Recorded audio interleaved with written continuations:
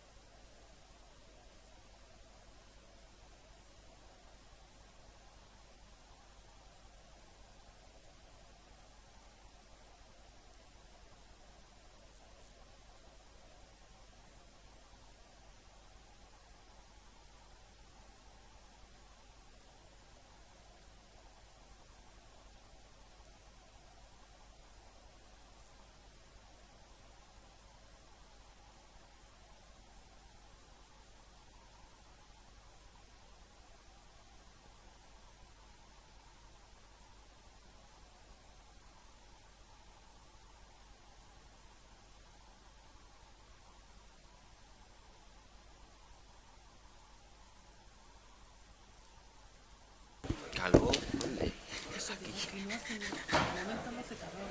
Esto es una neverita.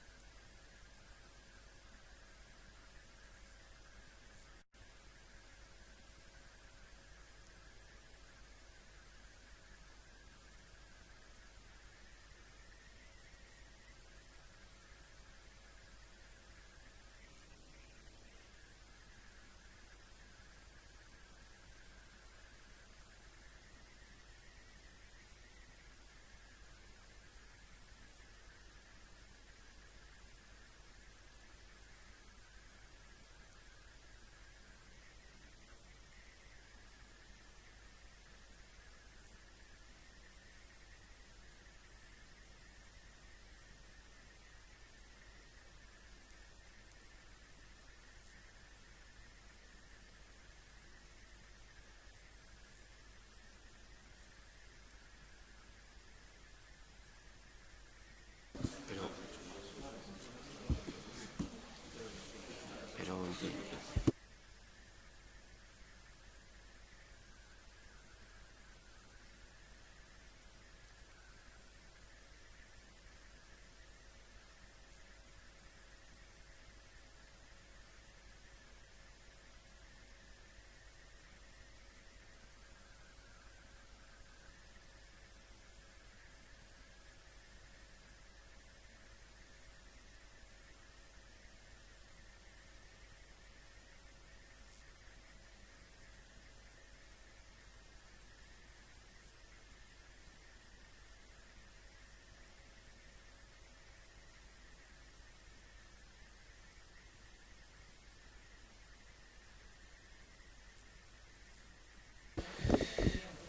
egun honen hori, 9:04 minutu direnean, urtarrilari dagokion osoko bilkurari hasiera emango diogu. Aldez aurretik bi iragarki beti bezala informar que Jakinarazi nahi dizuet, zuen eskura daukazuela aldi bereko interpretazio zerbitzua, euskara, gaztelania, euskara, eta horretarako behar dituzuen gailuak daude sartu eta eskuinetara.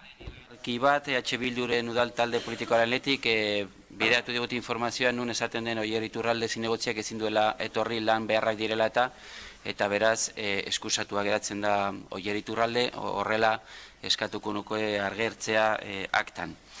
Beraz, hasiko gineteke gai zerrendarekin, eta lehenengo puntu bezala ekogu Getxoko Udalbatzak 2018ko abenduaren 26an egindako aurreko ohiko osoko bilkuraren akta onesteko proposamena, ez da hor aktaren aldaketarik proposatua izan, eta beraz, honetzitzat eman dezakegu, inork ez baldin badu ezer esaten, eta lehendakaritza eta gizarte zerbitzuen esparruan sartuz, bigarren puntu bezala, udal araudi organikoaren aldaketa partzialaren hasierako onarpena emateko proposamena. Piskate eztabaida antolatzeko lehenengo proposamenaren irakurketari ekingo diogu, gero Koldo Iturbek aurkeztuko du ere proposamena, eta gero jakin badakigu guk Getxo eta EH Bilduren aldetik, udal talde politikoen aldetik, emendakin osoko bat aurkeztua izan dela, eta beraz honi ekingo diogu aurre. Beraz, idazkari jauna. Batzordearen proposamena dauda. Lehenengo hasierako onarpena ematea udal araudi organikoaren aldaketa partzialaren proposamenari espedientean jasotako testuari jarraituz. Informazio publikoko eta entzunaldiko izapidea irekitzea interesdunentzat gutxienez 30 eguneko epean erreklamazioak eta iradokizunak aurkezteko Bizkaiko aldizkari ofizialeko dagokion iragarkiaren bitartez. Horrelakorik aurkeztuko balitz, udalbatzak alegazioak eta iradokizunak ebaztea eta hala badegokio behin betiko onartzea. Erreklamaziorik edo iradokizunik aurkezten ez bada, behin behineko erabakia behin betiko hartu dela joko da. Behin betiko onartutako testua Bizkaiko aldizkari ofizialean argitaratuko da. Bigarrena, udal araudi organikoak karguei, udalkiri eta herritarrei terminoi egindako referentziak beti inklusiboak izan behar dira. Hau da, emakumeak eta gizonak izendatuz eta ikusaraziz, eta genero maskulinoa neutraltzat erabili gabe. Eskerrik asko, Koldo Iturbe. Bai, egunon guztioi, gaur hona udal araudi organikoaren aldaketa ekartzen dugu. Udal osoko bilkura honetako lau talde politikoen bermearekin, bultzakadarekin. Esan beharra dago helburu hau hasieratik aurkeztu izan zala Eusko Alderdi Jeltzalearen hauteskunde programan eta baita ondoren Alderdi Sozialistarekin izenpetutako legealdiko hitzarmenean. Beraz, orduan adosturiko eta iragarritako proposamen bat ona ekartzen dugu gaur. 2015ko uztailaren 22an, bozeramaileen batzordean, lantalde berria osatzeko erabaki hartu zuen alkateak, eta bertan talde politiko guztiekin osatutako talde bat sortu zen udal araudi organikoaren aldaketa bideratzeko. Hasiera batetan denok bageunden ere, egia da lantalde horretan 2016ko urriaren 28an EH Bilduk eta guk Getxok udal talde politikoek lantalde hori utzi egin zutela. Baina lantalde horrek lanean jarretu egin zuen eta gaur arte eta gaur hemen daukagun emaitzarekin. Hemen aurkezten dugun testua lan horren emaitza da. 2019ko urtarrieko 15ko bozeramaile batzortean, alkateak honen berri ematen die udal talde politiko guztiei, ez bakarrik udal araudi organikoaren testuaren berri, baizik eta erakunde autonomoetako estatutuetan emango diren aldaketen berri baita ere, lan talde horretatik sortutako testuaren berri. Eusko Alderdi Jeltzalea, Alderdi Sozialista, Euskadiko Ezkerra, Alderdi Popularra eta Ciudadanos udal talde politikoek osotu dute lan hori. Eta guztien adostasunarekin ekartzen dugu gaur dokumentu hau. Plenoaren 178aren oniritziaz. 40 bilera inguru eta ja 3 urteko lana. Udal araudi organikoaren zatikako aldaketa bat ekartzen dugu larikona. Bertan jaso egiten diran, alde batetik, osoko bilkuraren arautzeak, eztabaidaren denborak, eztabaidaren interbentzioaren denborak, udaltaldeek eta zinegotziek aurkeztutako mozioak baita ere, bozeramaileen batzordea, lehenengo aldiz jaso egiten da figura hau udal araudi organikoan, toki gobernu batzarra, informazio batzordeak hauei aitortuz izaera publikoa, eta beraz herritarrek bertan parte hartzeko aukera izan dezaten, Udalaren aurrekontuei buruz kapitulo oso bat aurkeztu egiten da, eta beraz amaiera pleno monografiko batetan izango duelarik, bertan bermatu egiten baita ere, udal legeak aitortu egiten duen prozesu parte hartzailea emango dela.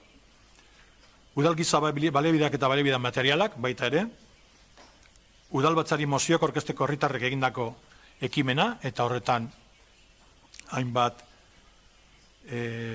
baldintza jartzen dira moziok hori ekarri alizateko udalbatza honetara, eta herritarrek informazio batzordetan parte hartzearena. Lehen esan bezala, informazio batzordeak arautzeaz gain, hemen aitortu egiten zaie herritarrei modu batean eta bestean parte hartzea informazio batzorde horietan. Gai hauei dagozkie proposatutako aldaketak. 1985ko udal araudi organikoaren berrikustea eta eguneratzearekin bat, udal legeak eta gaurko egoerak eskatzen duen parte hartzeari espazio berri bat eta zabal bat ematen zaio testu berri honetan. Eskerrak eman bazaizkie parte hartu duten guztiei eta espreski idazkaritzari eta espreski idazkariari berari. Nik balorean jarri nahi dut emandako akordioa, lantalde beraren lana eta ikuspeki ezberdinetako udal talde politiko egin duten ahalegina adostasuna lortzeko. Esan zintzoa izango, nintzen zintzoa izango, espanuke aitortuko hemen, bakoitzaren ikuspegia guztiz desberdina zala, besten ganako, eta askok utzi egin dugula alde batera gure ezberdintasun horiek testu amankomun bat aurkezteko asmoarekin. Guzti honekin, dokumentu txosten batzuk bidaliz ezkizue, txosten juridikoa, generoaren araberako eraginaren aurretiazko ebaluazioa, kasu honetan salbuespena dana, eta testuak azken zedapenean urrengo legealdian indarrean sartuko dela adierazten duena. Idazkariak irakurri duenez, gaur emango litzateke behin-behineko onarpena, gero alegaziorako epe bat zabalduko litzateke, azkenik behin-betiko onarpena izan da. Besterik ez, eskerrik asko. Hasieran ezan bezala, guk Getxo eta EH Bilduren aldetik osorako emendakina aurkeztua izan da, puntu honi dagokionez, eta beraz eskatuko nieke zuzenketa honi irakurtzeari ekitzea, eta bertan eztabaidan sartuko ginateke denok, gero bozkatzera pasatzeko. Bai, egunon. Ibon Rodríguez, zuria daitza. Bai, enmienda a la totalidad que presentan los grupos Guk Getxo. Guk Getxo eta EH Bilduren osoko emendakina. Gobernu taldeak PPren eta Ciudadanosen babesa bilatu du udal araudi organikoa aldatzeko, baina partziala da. Egia da, 3 urtez lan egin dutela eta ez dela kontuan hartu horreko legegintzaldian egindakoa. Eta guretzat eskasa da emaitza, ez da nahikoa. Eta gainera lan horrek ez dio erantzuten udalak dituen beharrei eta batez ere nahi dituen helburuen aurka doa. Esaten du parte hartzea bultzatu nahi duela, baina egiten duen gauza bakarra hori murriztea da. Hala, udal araudi organikoa 1987koa da eta aldaketa hori 1985koa izan balditza aurrera pauso bat izan zateken, baina 2019an gaude eta gauzak asko aldatu dira denbora honetan. Besteak beste 2/2016 legea indarrean sartu da eta horrek egitura bera aldatu du. Asmoak eta gizartearen kontzientzia ere aldatu dira. Hala, aldaketa partziala proposatzen dutenek sarkitutako ereduak dituzte eta ematen du ordezko demokrazia proposatzen dutela eta horrela ez dutela nahi demokrazian sakondu eta parte hartzea benetan garatu. Hala, osoko bilkuretan oso mugatuta dago herritarren parte hartzea. Hau da, herritarrek sinaduren 100% lortu behar dute eta hori lortu behar dute adinez nagusien artean. Horrela mozioak aurkeztu ahal izateko. Gutxi gora bera 500 sinadura behar dituzte eta horrela parte hartzea indartu beharrean asko mugatzen da zenbait zailtasun jartzen direlako. Bestalde, tokiko erakundeen legeak biziki garatzen du herritarren parte hartzea, baina osoko bilkuran aurkezten den aldaketa partzialak herritarren parte hartzea mugatzen du eta bakarrik ematen die mozioak aurkezteko aukera. Beraz, horrek esan nahi du ez ditugun aukera guztiak eskaintzen eta hori eskaintzen digu indarreko esparru juridikoak. Hala, zenbait tresna ematen dizkigu legeak eta ez ditugu horiek bermatzen kasu honetan. Eta hori ez da egiten Getxoko udalaren gobernu eta administrazio eginkizunetan. Hala, ez dira arautzen zenbait bitarteko herritarrek parte hartzeko interesatzen zaizkien gaietan. Eta herritarrek ez daukate aukerarik bere iritziak emateko osoko bilkuran sortzen diren eztabaidetan. Eta herritarrek osoko bilkuretan ez dute aukerarik izango zuzenean hitz egiteko alderdi politikoekin. Eta guk uste dugu denok daukagula bete beharra eta eskubidea horien aurrean erantzuteko. Hala, informazio batzordei dagokienez naiz eta eskaera bati erantzuten dioten araudiaren aldaketarekin herritarrek elkarteek eta oposizioko alderdiok ez dugu aukerarik izango gai zerrendan proposamenak egiteko eta horren bestez ezin izango dugu eztabaida sorrarazi eta horrelako kontuak landu batzordean bertan. Hala, soilik aukera izango dute esku hartzeko baldin eta bere intereseko gaiak diren eta ziur aske kontzeptu horrek eragozpen bat sortuko du. Hala, gainera esarritako epe parte hartzea mugatzen dute. Hala, osoko bilkuretako eztabaida politikoa arautzen da eta horri dagokionez ez da aukera gehiagorik ematen eta gainera nahasmendua sortzen da. Izan ere aldaketaren proposamenarekin ez dakigu zeintzuk jarraituko duten indarrean eta zeintzuk ordeztuko diren artikuluak. Eta gainera aplikazio arazo larriak sortzen dira eta gobernu batzordeari dagokionez ematen du ez direla publikoak izango. Eta salbuespen bat dago, hau da, osoko bilkurak eskuordetzen dituen esleipenak direnean. Horrela, Euskadiko tokiko erakundeen legearen 30.2 artikuluaren aplikazioa ez da bermatzen eta gainera herritarrenak ez daukate aukerari kontrolatzeko kargu hartze prozesuak eta gainera herritarrek zuzenean parte hartzeko aukera mugatzen dira. Oro har, aldaketak ez dio erantzuten kontzeptu horri eta gizartean gero eta errotuago dago parte hartze eraginkorraren eta errealaren kontzeptua. EAJak eta PSek aldaketa ez oso sakonak egin dituzte araudian eta aldaketa horiek ez dituzte bide berriak zabaltzen parte hartzerako eta parte hartzearen aitzakiarekin hori mugatun besterik ez duten nahi eta eskuinak horrelako gauzetara ohituta gaitu. Hori kontuan hartuta hauze proposatzen diogu osoko bilkurari indargabetu dadin gobernu taldearen proposamena PPren eta Ciudadanosen babesa daukana. Hau da, lantalde bat sort dadin non herritarren parte hartzea bermatzen den elkarteena eta alderdi politiko guztien parte hartzea horrela udal araudi organikoaren beste aldaketa bat proposatzeko eta herritarren parte hartzeari dagokionez prozesu parte hartzailea garatu nahi ditugu eta Euskadiko tokiko erakundeen legean araututako herritarren parte hartzerako tresnak bideratu nahi dira. Horrela parte hartzeko zinegotziak hilabeteko epea izango du lantaldearen funtzionamendua jakinarazteko eta horrek nola nahi ere bermatuko du bilera publiko eta irekiak direla. Horrela, herritarren parte hartzea eta gardentasuna bermatzeko. Mila esker. Eskerrik asko, beste norbaitek, Paula Mieba. Bai, eskerrik asko alkate jauna. Bueno, la modificación Gaur, aldaketa partziala proposatzen da osoko bilkuran eta horrela ez daukagu aukerarik udal araudi organiko berria izateko eta Euskadiko tokiko erakunden legeak ematen dizkigun aukera guztiak ukatzen dira.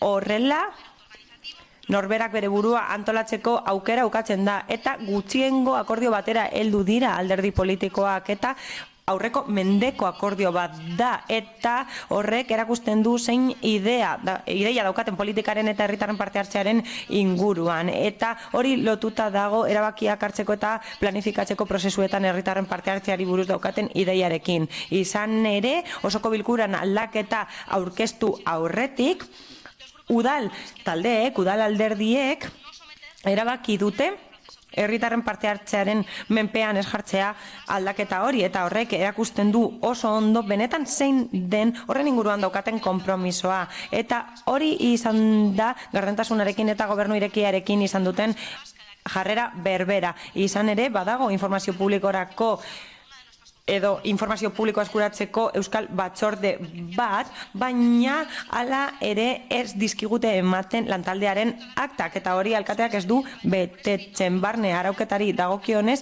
idatziz jaso egin da ohi bezala egiten zena. Hori da adibidez bozeramaileen batzordearen arauketarekin gertatzen dena. Hala ere, azkenengoari dagokionez argi geratzen da akordioa lortu duten alderdi politikoek Euskadiko tokiko erakundeen legea alde batera utzi dutela eta tokiko araubidearen oinarriaren legea jarraitu dutela, horrela gobernu batzordearen saioak ez publiko mantentzeko. Hau da, batzordeak hartuko ditu zenbait erabaki eta ez dira publikoak izango, baina bai, adierazteko askatasuna mugatu egin da eta gainera udal alderdien parte hartzea mugatu da.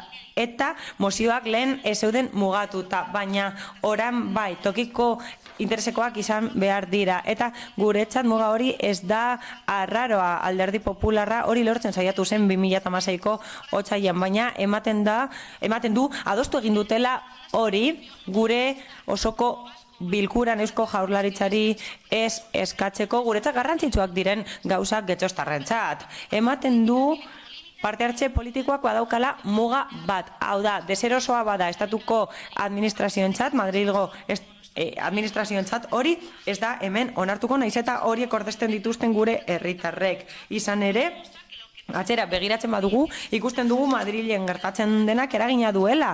Hemen, Getxon, izan ere, EAJaren eta PPren arteko desadostasun batek Madrilen hemen eragin zuen eta horrela aurrekontuak ez ziren onartu otsailean. Oso deigarria da hori ikustea, hau da. Informazio batzordei dagokienez ez dute adostasunik lortu. Izan ere, legegintzaldi honetan ez ditugu emendakinak egin. Izan ere, ematen du zerbitzu teknikoek eta juridikoek ez dutela denbora nahikorik saioaren aurretik aztertzeko. Izan ere, taldeek ez dute emendakinik proposatu informazio batzordeetan eta horrek ez du esan nahi edo ez luke esan nahi etorkizunean hori egin ahal izatea, baina bai.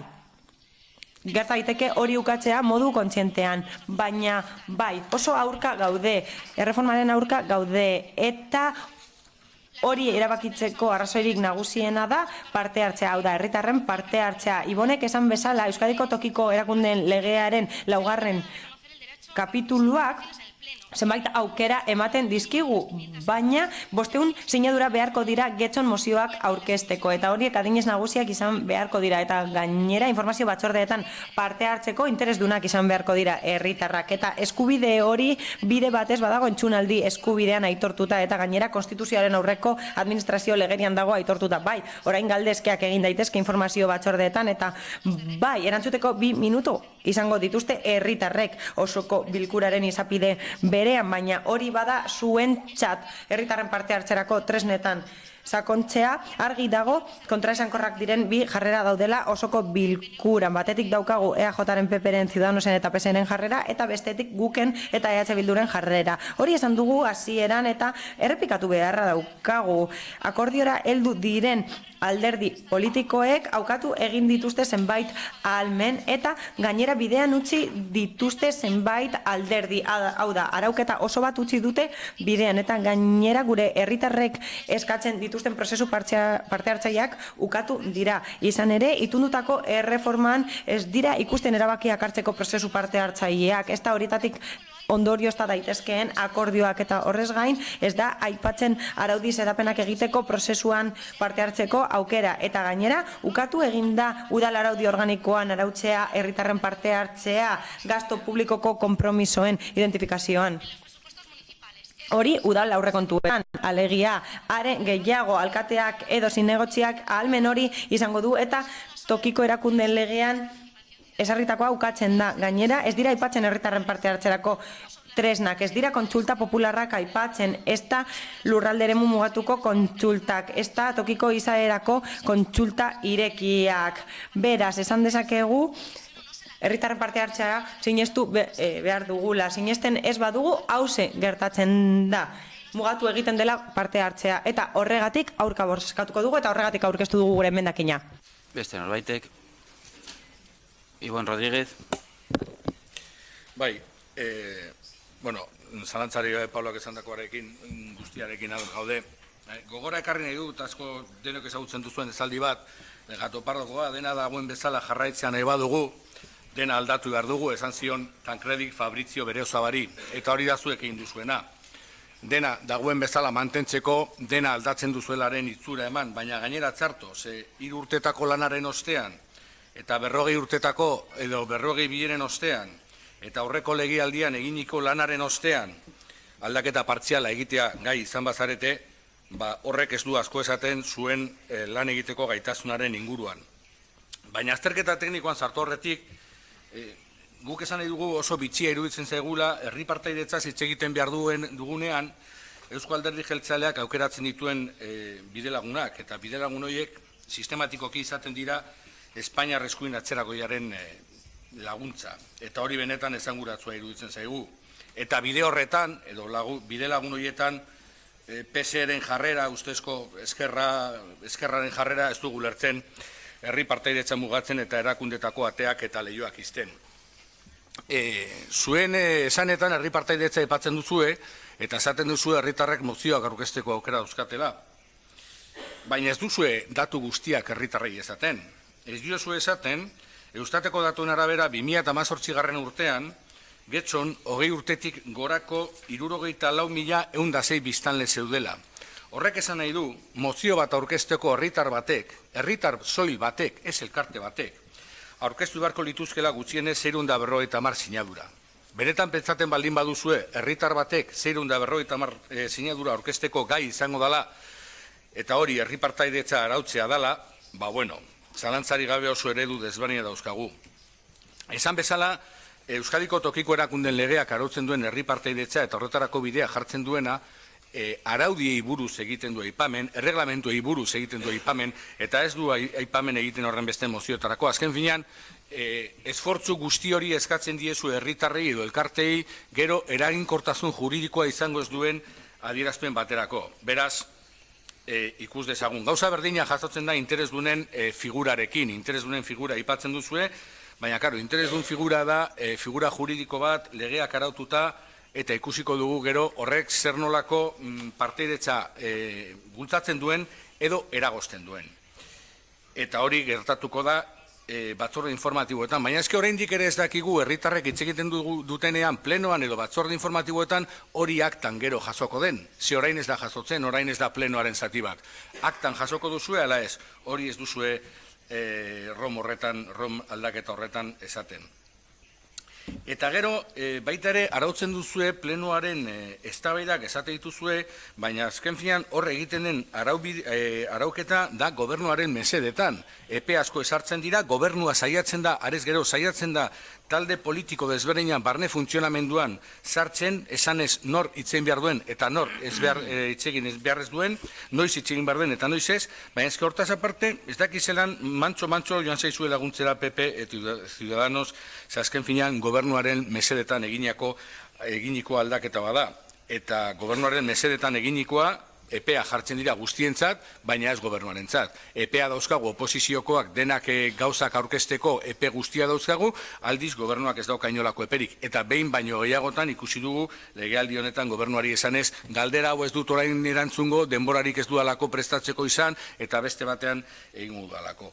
Hainbat gauza egiten duzue. Gero, bitxia da, gobernu batzordea arautzen duzue. Gobernu batzordea berak arautzen du Lile Euskadiko tokiko erakunden legeak, eta oso garbi da Euskadiko tokiko erakunden legeak esaten duena, eta da, gobernu batzordeak irekiak direla, eta irekiak direla esaten dau. Eta badakit, Koldo jaunari, etzaiola bat ere gustatzen hori, baina nik hemen irakurriko dut. Tokiko gobernu batzarraren bilkurak publikoak izango dira, salbu eta kontrakoa esartzen badu osoko bilkurak. Zuek egiten duzuena da kontrako esan. Publikoak izateko osoko bilkurak horrela esan behar duela. Eta legeak, eta hau da literala legea irakurtzen ari naiz hori da esaten duena. Beraz, nahi dituzuen interpretazio guztiak egin, baina gauzak horrela daude. Aurrekontuak arautzen duzuela, zueri berditzaizue. Zertako behar dugu pleno monografiko bat, aurrekonturik azken finean, pleno monografikoa, baina pleno egongo da, ze 2018 urtean ez dugu plenorik izan, 2017 urtean ere ez dugu aurrekontu plenorik izan. Ez monografikoa eta berezia, ez arrunta. Eta gero, arautzen duzu, eta tezetako, legeak arautzen du noiz aurkeztu behar dituzuen aurrekontuak, epea jarrita dauz, ez dituzue betetzen. Zeuek aurrekontuen gaietan, arauak eta bostasola iazateko. Eta, ez dakit, askoz gehiago ez dakagu ezateko, bakarrik azaldu zergaitik aldegin genuen lantalde hartatik, eta lantalde hartatik zergaitik aldegin nuen nahiko garbi dagoela. Zeuek ez dezue kontzentzua bilatzen, zeuek bilatzen duzuena da, zuen estrategia gauzak bere horretan mantentzeko bide lagunak edo konpliziak, eta horretan guk ez dugu parte hartuko. Aitzaki horretan ez dugu parte hartuko. Ez zaigu bidezkoa iruditzen herri partaidetza arautu, bilera itxi batean, eta herriak kanpoan utzita. Eskerrik asko. Beste norbaitek, Edor Andrade.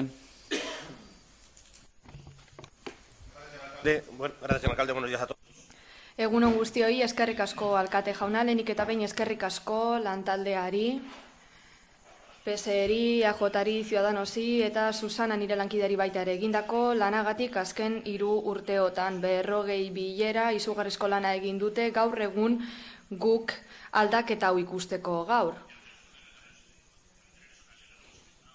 Beste hainbat aldiz saiatu gara ez dugu lortu eta oraingo honetan borondatea egon da aldaketa partziala hona ekartzeko. Hau ez da guk nahi genuen Roma. Hau 2007ko abuztuan aurkeztu gonen hau zen guk nahi genuen aldaketa, kontrol aldetik beste proposamen batzuk egiten genituen, talde politikoetan informazioa izateko eskubidea, ordenantzan inguruan ere aldaketak, beste batzorde batzuk, iradokizunen atalean ere aldaketak zeuden.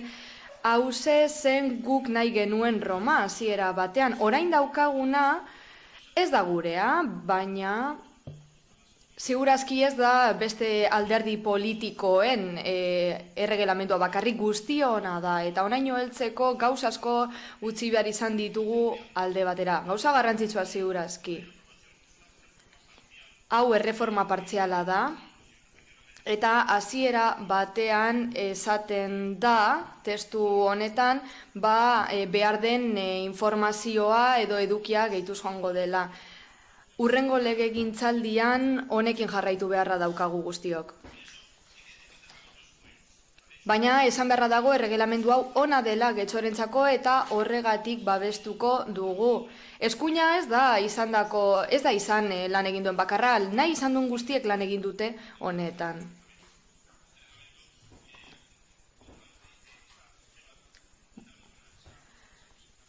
Osotasunari egindako emendakin honetan azaldutakoa gora bera, esaten den gauza bakarra da Roma murriztea, esaten du mugatu egiten dela plenoetara. Baina Koldok azaldu bezala, herritarren parte hartzea ez da horretara mugatzen. Esaten dituen egiak ez dira egia osoak. Plenoak erregulatzen ditu, baina honen merkatua ematen du. Oraingo hemen begira gauden nok hartzen duen mikrofonoa, nok ez duen hartzen, nok hitz egiten duen amaierar arte, nok gordetzen duen denbora, erreplikatarako denbora izateko. Txanda nok hartzen duen begira gaude, hau merkatua da.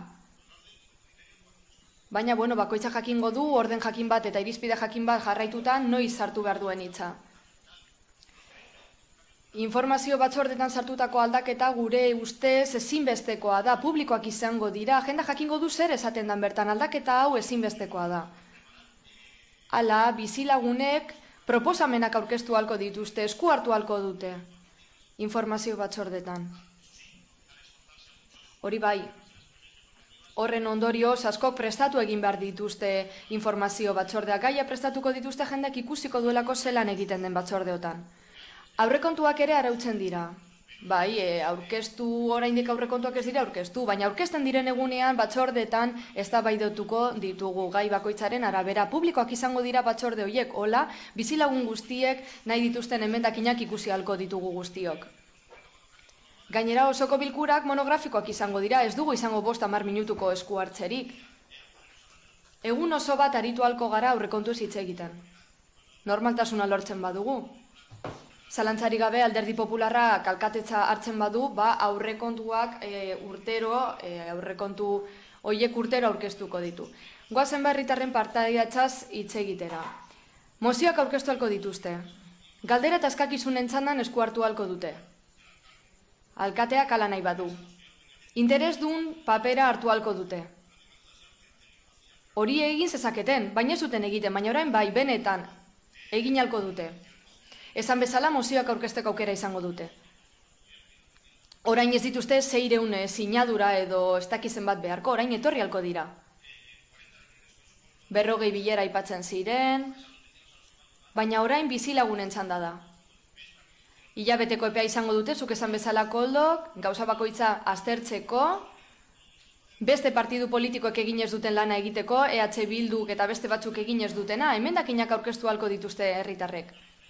Zuek ez dituzue ona ekarri, gauza asko egiten dituzue, ekarri ona.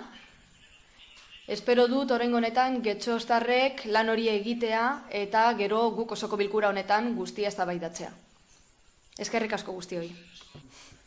Santiago Sainz, zure da hitza. Bueno, ni oraingo honetan testuaren osotasunari egindako emendakinan zentratuko naiz. EH Bildu eta guk aurkeztutakoa. Gure ustez, emendakin hau gezurrez beteta dago, datuak ez dira zuzenak. Zergatik?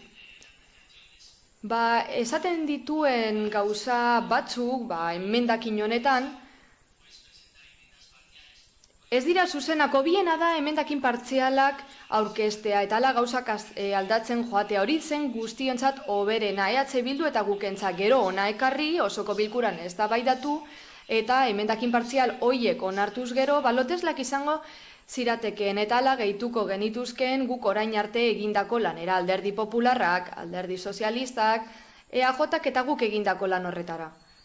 Berriro diot, 3 urte daramatzagu honetan lanean. 40 bilera baino gehiago aipatu dira mendik. Horren bestez, testu hau asko landu da nire ustez, argi dago, gainerako alderdiek aurkeztutako proposamen guztiak ez dira kontutan hartu, baina hori da demokrazia, ados jartzea. Demokrazia ez da zubiak apurtzan oinarritzen. Demokraziaren gakoa ados jartzea da, eta dinamika hoiek erabili behar ditu. Hori eginda udaletxe honetan Romaren erreformarekin. Zer gehiago? 9 gezur aipatzen dira idatzi honetan. Lehenik eta behin, esaten da, gobernu taldeak PP eta Ciudadanosen babesa bilatu duela Romaren aldaketa partziala proposatzeko. Zer esan horren inguruan? Gobernu batzordeak ez dio ezer proposatu PPri beste talde batzuri. 3 urte daramatzagu ekarpenak egiten batzuk, beste batzu baino gehiago. Baina esan beharra dago, bai Bilduk eta guk, lan talde hori utzi zutela. Eta hasiera batetik egon zarete gonbidatuta ekarpenak egitera. Berriro diot, demokrazia zertan datza? Akordioak lortzera, desberdinen arteko akordioak. Oso erraza da akordioa lortzea zu bezala pentsatzen dutenekin. Kontrakoa da zaila, baina horretan datza demokrazia. Hori bai, gero esaten da herritarren partaidetza bultzatu nahi dela, baina murriztu baino ez du egiten, hori esaten da, ez da? Hori gezurra da. Osoko bilkuran mozioak aurkezteko aukera eskaintze zaie herritarrei, elkartei ere bai, eta haie defendatzekoa ere. Galderen eta eskakizunen txanda luzatu egiten da, eta gainera batzordeetan, informazio batzordeetan parte hartu ahal dute. Baita interes duen modura ere, gai zerrendako zenbait puntutan, galderen eta eskakizunen partean, gainera, herritarretako edozeinek parte hartu lezake. 3. Demokrazia sustitutiboa hitz egiten da, baina zer da hori? Demokrazia representatiboa daukagu guk Europar Batasuneko gainerako herrialdeek bezalase. 4. Herritarren partaidetzasko mugatzen da osoko bilkuretan, baina handitu egiten da. Esan bezala mozioak aurkez ditzakete herritarrek eta galderen eta eskakizunen txandan parte hartu dezakete txanda luzeagoekin. 2015ko abenduko osoko bilkuran guk proposatzen zuen mozio honetan adierazten bezalez formula bat. Bertan, kontrol politikorako 3 organo ezartzen ziren herritarren proposamenen esanetara. Bertan, Romaren batzordearen iragazki bat aipatzen zen, non eztabaidatzen ziren herritarren eskakizunak eta politikariek onartuz gero, lehen presidentzia batzordera eramango litzakete, eta handik etorriko litzakete osoko bilkurara eskaera horiek. Bueno, nik uste dut zilegi dela gure proposamena. Izan ere, 600 sinadura batu baino ez da egin behar, eta ez dago inongo kontrol politikorik herritar hoien eskakizunen inguruan. 5. eragoaz. Indarrean dagoen esparru juridikoak eskainitako aukerak erabiltzeko aukera daukagu. Baina ez da egia lile delakoaren aukerak ez dira nahi eta nahi ez aplikatu behar, roman agertzen dira. Bide batez. Badago EAJak eta EH Bilduk legebiltzarrean onetzitako lege bat. Herritarren partaidetzan ditu nahi baduzue, baliteke ura izatea tokia eta egiteko unea. Euskadiko toki erakunden legea egin zenean, aurretiaz ez geneukan. 6. Herritarrek osoko bilkuran hitza hartzen dutenean ez dute alderdi politikoekin zuzenean harremanetan jartzeko aukerarik. Ez, galderen eta iradokizunen txandan egin halko dute. 7. Batzordentzako eskarritako epeek oztopatu egiten dute partaidetza. Epeak zinegotxei ezarretako berbera dira. Udal webgunean agertzen dira eta iragarkien tabloian baita ere. Hori Romaren erregulazio berrian agertzen da. 24 orduko muga izango dute batzordea baino lehen puntu baten inguruko eskaria egin eta parte hartzeko. Belen esan bezalea, hitz egin halko dute. 8. Aldaketak ez dira argiak eta konfusioa sortzen dute. Nire ustez, argi eta garbi daude. Baina, gehiago argitu nahi izan ez gero, urtarrilaren 15ean gu bozeramaien batzarran jaso genuen Roma eta izan genuen aukera presidentzia batzordean aurkezteko gure zalantzak edo dena delakoa, beraz ez dut ulertzen. 9. Gobernu batzarra publiko egitaren alde eginda. Zer esan, toki araubidaren oinarrien legeak puntu batean dio ez direla publikoak. Zalantzarik izan ez gero, aholkulari galdetu, baina esaten da toki araubiden oinarri legea, beste danaren gaineti dagoela, baina esaten dena ez da zuzena. Amaitzeko, esaten da herritarrek izan behar dutela aukera, iritzia eta ideiak adierazteko osoko bilkuretan gai zerrendatik kanpo. Baina zuek gobernatzen duzuen gainerako lekuetan herritarrek hori egin dezakete ala? Eskerrik asko. Beste norbaitek, bai, Txef Holanda. La enmienda decís al principio que el equipo... Emendakinan hasiera batean esaten da, gobernu taldeak PP eta Ciudadanosen babesa bilatu duela. Lantaldean egonda nahi izan duena. Eta urrira arte, talde politiko guztiok egon ginen 8 bilera egin genituen horretarako. Hasieratik guztiok egin genuen esfortzua. Batez ere, sozialistek eta EH Bildu ez dakit nor gehiago, herritarren parte hartzerako ordenantza berezi bat proposatzen genuen. Hori defendatzen genuen gure helburua zen, baina, gehiengoaren adostasuna lortzeko ekidin genuen eta beste metodologia bat erabili genuen. Aldaketa puntuala egitea. Romari. Era berean, desadostasun horiek gainditzeko prozedura adostu genuen. Lana egiten joan ala eta proposamenak aurkezten joan ala, nik uste dut argi geratu zela forma zein den, eta herritarren parte hartzea modu desberdinetan ulertzen dugula. EH Bildutik proposamen batzuk heldu ziren, herritarren partaidetzari buruz informazio batzordetan. Benetan zentzuzkoak iruditzen zitzaizkigun, baina ez izenburua, ura aurkezteko erabilitakoa. Zinegotzien eskubideak eta bete beharrak demokrazia sakontzeko orduan, hori zen izenburua. Eta epigrafe batean defendatzen zenuten ondorengoa. Zinegotzi guztie proposatu halko dituzte gaiak batzordetan komentatu eta bozkatzeko. Hori eztabaida genezake zergatik hori praktikan jartzen da, baina hori politika obstrukzionista bilaka daiteke. Hau da, gai zerrenda bat daukagu, ez dakizen bat punturekin, eta hori lusatu eta lusatu egin daiteke. Beraz hori eztabaida genezaken. Guk esandakoari dagokionez, ekarpenak egin zituen, eta izenburua erabili zuen, esaten zuen informazio batzordean herritarren partaidetza. Bertan esaten zen, zuen helburua zela batzordak alik eta irekienak izatea eta kontuan izatea jendearen proposamenak. Hori esaten zenuten. Aurrerago, idatzi zenuten baita ere, zuen proposamenaren helburua herritarrei aitortzea dela gaur egun zinegotziek dituzten eskubide berberak. Ulertu duzue? Zinegotzien eskubide berberak izatea herritarrek. Hemen gauden guztion eskubide berberak. Esaten zenuten baita ere zeintzu diren horiek informazio guztia kontsultatzeko eskubidea, eskaerak egitekoa, eta ganera irizpen proposamenetan parte hartzea, eztabaidatzea, galderen txandan, eta bar. Beraz, herritar bat zinegotzi baten pare. Argi dagoen bezala, demokrazia errepresentatiboa dolen esan bezala burgesa, asko alda daiteke. Asko be daiteke, eta nik uste du pauso txikiak eman ditugula oraingo honetan. Esparru orokorrago batean eman ditugu pauso garrantzitsuagoak. Tokirakundeen legeaz litzateke adibide bat. Partaidetzaren inguruan pauso garrantzitsuak eman ziren lege horrekin, baina guk egindako proposamenan, zehatz-mehatz, kendu egiten zen errepresentatuen eta errepresentanteen arteko desberdintasun hori. Hemendik esan dute jada, Roma obsoleto geratu dela. 86koa dela. Guztiz berria den bat idatzi barra dagoela.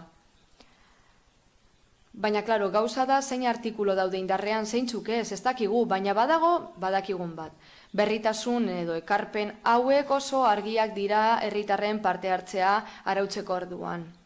Artikulu bat onartzea ez onartzea, erremodelazio oso egin barra dago, goitik eta bera aldatu behar dago Roma. Eta gauza ez da aldaketa partzial bat, behin-behinekoa egitea, orain daukaguna bezalakoa. Eskerrik asko. Koldo Iturbe. Parte hartzea hitz egiten dugunean, eta ikustu dute zintzo eta argi hitz egin behar dela, ez? Guke onakarri dugun proposamenean, eta horren inguruan, olakoak aurkezten diogu osoko bilkura honi. Argi esan behar, aurretik ez zeudenak aurretik gure udal araudiaren testuan. Batzorde informatiboak eta erakunde autonomoetako kontseilu errektoretan, hauek jente aurrekoak izango dira, publikoak izango dira. Beraz, hiritarrei aukera emango zaie bertaratzeko eta parte hartzeko. Hau, etzegoen aurreko udal araudi organikoan, ez da ere batzorde eragileen estatutoetan. Batzorde informatibo eta erakunde autonomotako kontseilu errektoren gai ordenari dagokion puntuan, interesatuten pertsona edo elkartek aipatutako puntuan hitz egin ahal izango dute. Hau ere, etzegoen aurreko araudian. Batzorde informatibora edo erakunde autonomoetako kontseilu errektorera etorritako hiritarrek galdezken txandan ere hitz egiteko aukera izango dute. Eta hau, etzegoen ere aurreko araudian. Hiritarrei aukera emango zaie osoko bilkuratan mozioak aurkezteko. Aldez aurretik, udalerriko pertsona helduen 100% aurkeztuko den proposamena babesten duela egiaztatzen bada. Portzentai horren inguruan, luze eztabaidatu dezakegu, lantaldean bertan eztabaidatu zen moduan, baina 600 sinadura gure ustez nahikoa eta proportzio honekoa da. Eta hori etzegoen aurreko araudian. Udal registroan izena emanda duten elkartei aukera emango zaie osoko bilkuretan mozioak aurkezteko aldez aurretik udalerriko pertsona helduen 100% muga horretako proposamena babesten dutela egiaztatzen badute. Hau ere etzegoen aurreko araudian. Udalbatzako eztabaiden eta galdezkeen txandan herritarren parte hartzaren inguruko arautegi berriztatu egin dugu hau. Udal aurrekontuak onartzeko prozesua eta bertan jasotzen dan udal legeak aitortzen duen parte hartze prozesua baita ere espreski jaso egiten da araudi horretan, eta hori ere etzegoen aurreko udal araudian. Bakoitzak eman barko dio, edo azalduko barko dio herritarrei, zergaitik hauek parte hartzeko aukera berriak izan da, ez duen onartuko osoko bilkura honetan. Eta honen inguruan, eta amaitzeko, gaur entzun dizuet guk eta EH Bilduko ordezkarioi, zuok zelako zalantzak edo zelako proposamenak dauzkazuen hona ekartzeko, lehenengo aldiz, batzorde informatiboan ezenuten ezer esan, ezerrez, gaurko osoko bilkura horretan eta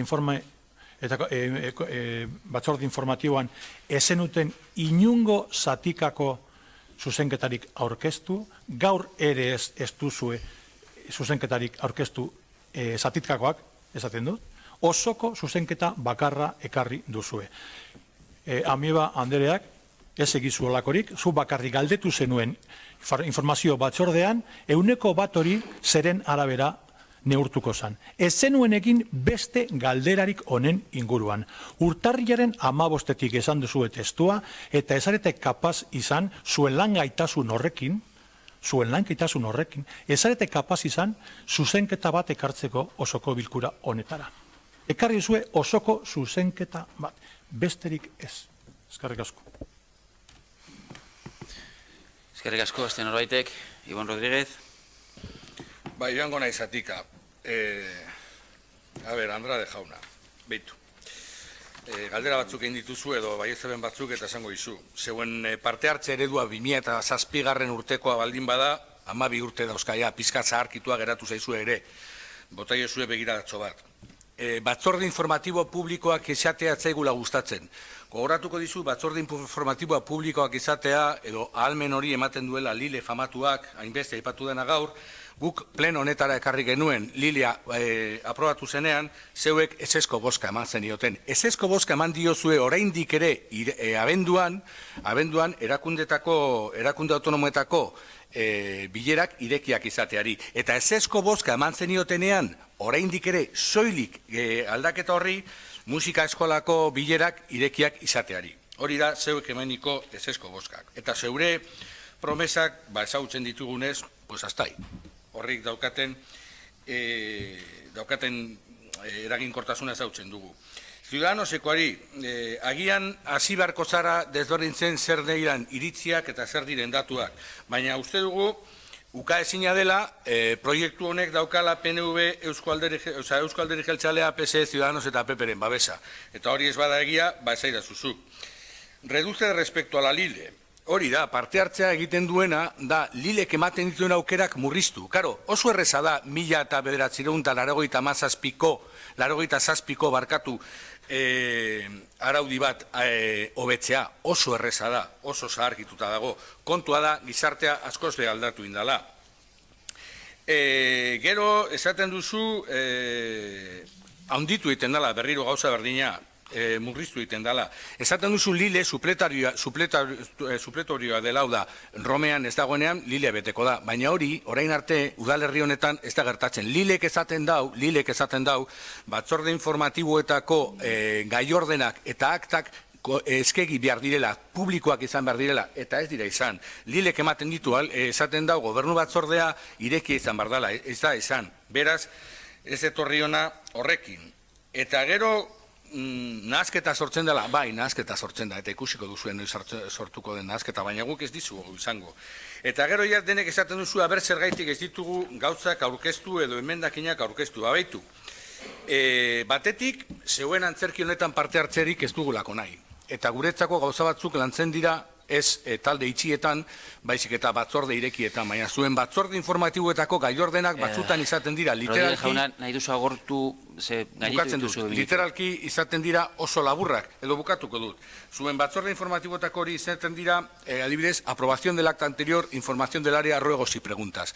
Hori da, askotan jasotzen dugun hainbat batzorde informatiboetako gaiordena, beraz, ea zer nolako lana egin daiteken hor. Eta Koldo Iturbe jaunak esan digu, ezer ez dugulako aurkeztu, behitu, agian bai, baina eske eskarmentuta dago, guk aurkeztu dugu banan parte hartzeari buruz, erakunde autonomoetako eta horren inguruan gero itxeingo dugu banan-banako bosketa ahalbidetzen zuen proposamen oso bat, eta zuek ezetza eman diozue. Beraz, ez etorri hona esatera, aber zein dan guk egiten dugun lana eta egiten ez dugun lana. Gure lana oso garbia dago eta lasai egon zaitez, guk esango diegu herritarrei zergaitik ez dugu onartzen hau, esan dugun bezala. Honek parte hartzeaz hitz egiten du parte hartzen murriztuz.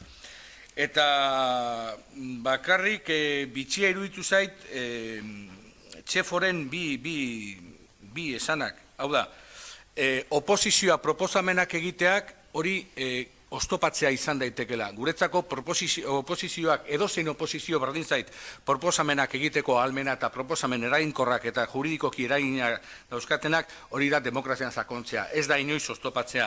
Eta zalantza baldin bakazu gure ustez herritarren eskubideak eta gure eskubideak berdina diren gure erantzuna da bai. Guk ez daukagu eskubide bat ere ez, herritarrak ez daukatena. Guk gure ustez daukaguna dira behar gehiago, herritarrek dauzkaten behar gehiago. Eta behar horiek dira batzutan bazterrean uzten ditugunak. Eskerrik asko, beste norbaitek, Paula Mieba. Bai, eskerrik asko alkate jauna. Bueno.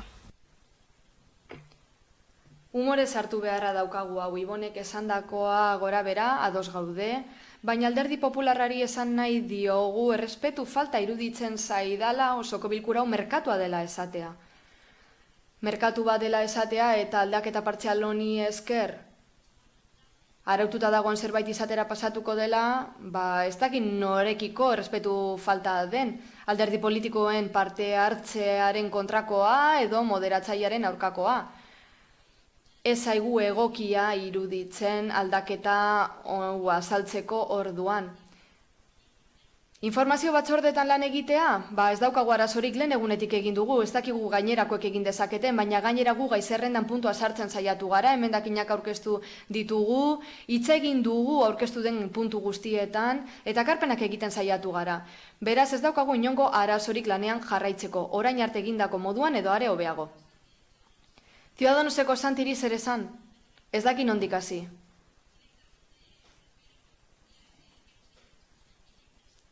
Emendakin hau aurkeztu ezinezkoa dela esate hori ez diote erantzungo. Aurkeztu da, hasteko. Noski aurkezteko eskubidea daukagu, forma egokiarekin egin dugu eta hemen dago eztabaidatzeko. Ados zaudela ez zaudela ondo, baina aurkeztu ezinezkoa dela esatea aurkeztu aldenean errespetu falta deritzot. Ez dira gezurrak hemen jasotakoak. Legeei erreferentzia egiten diegu, eta berriro digu, Roma labur geratu da. Egindako guztia, aldaketa partzial honen inguruan, legedian agertzen zen jada, edo egitaten bitartez frogatzen ari ginen jada beraz, egin ziteken. Epeak ez dira berdinak, zinegotzientzat eta herritarrentzat, hala da, eta hori da arazoa. Zuk badaukazu epe bat, herritarrek ez daukatena, dokumentazio guztia ikusteko eta baita deialdiak ere. Ez da bat ere erreza jendearen esku jartzea hemen daukagun informazio guztia.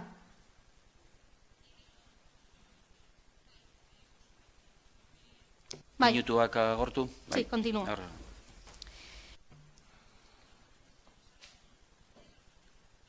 Jakin nahi dugu jendeak nola parte hartu nahi duen politikan. Eta alderdi sozialistatik esandakoaren arabera, bitxia iruditzen zaigu aldaketa guztiak labur geratzen zaizkiela alderdi politiko guztiei. Denok dauzkagu proposamenak dira, labur geratzen dira. Romaren proposamena mantentzen ditugu, eta irakurri diren proposamen horien artean, Lile indarrean sartzen da, gainera dauden lehen eredu bat, daukagu 2018ko otsailekoa, eta ez daipatu ere egin. Hainbat gauza egon dira gure proposamenen ostean, eta lantalde honek kontuan hartziteke zezakeen, eta ez dagin. Berriro diot. Herritarrek iaia zinegotzien pareko izateko eskubidea izan behar dute, eta ez bakarrik EPEI dagokienez, politikan lan egitea zer den jakin dezaten, hau dela gure modua jendeari esateko zer den politikan egotea eta nola hurbildu aldiren instituzioen gana. Baina epeak ere kontutan hartu beharra daude. Hori esan diot lehen Ciudadanosi.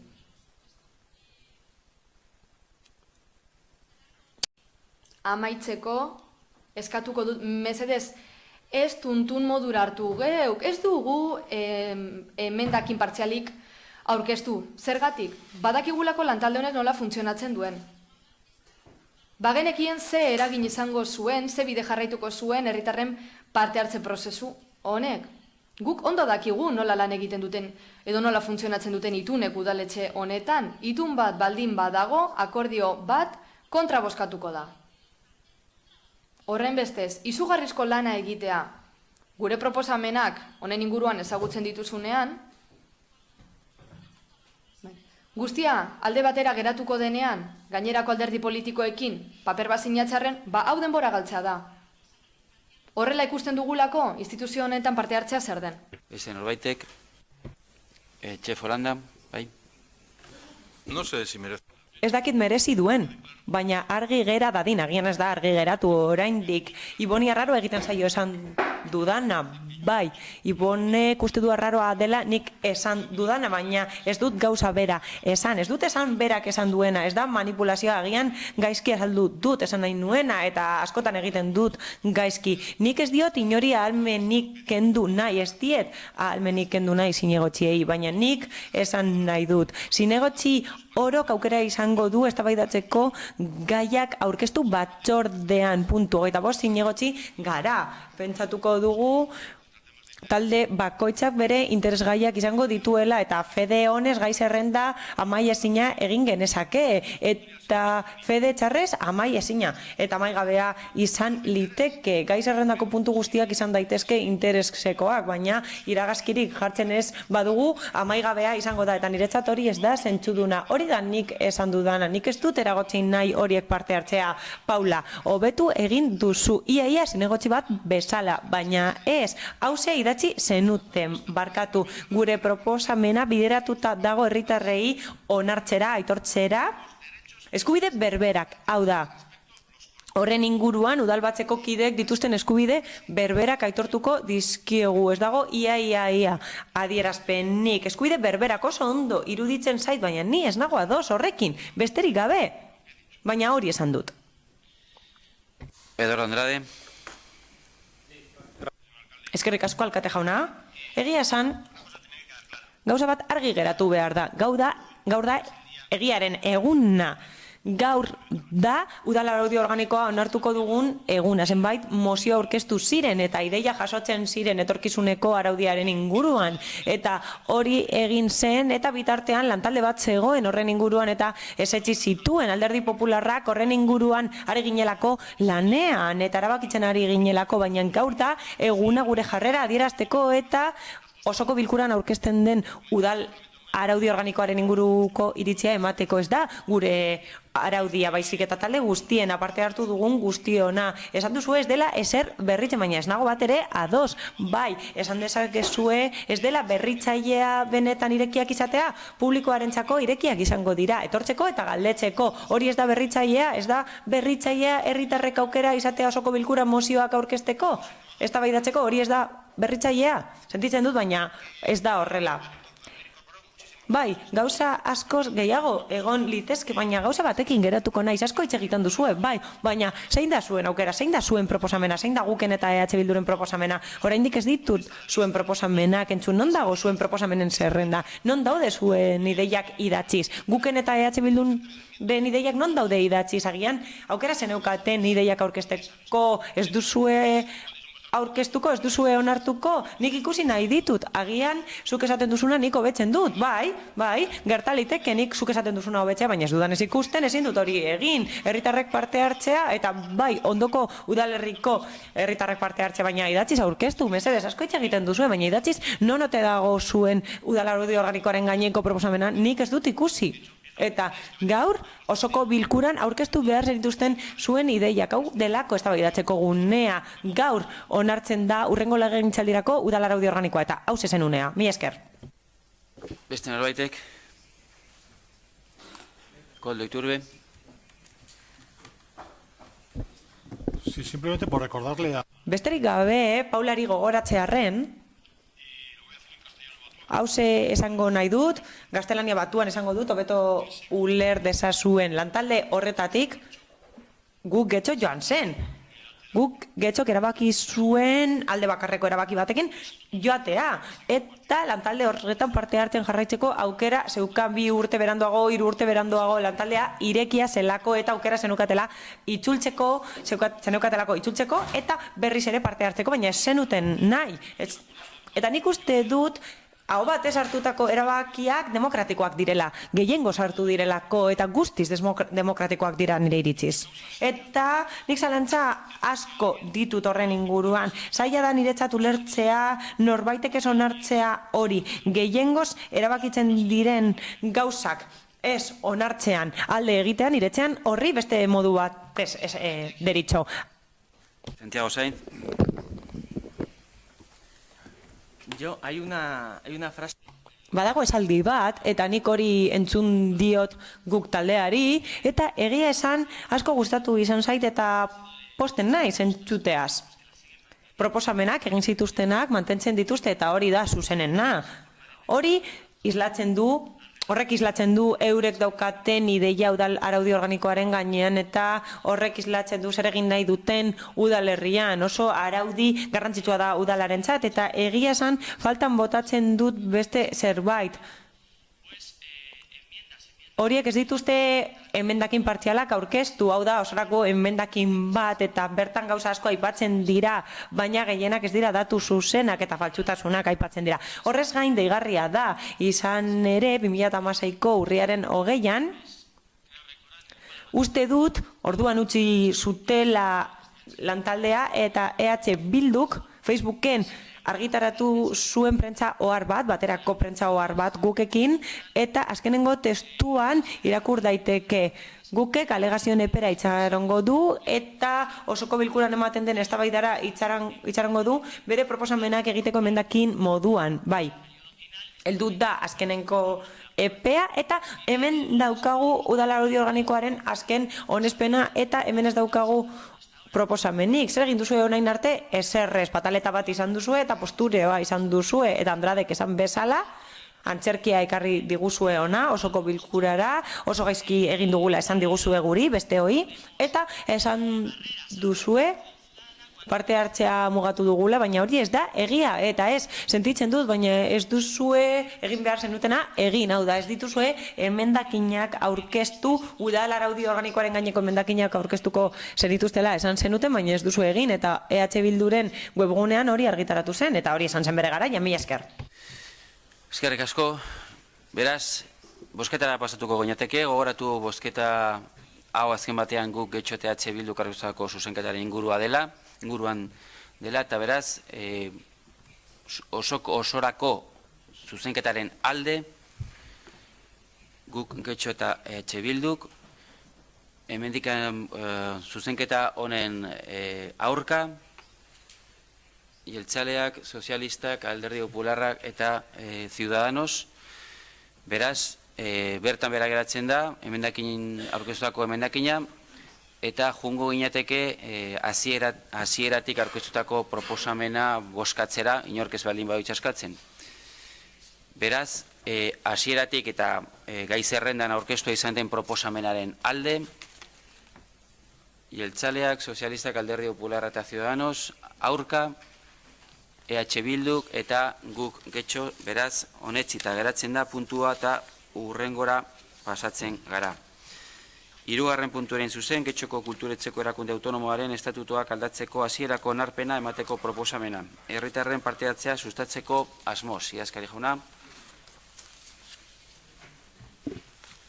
Batzordearen proposamena hau da. Lehenengoa, hasierako onarpena ematea getxo kulturetzeko erakunde autonomoaren estatutuak aldaketa partzialaren proposamenari herritarren parte hartzea sustatzeko asmoz.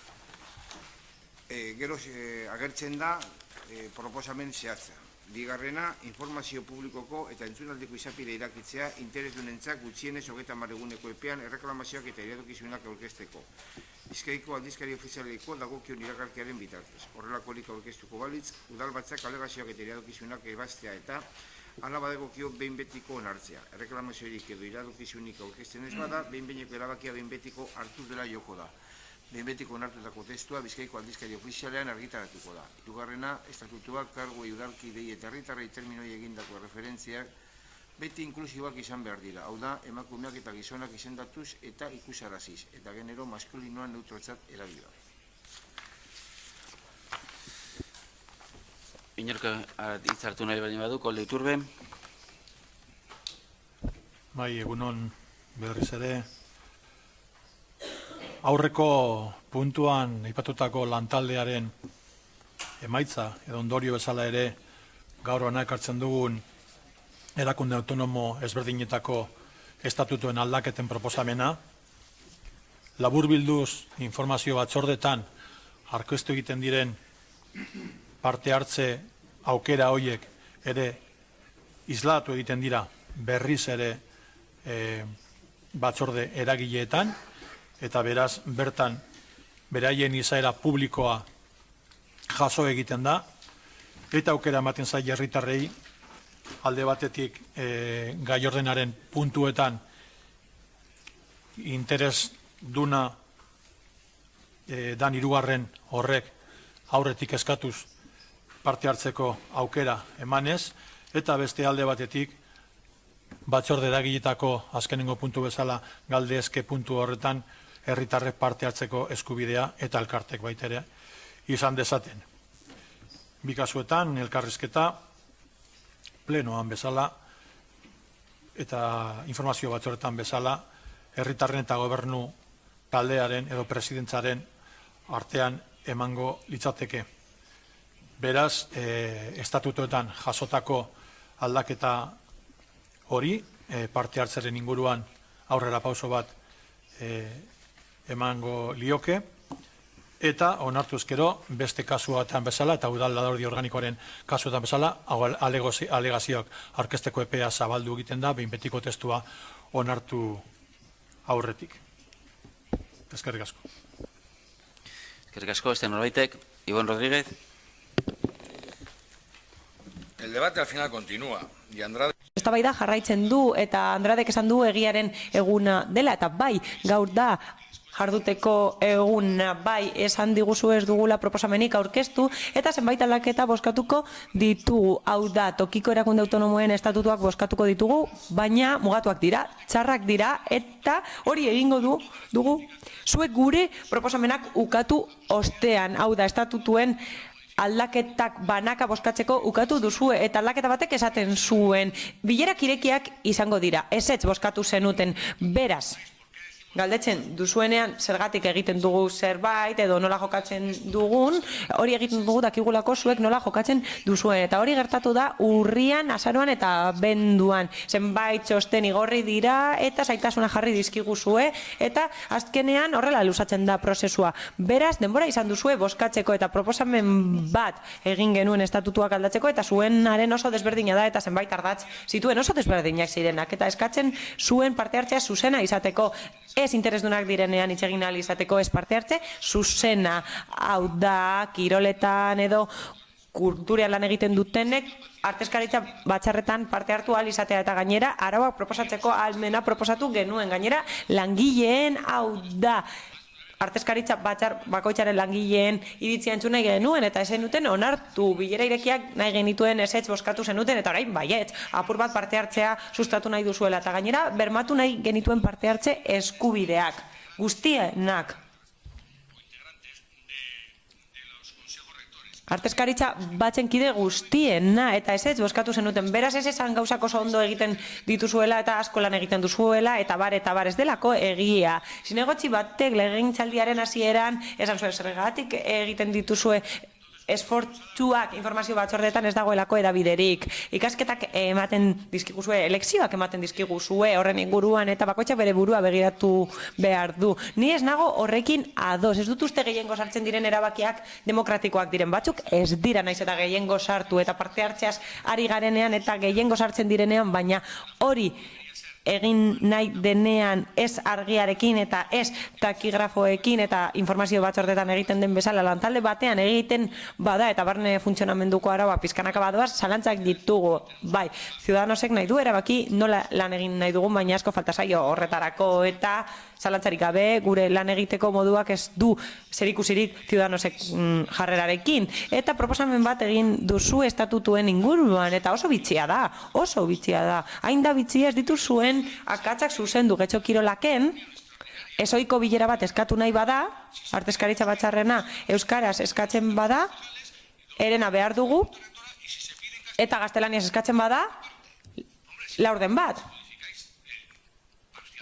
Partzialki aldatzen badituzue estatutuak mesedez akatsak zuzendu. Zer da, herena edo laurdena, non gaude, nola dago parte hartzea, nork neurtzen du, nori galdetu behar diogu hori, esarete gai izan horretarako ere ez, eta ona satozte esaten nola egin behar diren gauzak eta zuen zirkuetan parte hartzeko eskatuz eta zuek erabakitzen dituzu gauzak nola egiten diren eta parte hartu behar dugula. Fede txarra? Nik uste dut guk ez dugula fede txarra, bai, oker gaitezke, baina ez daukagu fede txarrik, baina nola nahi ere, beti aipatzen duzu hori, idazketa hori beste gauza batzuen barruan zegoen, eta bai, argi dago, proposa daitezkeela puntuak gai zerrenda, eta beste gauza bat da presidentea gaitasuna izango duela puntu horiek antolatzeko eta arautzeko, eta hori ere sartzen zen horren barruan, beraz, aipatzen da oposizioak proposamenak egiten dituela eragozteko eta gu pentsatzen dugu, eraikitzen dugula, ez dugula eragozten eta eraikitzen dugu, udala denok garelako eta herritarren ordezkariak garelako denok, ez bakarrik gobernatzen dutenak eta are gutxiago gutxiengoan badaude gobernuan. Oso simplea da eta zenbait modu egongo dira hori adierazteko, baina guk eskubide berberak ditugu, ez gehiago, ez gutxiago, eta gainera herritarrek dituzten eskubide berberak ditugu, eta eurek guk ditugun berberak orain, etortzen dira ona estatutuak, eta esango duzu ez dugula lanik egin, baina bai, lan egin dugu horren inguruan, eta aurkeztu egin dugu aldaketa bat, estatutuen aldaketa osoa, eta banaka egin genuen puntuz puntu norbaitek esateko bai, honekin ados nago, eta ez bestearekin hori da adostasuna bilatzea, ez dana batera bozkatu behar izateko, eta ezetz bozkatu zenuten puntu bakoitzean, eta batzuk zuekin bat zetozen, eta musika eskolan lehenengo bozkatu zenuten publikoak izateari, eta gero baietz, eta hori da, erridikuloa egitea, hori da. Eta gero proposatzen diguzuena ez doa, inora gaizki dago eginda, eta horrekin esan nahi dugu, benetan proposatu nahi duzuenean, herritarren parte hartzea, eta berme bat eman nahi duzuenean, eta berdintasuna bermatu nahi duzuenean, berrikusi guztiek desberdinak direlako estatutuak tokiko erakunde desberdinetan, eta batzuk oso mugatzaileak dira. Paula Mieba.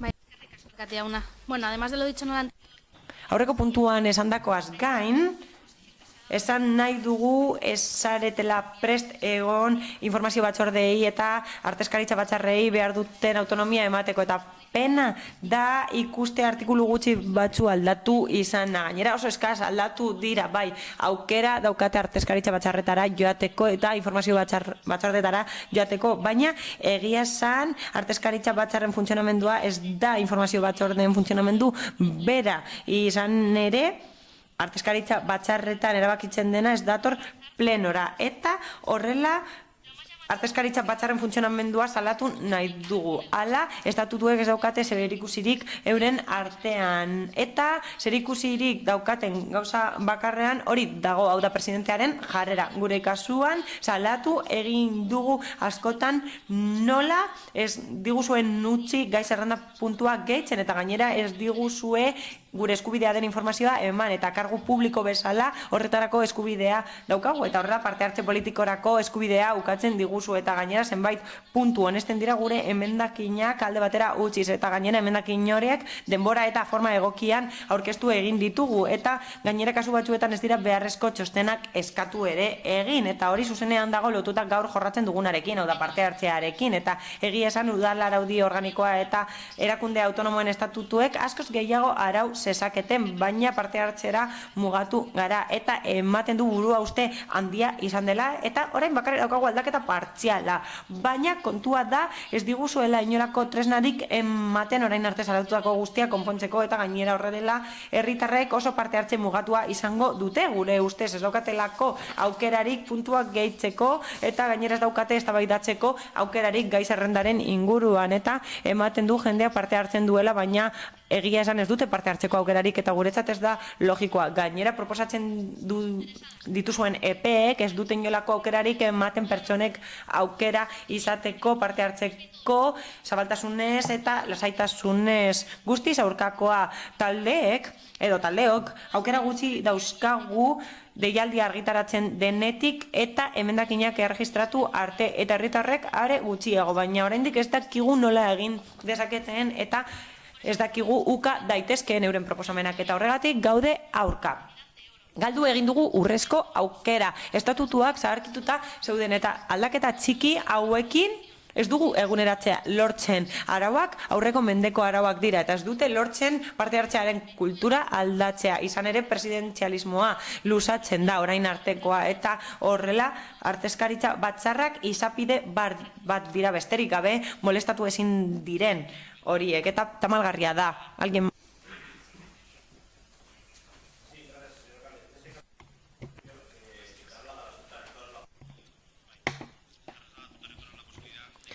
Bai, orain, ardezkaritza batzarretan interesdunek aukera izango dute parte hartzeko, herritarrek aukera izango dute, ez da esanguratua zuentzat?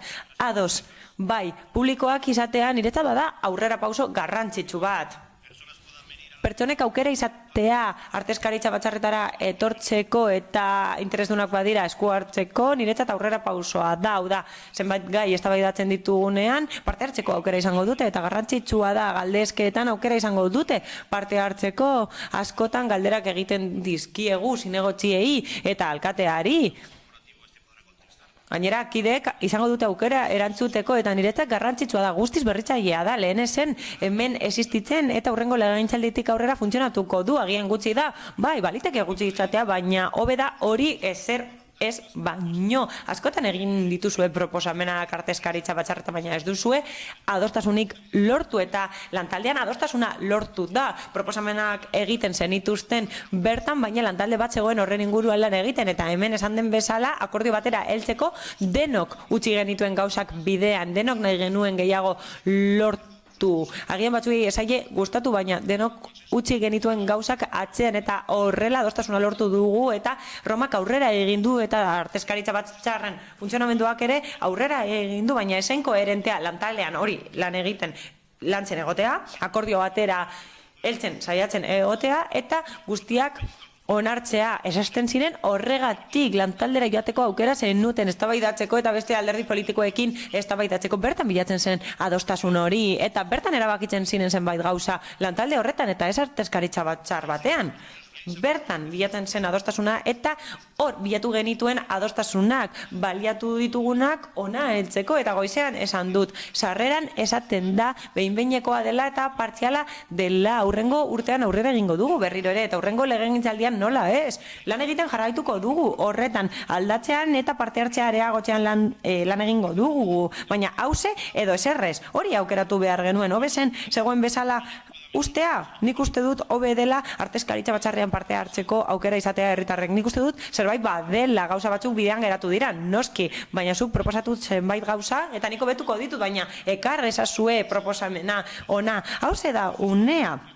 Proposamenak egiten zenituztenean, lantaldean geunden ez zeukan, zentzurik bi bideetatik lan egiten aritzea eta batzordean esan nuen. Ez dauka zentzurik hemen proposatzea lantaldean geundenean eta osoko bilkuran esan genuen. Lantaldean bagaude ezin dugu plenora ekarrik gaur zen eguna proposamenak ekartzeko ona, herritarre jakin ahal izateko, ezagutzeko proposamen horiek eta denon jarrera ezagutzeko ez dituzue ekarri eta zue jakingo duzue, baina kasu horretan ez da adostasunik egon, ez dago arazori beste gauza batzuetan adostasuna lortzen da, eta beste gauza batzuetan ez, eta hori gertatu da kasu honetan. Esko beste norbaitek. Bosketara batzen gara, bai? Paula Mieba? Bai, eskerrik asko. Nada, de forma muy breve. Labur esango dut esan nahi dudana. Alderdi Popularrari. Lantaldea oso ondo dago, baina ez da kide anitzeko organoa eta aktak ez dira publikoak, baina ona ekartzea proposamenak edo artezkaritza batzarretara edo informazioa batzarretara, hori egokia da kide anitzeko organoak direlako eta aktak daudelako, eta hori jaso daiteke aktetan eta jakin daiteke proposatzen duguna, eskubidea daukagu egiteko, baina beste gauza bat da lantaldean daudene pentsatzea ez daukagula eskubiderik, baina egin daiteke eta egiten da, eta ez dago inolako arazorik kideen hitzeko organoak direlako eta horretarako daudelako naiz eta zuek ez duzuen horretarako erabiltzen organo hori, baina guk ematen diogun erabilera, eman behar dioguna da, eta gainera kasu bakoitzeko araudia eta estatutuak jarraitzen ditugu, beraz ez dugu ulertzen hori, hau da, esaten duzue lantaldea dagoenez, ezin direla proposamenak egin, baina bai, egin daiteke eta aktan jasotzen da, eta akta publikoa da, eta publikoa izan beharko litzateke horretarako dagoelako, eta ez dugu berritzen. Ez, pentsatzea aurrera pauso handia dela jendeak joan alizatea artezkaritza batzar batera edo informazio batzorde batera, horrek argi uzten du oso desberdin pentsatzen dugula parte hartzeari buruz, herritarren parte hartzeari buruz, alegia, eta ondo dago nabarmentzea hauze aldaketa partziala eta hasierakoa dela, oraindik alegazioen prozesua falta da, Ciudadanosek lehen esan du, hauze zela azken onarpena eta ez dugula ezer egin alegazioen epean batez ere gogoraraztearren zer ekartzen den ona hasierako eta minbeineko onespena, eta oraindik ekarri behar da behinbetiko proposamena, beraz oraindik badaukagu denbora nahi dugun lekuan eta bidezkoa den tokian proposamenak egiteko. Ez pentsa ezazu ergela garela. Agian ez ditugu ona ekarri gauzak ez dugulako lanik egin. Badakigu nola funtzionatzen duten itunek baztergarriak direla badakigu eta horregatik erabaki dugu horrela jardutea. Mila esker. Bai, ni bakarri zehaztapen batzuk. Beitu, Andrade jauna. Eratu zen taldea, eratu zen Roma aldatzeko, ez estatutuak aldatzeko, eta ekarri dituzue estatutuen aldaketa. Esaten duzue, noiz dauduen zuen proposamenak, zuek hobetoko dituzuela, guk eraman genituen proposamenak, osoko emendakinak eraman genuen kulturretxeko, kasu honetan eztabaidatzen ari garen kulturretxeko estatutuetara, aurreko proposamena guk eraman da, osoko emendakinak eta partzialak, zuek ez ezkoa mantzen dioten denari. Orduan, guk ulertzen dugu zu gustokoa izatea, ezartzea, noiz eta non itxegin behar dugun, agian talde horretan edo zuen egoitzan, baina guk lana egiten dugun nahi dugun moduan. Eta zuk gauza batzuk behin eta berriro errepekatuta, badakit hori politika egiteko erabat daukazuela, gauzak behin eta berriro errepikatuta ez dira egia bihurtuko.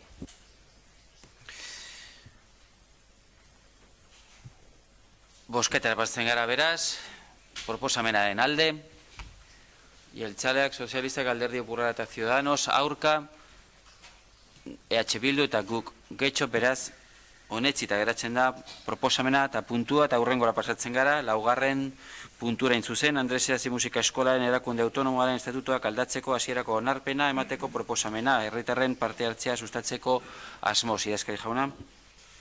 Batzordearen proposamena hau da, lehenengo hasierako onarpena ematea Andres Iasi Musika Eskolako erakunde autonomoaren estatutuak aldaketa partzialaren proposamenari. Herritarren parte hartzeko sustatzeko asmoz. Daukazue testoa jarraian. Bigarrena, informazio publikoko eta entzunaldiko izapidea irakitzea interesdunentzat gutxienez 30 eguneko epean erreklamazioak eta iragarkizunak aurkezteko. Bizkaiko aldizkari ofizialeko dagokion iragarkiaren bitartez. Horrelakorik aurkeztuko balitz, udalbatzak alegazioak eta iradokizunak ebaztea eta labadokio behin betiko onartzea. Reklamaziorik edo iradokizunik aurkezten ez bada, behin behineko erabakia behin betiko hartu dela joko da. Behin betiko onartutako testua Bizkaiko aldizkari ofizialean argitaratuko da. Hirugarrena, estatutuak, kargoi udalkidei eta herritarrei terminoi egindako referentziak beti inklusibak izan behar dira. Hau da emakumeak eta gizonak izendatuz eta ikusaraziz, eta genero maskulinoa neutrotzat erabili gabe. Eskerrik asko, inork hitzartu nahi baldin badu, hoxe da momentua. Bestela, bosketara pastuko ginateke zuzenean. Bai, bosketara goaz beraz, proposamenaren alde. Jeltzaleak, Sozialistak, Alderdi Popularra eta Ciudadanos aurka, EH Bilduk eta guk getxo beraz honetzita geratzen da puntua eta hurrengora pasten gara bosgarren puntuaren zuzen getxo Kirolak erakunde autonomaren estatutuak aldatzeko hasierako onarpena emateko proposamena herritarren parte hartzea sustatzeko asmoz. Batzordearen proposamena da, hasierako onarpena ematea getxo Kirolak erakunde autonomaren estatutuak aldaketa partzialaren proposamenari herritarren parte hartzea sustatzeko asmoz. Bertan agertzen da testu berria. Bigarrena, informazio publikoko eta entzunaldiko izapidea irekitzea interesdunentzat gutxienez 30 eguneko epean erreklamazioak eta iradokizunak aurkezteko. Bizkaiko aldizkari ofizialeko dagokion iragarkiaren bitartez. Horrelakorik aurkeztuko balitz, udalbatzak alegazioak eta iradokizunak ebaztea eta hala badagokio behin betiko onartzea. Erreklamaziorik edo iradokizunik aurkezten ez bada, behin behineko erabakia behin betiko hartu dela joko da.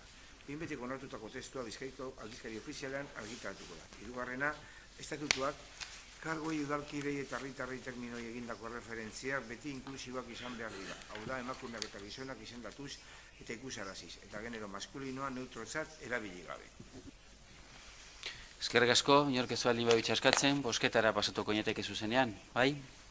Bosketara pasatzen gara, beraz, proposamenaren alde, Jeltzaleak Sozialistak, Alderdi Popularra eta Ciudadanos aurka, guk Getxo eta EH Bilduk, beraz, onetsita geratzen da puntua, urrengora pasatuko ginateke beraz, 6. puntura zuzen, udal egoitzako erakunde autonomoaren estatutuak aldatzeko, hasierako onarpena emateko proposamena, herritarren parte hartzea, sustatzeko asmoz, Iaskari jauna. Batzordearen proposamena hau da, lehenengo hasierako onarpena ematea udal egoitzako erakunde autonomoaren estatutuak aldaketa partzialaren proposamenari herritarren parte hartzea sustatzeko asmoz, eta bertan agertzen da testu barria. Bigarrena, informazio publikoko eta entzunaldiko izapidea irakitzea interesunentzat gutxienez 30 eguneko epean erreklamazioak eta eredukizunak aurkezteko, Bizkaiko aldizkari ofizialeko dagokion irakarkiaren bitartez. Horrelakorik aurkeztuko balitz, udalbatzak alegazioak eta eredukizunak ebaztea eta hala badegokio behin betiko onartzea. Erreklamaziorik edo iradokizunik aurkezten ez bada, behin behineko erabakia behin betiko hartu dela joko da. Behin betiko onartutako testua Bizkaiko aldizkari ofizialean argitaratuko da. Hirugarrena, estatutuak kargoi udalkidei eta herritarrei terminoi egindako referentziak beti inklusiboak izan behar dira. Hau da, emakumeak eta gizonak izendatuz eta ikusaraziz eta genero maskulinoa neutrotzat erabili gabe. Eskerrik asko, bosketara pasatzen gera beraz, inork ez baldin badu askatzen, bai, proposamenaren alde, Jeltzaleak Sozialistak, Alderdi Popularra eta Ciudadanos aurka, guk Getxo eta EH Bilduk, beraz, onetsita geratzen da puntua, jarraitzen dugu gai zerrendarekin, 7. puntura pasatuz, finantza iraunkortasunaren 2018ko zenbakidun txostearen berri ematea, aurrekontuaren aldaketak finantzatzeko asmoz, 2018ko udal aurrekontuaren likidazioarekin lortutako diruzaintzako gerakina 2018ko denboraldian, lehenengo, 2., 3. eta 4. hilekoetan, gastu orokorretarako erabiltzea dela eta. Idazkari jauna. Batzordearen proposamena hau da. Bat, udaleko kontu hartzalitza finantza iraunkortasunari buruz egindako urtarrilaren 16ko 3/2009 txostenaren edukiaren jakitun geratzea diruzaintzako geldikina erabiltzeari dagokionez 2018an lehenengo, 2., 3. eta 4. hiruhilekoetan aurrekontu aldaketa finantzatzeko. 2019 txosten hori Bizkaiko Foru Aldundian finantza tutoretzari dagokionez eskuduna den sailari gortzea osoko bilkuraren akta eta euskarri izan daiteken gainerako dokumentazioarekin batera. Berri baten aurrean gaude, beraz, inork ez baldin badu hitza eskatzen hurrengo puntura pasatuko ginateke, bai? 8. puntura, beraz, 5.312/2018ko zenbakidun dekretuarekin berri ematea, kreditua prestatzearen bidez egindako aurrekontuaren aldaketari buruzkoa. Iaskari jauna. Proposamen hau da, kreditua prestatzearen bidez egindako aurrekontu aldaketaren dekretu honegaz jakitun geratzea. 5.312/2018 zenbakidun dekretua, 363.985,72 euroko zenbatekoarekin, kreditua gehitzea, 37 bat berantzioz egikaritze unitatearen urbanizazio kuota. Urrengo puntura bazten gara, 9. puntura, inork ez baldin badu askatzen, bai? Hainbat dekretuaren berri ematea aurrekontua gehigarrizko kredituz baliatuta aldaraztekoak. Iaskari jauna. Batzordearen proposamena du da, kreditu gehigarrien bidezko aurrekontu aldaketaren dekretuekin jakitun geratea. Bertan zerrendatzen dire dekretuak eta kopurua. Bai, Nerea Ijarrubia. Bai, egunon guztioi. Gustatuko litzaiguke esatea puntunetara ekartzen dituzuen aurrekontuaren aldarazte guztien inguruko informazioa daukagula, baina zoritzarrez zenbait kasutan ez da horrela, zehazki gustatuko litzaiguke ekartzea 52/2018 kreditu gehigarriari dagokionean informazioa falta zaigula. Izan ere eta batzordean ere horrela azaldu dugu eta informazioa eskatu dugun arren ez digute eman, bertan 56.750 euroko kreditu gehigarriaren berri ematen zaigu. Horren, partida horren, zati handi bat, Getxo Antzokiaren inaugurazioa bideratuta omen dago, baina orain dino ez daukagu inolako informaziorik izango den inaugurazio horren inguruan.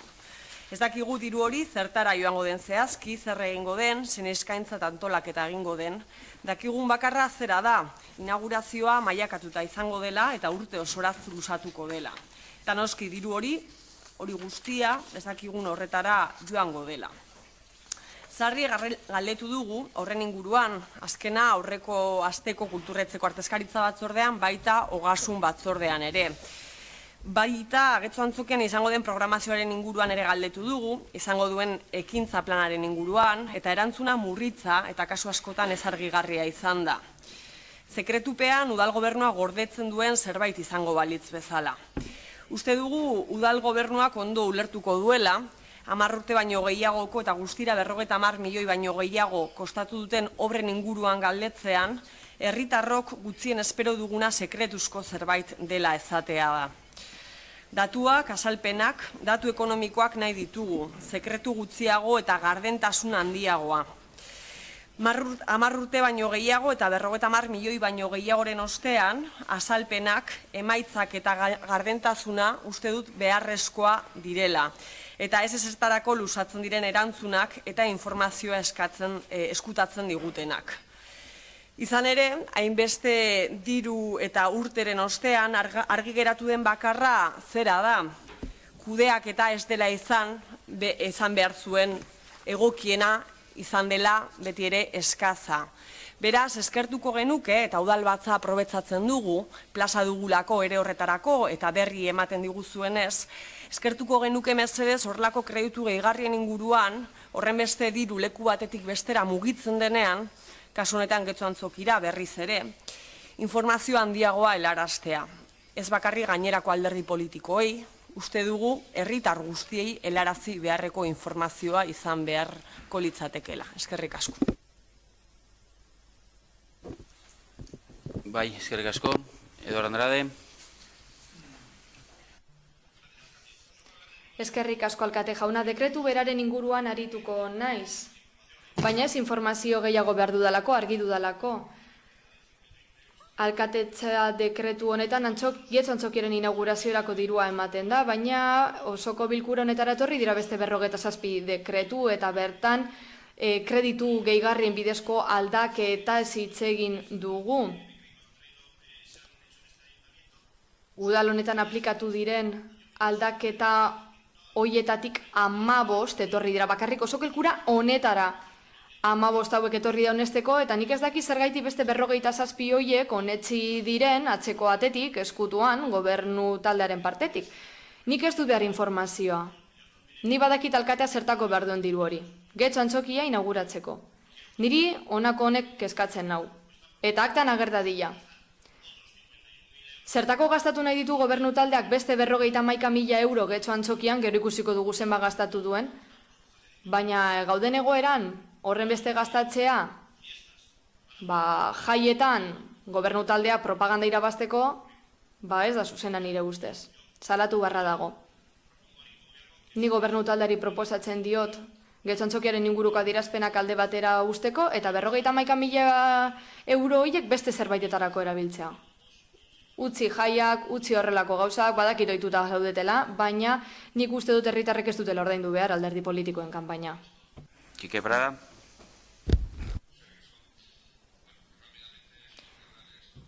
Azkar, arituko naiz, 3.000 euro baino gehiago ekipamendu homologatuetara. Aurkeztutako mozioan izan dugunen inguruan aritzeko aukera, baina gauza bera diot. Kontrol batzorde bat izatea ukatu da, eta bar, gu honen kontra gaude. Inaugurazio jaietako despilfarro honen kontra gaude, Eduardo nire kideak esan bezala. Hau ez litzateke horrela izan beharko, baina mozioen txanda erabiliko dugu gai honetan sakontzeko. Koldo Iturbe. Kreditu gehigarri honen inguruan, horretara dijoa gaurko puntu hau, eta ez beste batzuk erabili nahi dutenaren inguruan. EH Bilduk, pasan asteko kulturetxeko batzorde eragilean, ez galdera bat inaugurazioaren inguruan, baizik eta Getxo Antzokiaren inguruan 4 galdera egin zituen batzorde horretan, eta presidente jaunak, ni neu, bilera horretan, lehendakariaren o presidentearen informazioaren gunean, esparruan, azalpenak eman dituen Getxo Antzokiaren inguruan, zehaztasun larregirik gabe egia zan. Bertan, iragarri egin nuen, aurrerago, bilera monografiko bat izango genuela, Getxo Antzokiaren ingurukoak zehaztasunarekin eta bertan Getxo Antzokian bizitak gidatu batekin eman analizateko, eta iragarri nuen, bilera horretan, batzordera gile horretan, enuela datu gehiago emango. Amaitu zan bilera hori, danok eman genuen nire informazio eta nire konpromisoa ontzat, eta beraz EH Bilduk ere ez zituen berriz ere galdetu bertan agertutako galderak.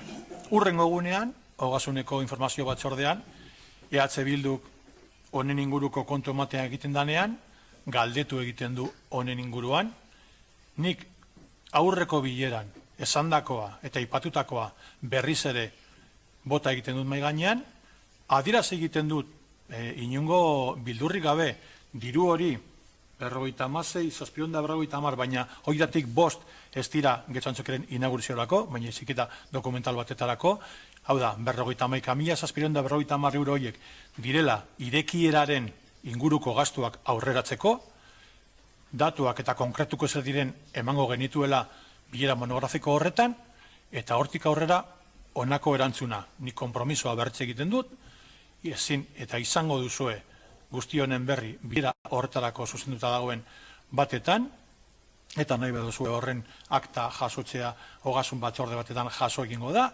zuen nahi duzuen moduan, baina pasan asteko batzordera gilan danok eman genuen ontzat nik emandako azalpena, eta hurrengo eguneko bileran berriz galdetu zenuten, eta nik ez nuen ez diskutatu. Esan nuena izan zen, hauek dira inauguraziorako, irekiera ekitaldirako aurreratu egin diren gastu batzu. Hoie dira, eta holakoa dira. Eta honen zehaztasunak aurrera gomango dizugu, zergaitik, eta zergaitik ez da guzti honen berri orain ematen, inaugurazioari eskentzeko sorpresa puntu hori.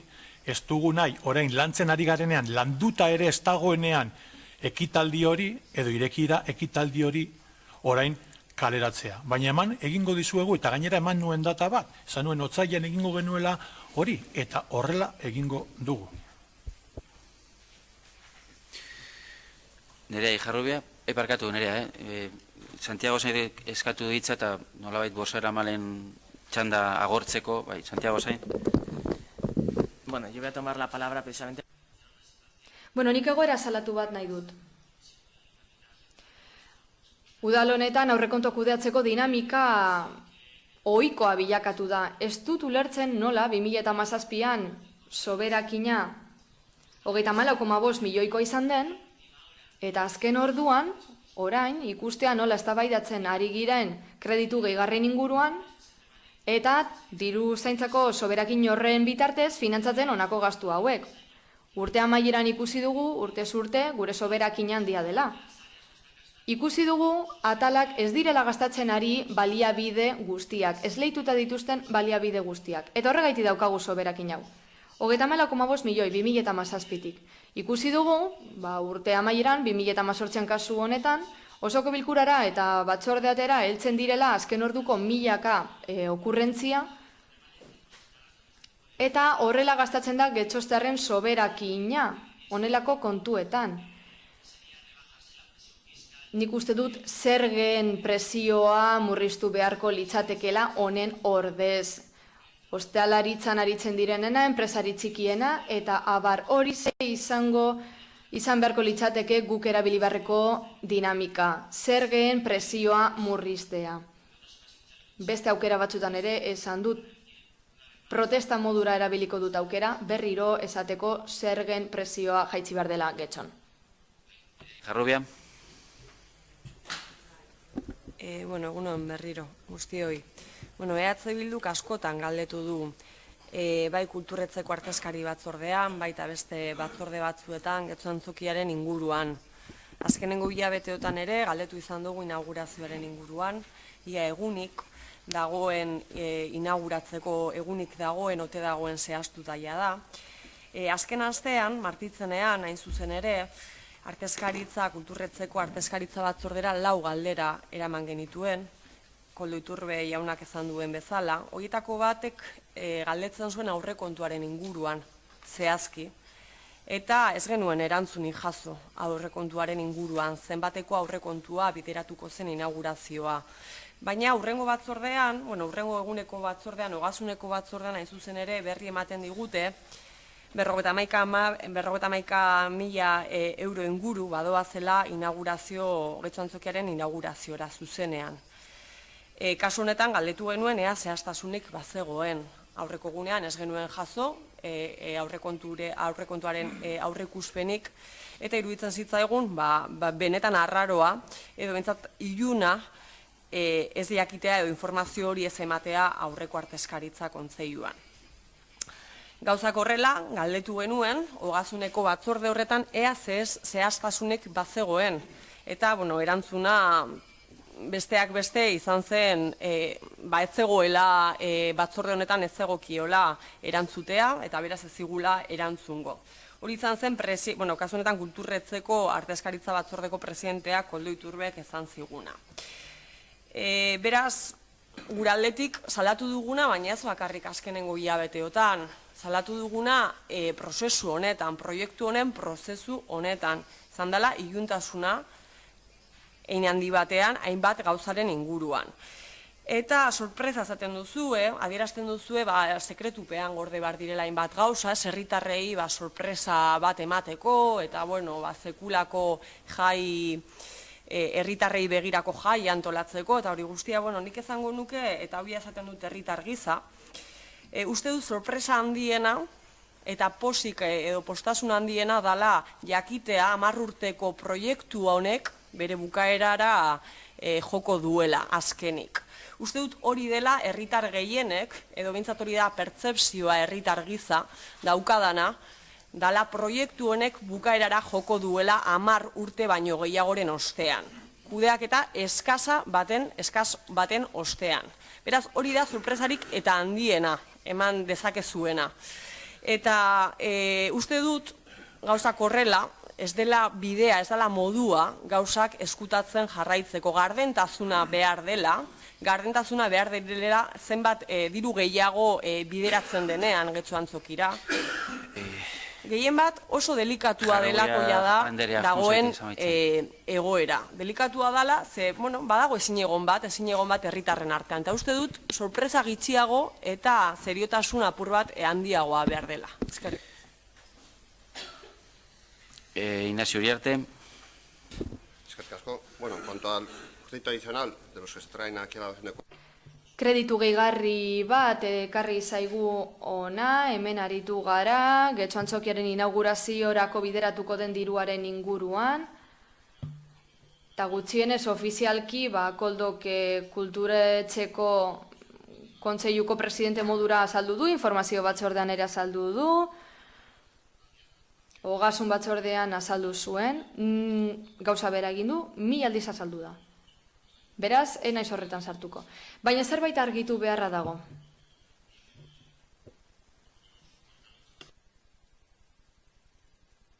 Oposiziotik zenbait salaketa etorri dira kreditu gehigarren inguruan.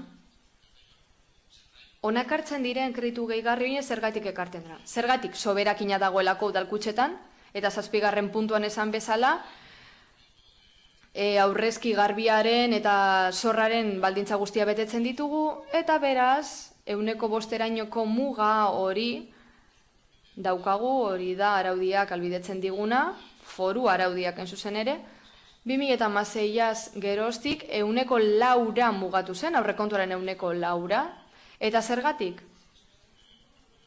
Egoki deritzon kasu guztietan erabili daitekelako.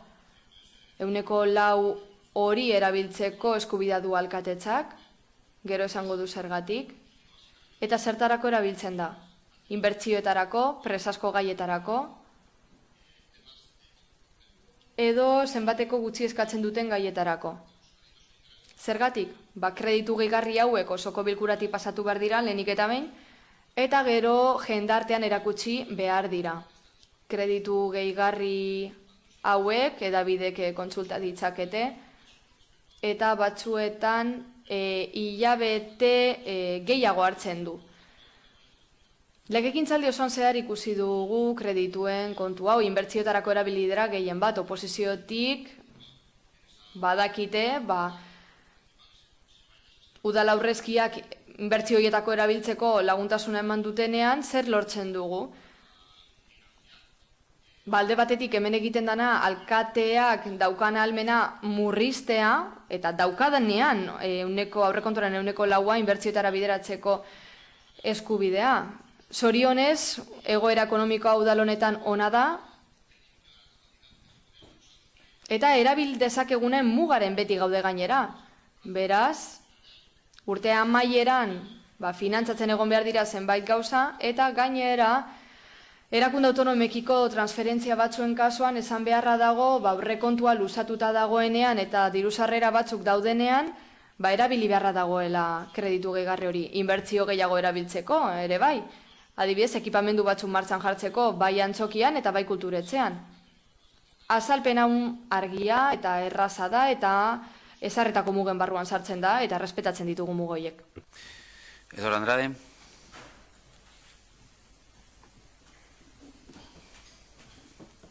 Sí, gracias, señor alcalde. Eskerrik asko, alkate jauna. Kreditu gehigarriak legezkoa dira, baina berriro diot. Gobernu talde honek onetsitako guztietatik 15 bakarrik etorri dira osoko bilkurara. Prozedura luzea dela. Nik uste dut osoko bilkurara ekarriko badan, horrelako bat 51.000 euro dituena, zerbaiten gati da. Ez dakit inorra doz dagoen. Berriro diot. Nik ez du jakin nahi zertarako erabiliko den, hori badakit. Ignaziok 3 aldiz esan du. Esan du, esplikatu dela 3 aldiz. Inaugurazio ekitaldirako da, getxo antzokirako. Baina gauza da nik ez dudala gastatzerik nahi. Irekiateak eta zi gaitezen honetan danean. Getxo berriz, dokumentalak, prentzaurrekoak, jaiak, berbenak, pintxoak, folletoak. Nik ez dut horrelakorik nahi. Nik ez dut udal honetako 51.000 euro horretarako erabiltzerik. Ez dut hoiek erabiltzerik nahi EAJ alkatea eta abar promozionatzeko. Nahiko kostatu zaigu da getxo antzokia, nahiko sufritu du herriak, eta orain gainera ikusten dugu herritarren diruarekin bonbo ematen ari zaiola gobernu taldeari. Az gaitezen hori erabiltzen, getxo antzokia erabiltzen, eta ez dezagun gastatu bizilagunen dirua kanpaina politikoetan, alkate jauna. Ez zait bat ere bidezkoa iruditzen. Diru hartzea herritarrengandik zuen kanpaina baterako. Legezkoa izango da, baina ez da zuzena. Ezin duzue herriaren dirua erabili inaugurazioetarako. Ezin duzue, debekatuta dago. Inaugurazio publikoetarako erabiltzeaz gain, hartuko da diru bat publikoa, eta ez da inaugurazio publikoa, izango da inaugurazio politikoa. Ez da antzokia erakusteko. Nik uste hori ezin dela egin. Eta gero zer? Ez dakin ongo inauguraziorako dirua gastatu. Biribilgune baterako esate baterako. Diru publikoa erabili bizilagunena. Egin zuek nahi duzuena zuen kanpainako aurrekontuarekin. Nik ez du jakin nahi inaugurazioa zertan datzan. Karra pantojan horretorriko den berdin zain, nik ez dut diru publikori gastatzerik nahi. Eskerrik asko. Urrengo puntura pasatzen gara, beraz. 10. puntuan, faktura onartzeko proposamena Getxoko udalerriko kanpoko argiteria publikoaren instalazioak mantentzeko zerbitzuaren 2018 abenduko 14 eta 2019 urtarrilaren 13 artekoa. Idazkari jauna. Batzordearen proposamen hau da, Elektrika Esas Motor Uriarte SL enpresak egindako ondorengo faktura onartzea jarria esaltzen den sartasunarekin eta dagokion obligazioa aitortzea ordainketa egiteko agindu emateko 2018ko ekitaldiko udalarrekontuaren kontura. Fakturaren kopuru ediz 35.571,21 euro.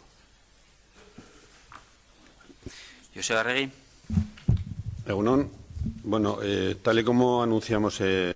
Egunon guztiei, hirigintzako eta ingurumeneko informazio batzordean atzo esan genuenez, adostu genuen zerbitzu hau esleitzea urte bati, urteko 500.000 euroren truke, eta zertarako izango da, 7.000 argiteria inguru mantentzea hainbat euskarri desberdinetan. Horrez gain, rampak, igogailuak eta lurperatutako beste instalazio batzuk mantentzeko zerbitzuetara bideratuko da. Ekipoak, askotariko argitariak, lurpeko pasuetan eta abar. Horretarako langile subrogatuak eta zenbait ibilgailu erabiliko dira, adibidez 2 furgoneta, kamioi garabi bat eta ibilgailu elektriko bat. Azpimarratu beharra dago, era berean, eskaintza honen baitan proposamen ekonomikoak 21 punto izan dituela. Eta esleipenan epe atzeratu egin dela, 7 hilabete tardatu digu azkenean, ekainen hasitako prozedura honetan, eta plegua tekniko eta administratiboak egiteko erabili dugu epe hori. Ondorioz, hil honetan azken aurreko faktura dakargu, eta hurrengoan azkenengo faktura etorriko zaigu, esleipenduna kontratua sinatzen duenean. Espero dugu alik eta azkarren sinatzea. Eta legezko epeen baitan. Eskerrik asko, beste norbaitek. Paula Miba. Bai, eskerrik asko, alkate jauna. De forma muy breve. Azkar arituko naiz. Bueno, betikoan guketik beti esan dugu garrantzitsua dela eskainetako zerbitzuak ordaintzea, baina era berean kudeaketaren kalitatea saritu beharra dago, batez ere ez denean oso ona izan.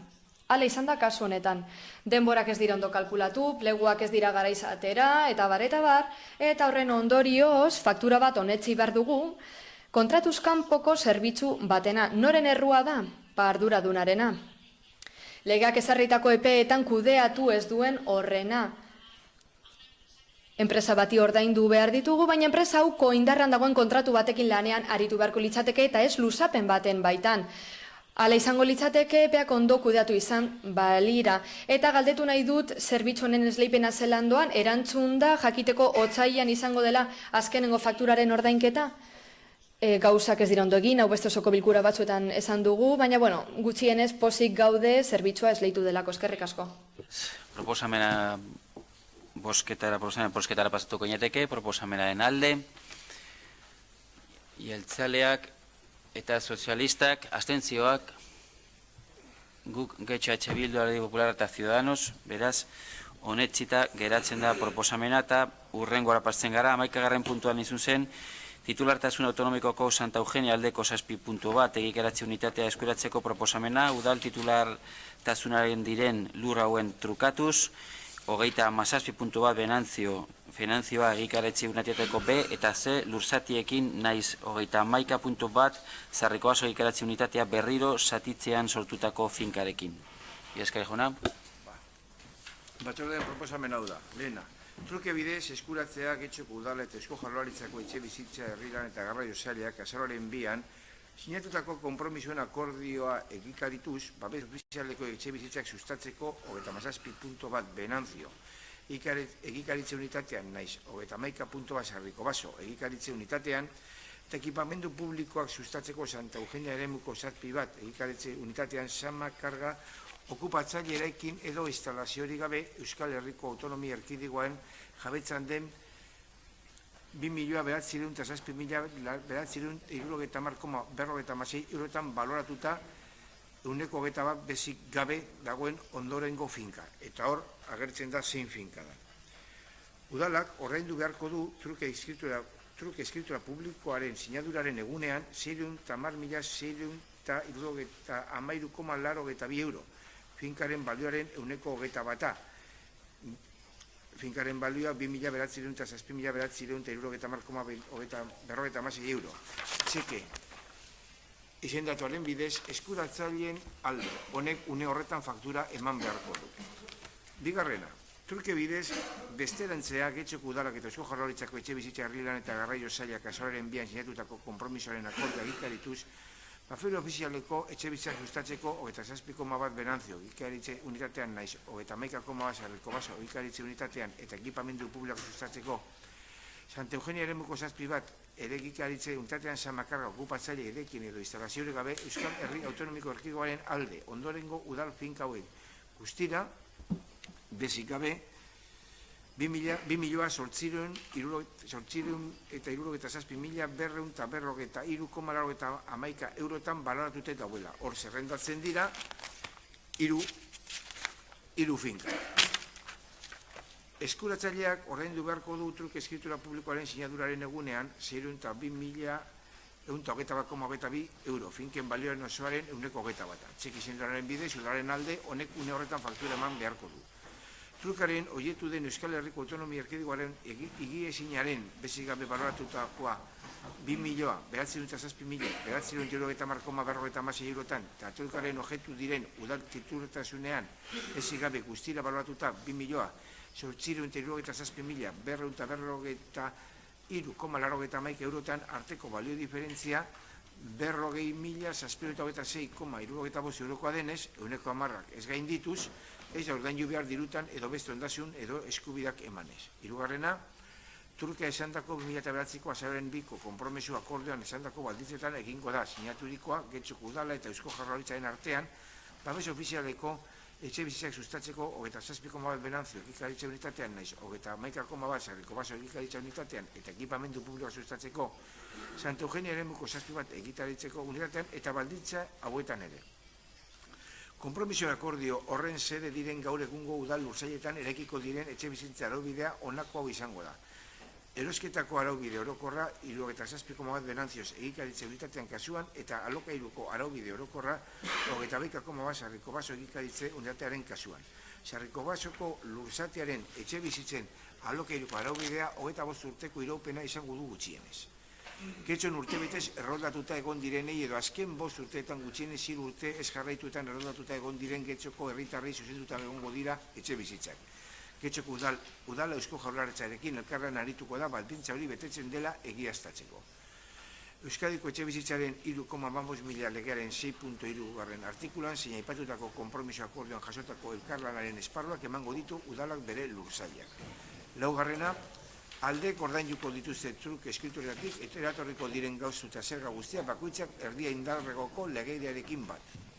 Bosgarrena, altartu lurzoru udal ondarea usteak eta udal erregistroan gaur Euskal Herriko Autonomia Erkidegoaren jabetzakoa den trukearen oietu den higiezina eta baja eman gaur udal jabetzakoak diren trukearen oietu diren higiezina. Seigarrena, udaleko hirigintza kontu hartzaile eta diru zaintza zaili ebazpeno jakinaraziko zaile. Eta zazpigarrena, Bizkaiko Foru Ogazionari erabaki honen berri ematea, toki erakundeen ondasunen araudiaren aurreikusitakoa betez. 8. Ebazpen hau ingurumen lurralde plangintza eta etxe bizitza zailari jakinaraztea. Eta 9. Alkatetza udalburutzari almena emango zaio, erabaki hau betetzeko behar diren sedapen guztiak eman ditzan eta udalaren izenean sinatzeko truke eskritura publikoa. Eskerrik asko, eskerrik jauna, Joseba Arregi.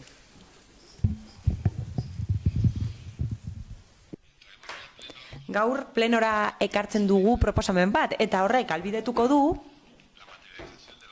gauzatzea konpromiso akordio hori 2009an sinatu zuen udal honek eta Eusko Jaurlaritzak eta hori gauzatuko da behingoz eta horrela zenbait lurzoru permutatuko ditugu eta horrela 118 babes etxe bizitza eraikiko ditu Eusko Jaurlaritzak Benantzio eta Sarriko Baso partzeletan eta gainera titulartasun publikoko partzela izango da Santa Eugenian aparkaleku bezala erabiltzen den hori eta horrela Eusko Jaurlaritzak erabaki honen ondorioz 2 partzela hartuko ditu metro karratu desberdinak dituztenak urrenez urren Benantzio 37 bat unitatean eta bertan 54 babes etxe bizitza eraikiko ditu salmentarako eta beste partzela bat izango du Sarriko Bason eta horrek 1000 metro karratu baino gehiago izango ditu eta babes etxe bizitza desberdinak eraikiko ditu 74 zehazki eta alokairu araubidean.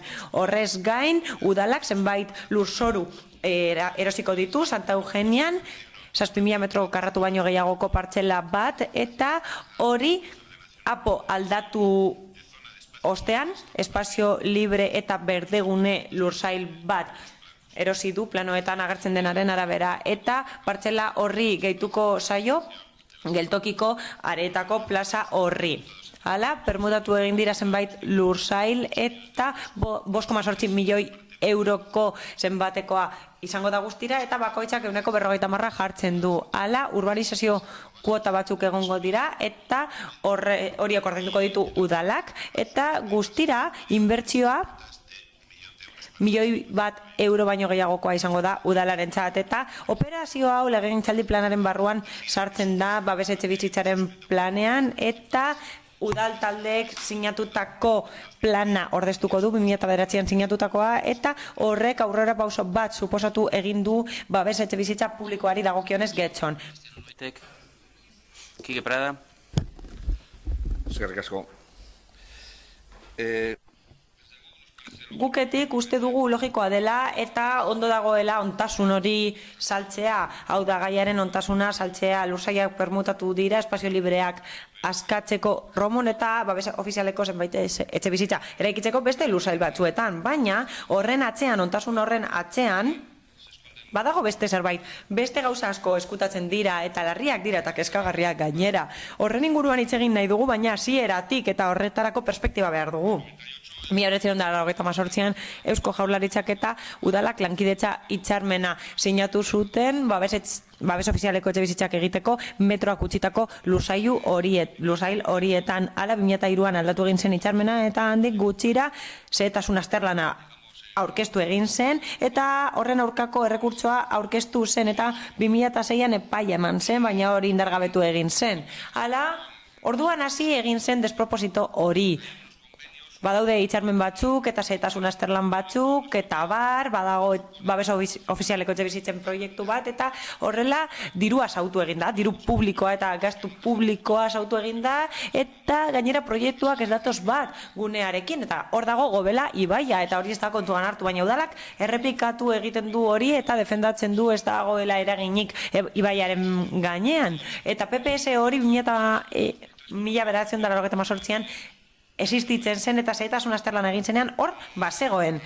Beraz, Arartekoak 2004an eskatu zuen PPS edo PTS egokitzeko eta 2007an EAJaren programa izan genuen eta berriz antolatu zuen espazioa eta 10. puntuan esan zuen areetako eta Romoko plaza egokituko zela eta luze bat. Hala, eraikin berri bat eraikiko zela proposatu zen eta hori udal zerbitzuentzat izango zen, gaztelekua, kulturetxea, elkartentzako aretoa, bai, Romoko kulturetxearen antza dauka eta orain ematen du hau ez dela konpromisoak betetzen dituen alderdi politiko serioa eta hasi egin ziren gauzak aldatzen eta gauzak apur bat narriatzen eta aldatzen hala Eusko Jaurlaritzarekiko hitzarmena sinatu egin zen eta berrantolakuntza hori zehatu zen eta zenbait partzela aipatzen dira ekipamenduetarako besteak beste etxabea gehi 4 solairu eta bai, suposa dezakegu ora aipatzen dela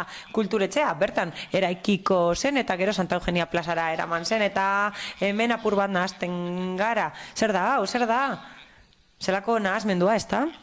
Baina hemen jokoan sartzen da beste gauza bat, Romoko babes ofizialeko etxebizitzak sartzen dira jokoan orain eta honekin azkenengo kanpainara joan behar gara. Azkenengo legegintzaldira eta kanpainera non EAJak proposatu zuen nagusien etxea eraisteko babes ofizialeko etxebizitzak eraikitzeko Romon eta dena nahazten da eta gaztelaniaz esaten den bezala de aquellos polvos estos lodos nolako plangintza da, zer nolako antolakuntza da hau. Babes ofizialeko etxebizitzak ziren nonbait eraiki nahi ziren, baina ez dator bat planteamenduarekin eta Eusko Jaurlaritzak galdetu zuen zer gertatuko zen ea egokitzapen berriarekin babes ofizialeko etxebizitzak hor mantenduko ote ziren eta EAJak iritziz aldatu zuen, babes ofizialeko etxebizitzak hemen ez, baina bai Romoko kulturetxea eraikiko dugu, gero plazara doa hori, nagusien etxea eraman nahi dute bertara, nagusien etxearen 3. solairuak ez dauka zerikusirik Romoko eraikinarekin eta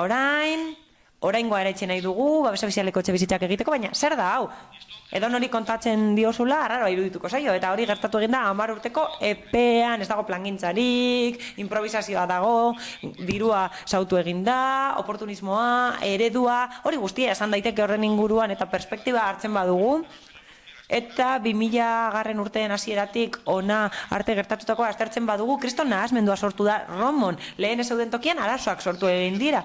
Eta bai, espazio libreetan etxe bizitzak behar dira, bai, noski hori argi dago, baina apur bat begiratzen baduzu atzera eta ikusten baduzu EAJak esaten zuena programetan eta benetan egiten duena, hori aztertzen baduzu, defenda ezina da, ezin da esan, hau kudeaketa serioa denik, ez da antolatua, ez da serioa eta planifikatua esan bezala, baina orain zer daukagu, babesa ofizialeko etxe bizitza horiek ejekuzio unitate horietara joango dira, Romotik kanpo, eta bai, babes ofizialeko etxe bizitzak izan zitezkeen, eta mehatxua daukate gure nagusien etxea eraitziko dela, eta kulturetxea hor egingo zen, eta gero beste leku batean egin da azkenean, eta bai, ni hitz egitean liatzen ari naiz. Zuek kriston nahasmendua sortu duzue, zuen usteko plangintzarekin, eta ustezko seriotasunarekin, zuen konpromiso politikoekin eta promesa politikoekin kriston nahasmendua lortu duzu eta azkenean ez duzu egin esan zenutena eta erdibidean dirua zautu egin da, zenbait proiektu egin dira eta ez zuten lekurik getxon eta gainera EAJak defendatu egin du bertan ez egoela egokitasunik etxe bizitzak egiteko eta horretan gaude orain. Guk batez ere kritika egin genuen eta hausnarketa eskatu nahi genuen jendeak jakin behar du non gauden zergatik eta nondik gatozen eta gauza asko zin egin dira, eta hori guztia bidean geratu da kudeaketa oso txarra izan delako. Nerea Ijarrubia. Bai, egunon berriro ere. Bueno, alokairuzko, permuta gaur udalbatzan honetara onartzeko, ez? Ekartzen den permutaren ondorioz, lur partzel batean babes ofizialeko etxeak eraikiko dira, batzuk salerosketan izango dira, beste batzuk alokairuan esan diguten bezala. Gu, uste dugu, bai, behar direla alokairuzko babes etxeak behar ditugula. Gure herriko hainbat sektorek beharrezkoa daukatela, etxe bizitza eskubidea bermatua izan alizateko. Baina ez dugu, horregatik ez dugu katuko gure eredua ere badela ein batean. Baina egia da, zalantzak eta kontrazanak ere sortzen zaizkigula zenbait kasutan. Izan ere, ona ekartzen diren babes ofizialeko zati bat salerosketara doa bideratuta, horrek dakarren guztiarekin, azken finean diru publikoa inbertitzen da, baina zuzenean esku pribatutara pasatzen da. Eta bestetik, daukagun beste aukera bat, eta ekartzen den beste aukera da, etxe horiek 25 urterako alokairuan egongo direla gutxienez, edo behintzat bermatzen den bakarra da 25 urtera arte alokairu publiko bezala egongo direla. Eta horretan, zalantzak sortzen zaizkigu, bi kasu horietan, izan ere bigarrenan, aipatu dudan bigarrenean, soilik 25 urterako alokairua izatea ez dugu argi ikusten. Gertadakigu gauza bera, diru publikoa esku pribatuetara ere pasatzea 25 urteren ostean, akordio horretan ez delako bermerik udalaren ekimenez eraikiko diren, kasu honetan, eraikiko diren etxe bizitza publikoiek 30 urteren buruan publikoak izaten jarraituko duten. Eta gure beldurrak azunetan eta gure kezka bada, zoritz esku pribatuetara ere igarotzea etxe bizitza horiek. Beraz, ereduarekin bat egin dezakegun arren, zalantzak eta zalantzagarria ikusten dugu salerosketa da bideratzea, eta bestetik 25 urterako bakarrik izatea alokairurako diru laguntza horiek. Horiek dira egun planteatzen denarekin erabat gure posizioa, baina ezin dugu ahaztu ere, azkenean ari garela 2001eko apoaren garapen eta aurretik hainbat akordio horiei bide ematen, eta horregaitik ere badakigu bidean dagoela, baina uste dugu horrelako garapena egiteak agian ekarrezakena dela planifikazio barik eraikitzea eta momentu honetan berrikuspena hori gertatzen ari denean. Beraz, zalantzak ere sortzen zaizkigu horrekin guztiarekin, hori dela eta abstenitu egingo gara. Eskerrik asko, beste norbaitek, Eduardo Andrade. Sí, gracias, señor alcalde. Eskerrik asko alkate jauna. Nik eskatuta nago oso geldo doalako gobernu taldeak kristolako negligentzia dauka etxebizitzen kudeaketan eta 4 urte hauetan ez dugu giltzarik eman. Eta akordioa 2009an sinatu egin zen, eta 9 urte beranduago pleno honetara gatoz sinatzera. 9 urte beranduago, eta horrek hausnarketa eragin behar du. Legegintzaldi honetan saiatu gara gobernu taldea babesten horretan guztian funtzionamenduan jartzeko horrelako proiektuak eta alziren etxebizitza guztiak sustatzeko, eta hori legegintzaldi honetan ezingo da egin, urrengo legegintzaldirako izango da, eta keskatuta nago ez delako ezer egin, eta legegintzaldiaren balantzea, zentzu honetan, etxebizitzari dagokionez, ez da bat ere egokia, aurreko legegintzaldian onartutako gauzak egikaritu dira, eta ez ditugu giltzak eman, eta hori oso larria da gure auzokidentzat, mi esker. Asko, beste norbaitek. Joseba Arregi.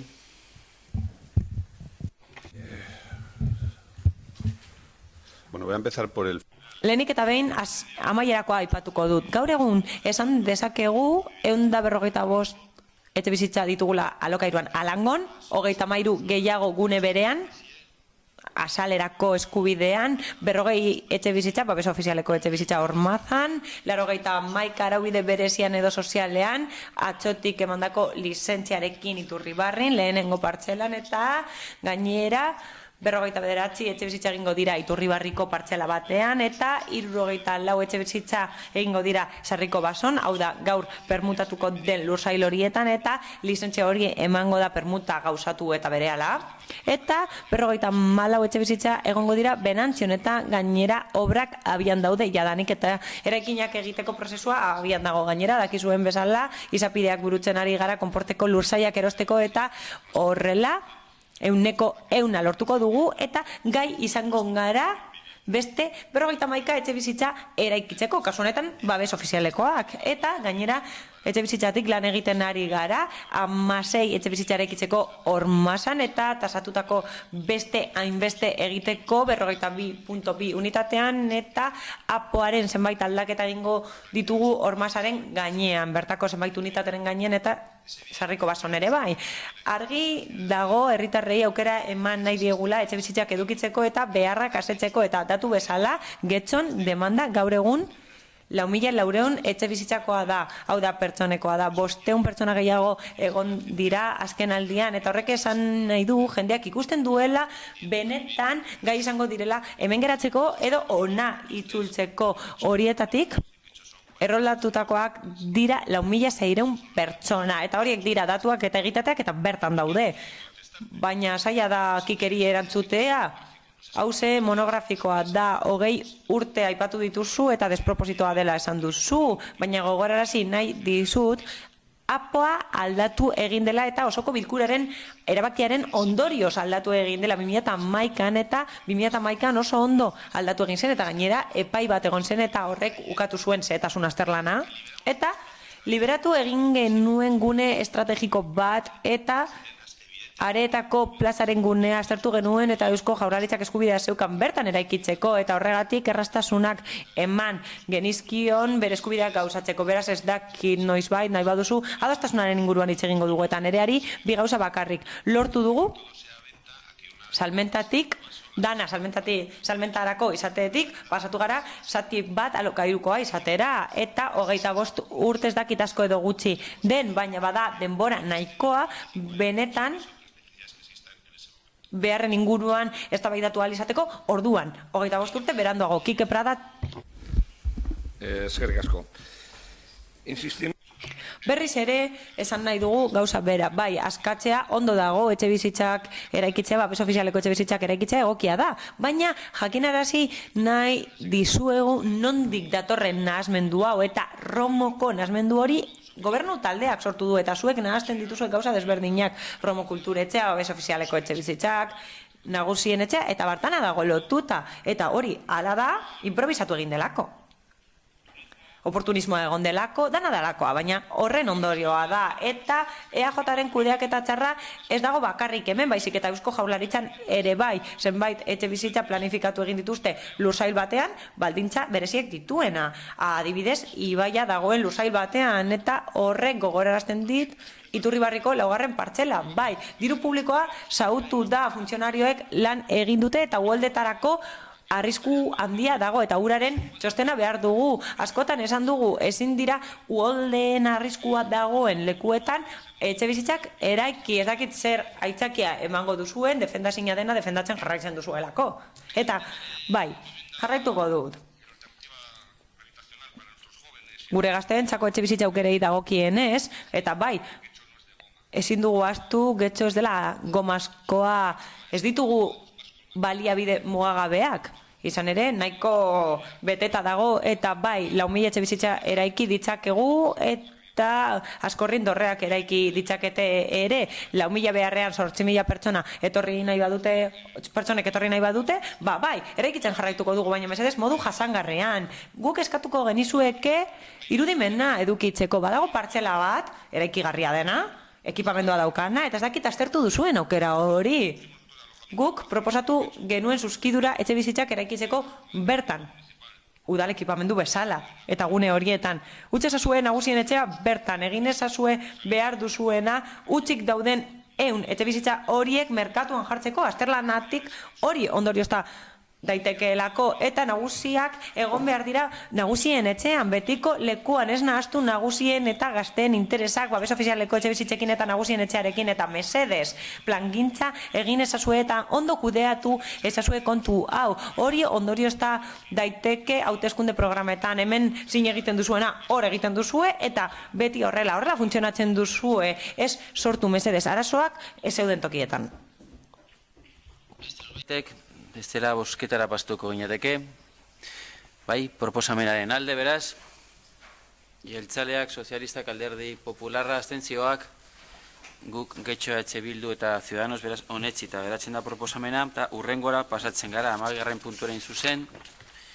Nekania Ezkorra, Gezabal Andreak, aurkeztutako berrestaratzeko errekursua sesteko proposamena osoko bilkurak 2018ko azaroaren 28ko saioan hartutako 175 garren puntuaren erabakien aurkakoa. Horren bitartez aurkeztutako alegazioak ebatzi ondoren, behin-behinean onetsi zen hiri antolamenturako plan orokorraren aldaketa puntuala 42 puntu bat hormatza banaketa arearako. Batzordaren proposamena hau da. Udal batzak 2018ko azaroaren 28ko osoko bilkuran hartutako 175 garren erabakiaren aurka, Nekania Ezkorra Gezabal Andreak aurkeztu duen berraztertze errekurtsoa ez onartzea. Erabaki horren bidez, aurkeztutako alegazioak ebatzi ostean, behin-behineko onetsi zen hiri antolamendu plan orokorraren aldaketa puntuala 42 hormatza banaketa area.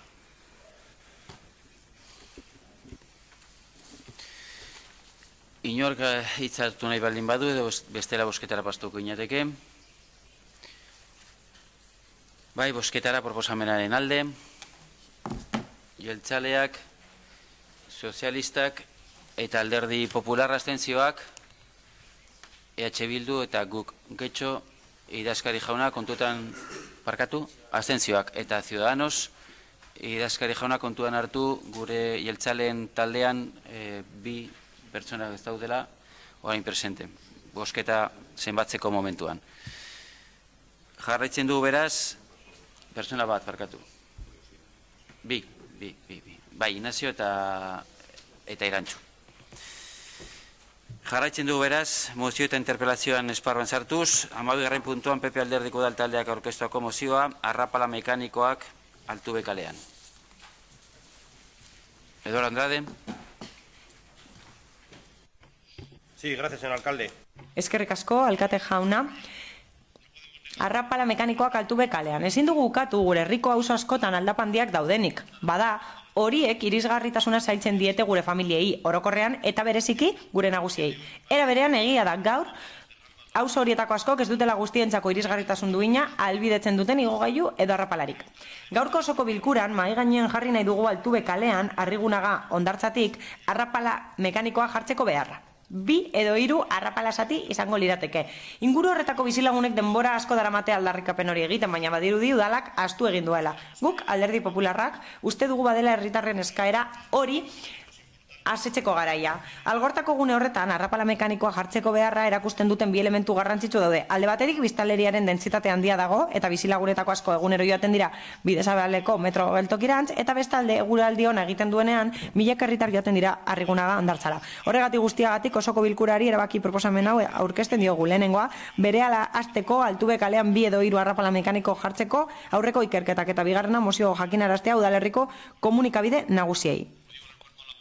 Esan bezala, zioen azalpenean, saiatzen ari gara hori lortzen. Hau da, uste dugu algortako gune hori Altube kalea, zehazki, beharrean dagoela, arrapala mekanikoak behar dituela askotan inbertitu dugu horretan, babestu egin ditugu horiek, eta azkenak izango dira, udal egoitzaren inguruan daudenak, eta gune asko bete ditugu, hau da, hase dugu horien beharra, eta uste dugu gune horrek behar duela. Altube kalean jende asko bizi da, bidezabalerantz joaten dira asko, eta gure herriko eta beste herrietako jendea joaten da Arrigunagara. Eta izan ere, aurkide bat horri zen ona, arrapala horiek proposatzeko, bai urte hauetan, lehentasunezkoa izan da beste leku batzuetan, eraikitzea arrapala mekaniko horiek beharra handiagoa zelako, adibidez, udalegoitzakoak behar handiagokoak zirela, epaitegiak eta horrelako eraikinak daudelako hemen, baina orain uste dugu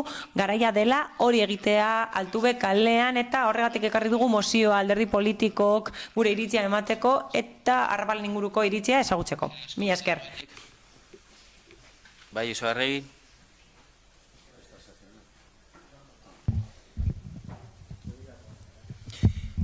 Joseba Arregi. Bueno,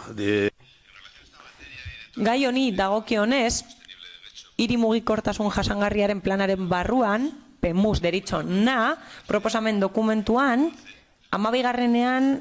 agertzen da. Aztertu egingo dira mugikortasun vertikaleko elementuen beharra. Eta horrela arrapalak, eskailerak eta igogailuak eraikiko dira pertsonen arteko harremanak sustatzeko, garraio bideekiko irisgarritasuna bermatzeko orografia konplexua den leku horietan. Horrela definitzen da PEMUS horretan, hau da, aurreikusi eginda azterlana egin behar dela, erabakitzen joateko etorkizunean egin beharko dena mugikortasun vertikalaren inguruan. Gure ustez, proposamen horretan, edo proposamen hori sartu beharko litzateke analizien eta horren arabera erabakiak hartu. Hori da gure iritzia. Esan bezala, konektatu egin dira zenbait auzo, zentroekin, edo garraiobide publikoarekin, hau da, metroarekin konektatu ditugu zenbait gune. Eta hori egin dugu orografia zaila den leku horietan eta ezi bat den leku horietan, adibidez bidezabaleko arrapalak, Salziduko arrapalak, Boako igogailuak, Ereagakoak, Villamontekoak, Alangokoak, Iturribarrikoak, Aiboakoak, Portu Zaharrekoak, eta orain egikaritzen ari da Aiboa konporte gunekoa. Eta horrela 10 milioi euro baino gehiago gastatu egin dira horretan, inbertitu egin dira horretan, eta jakin badakigu proiektu bat egiten ari da igogailu bat jartzeko generatzu eta usategiren artean. Eta horrez gain aurreikusi eta kudeatu egiten ari da igogailu bat Portu Zaharrean obispo etxe handiarekin konektatzeko, eta PEMUSak proposatzen duen bezala analizi berria egin behar da gune desberdinen inguruan elementu mekaniko berriak esartzeko, eta horien artean ziurazki egongo da zuek proposatutako, baina datu bezala esan nahi dut 4 zati daudela kale horretan, eta bik bakarrik gainditzen dute maldaren 6%.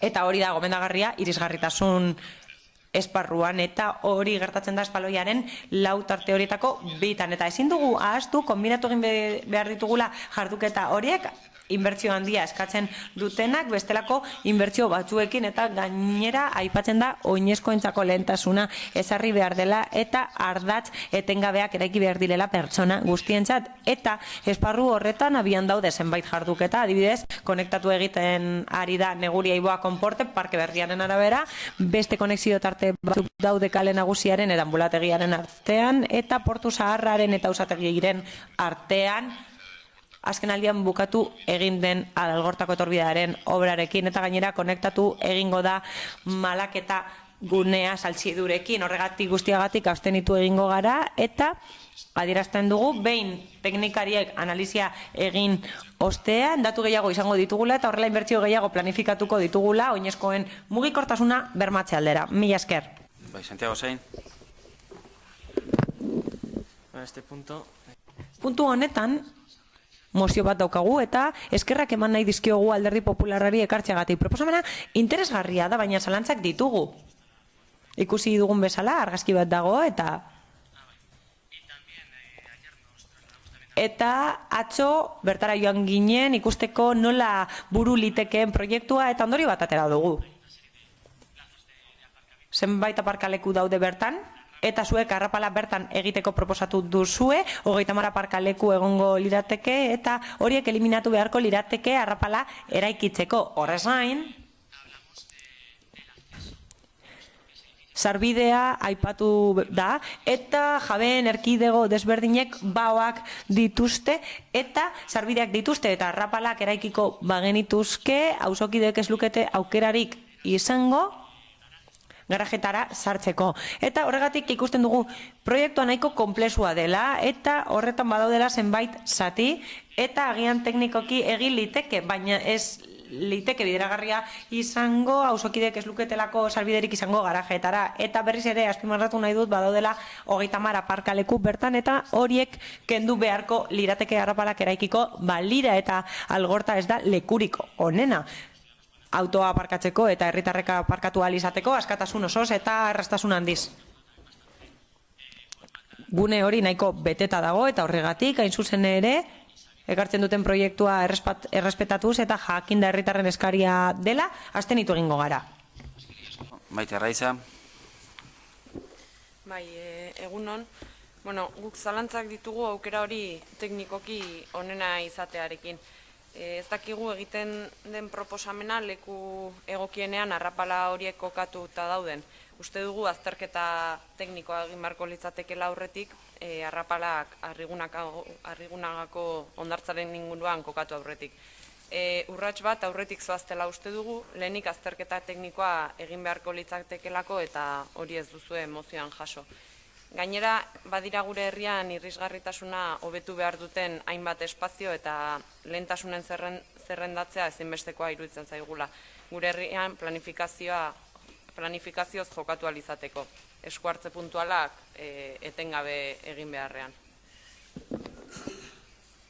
Eskerrik asko. Beste norbaitek, Enrique Olaso. Egunon guztioi. Esan da dago, alde batetik irisgarritasuna hobetzeko beharrarekin guztiz ados gaude, hori erronka importantea da eta ingurukoak eta Getxoko hiritar guztiok ikusten dugu. Beste aldetik ikusten dugu, esan da dago hemen gaur, zonalde oso konkretu batean zehaztu egiten zaretela eta agian ikerketa orokorragoak egin behar dira, Josebak aipatu ditu gauza batzuk, eta gero arrapalak gure ustez arazo pilo ematen dute, H. Bilduk esan du ikerketa teknikoak egin behar dira, ados gaude horrekin ere, gurpildun aulkiarekin mugitzen basarra beti arrapaladak kenduko dituzu zure bidetatik.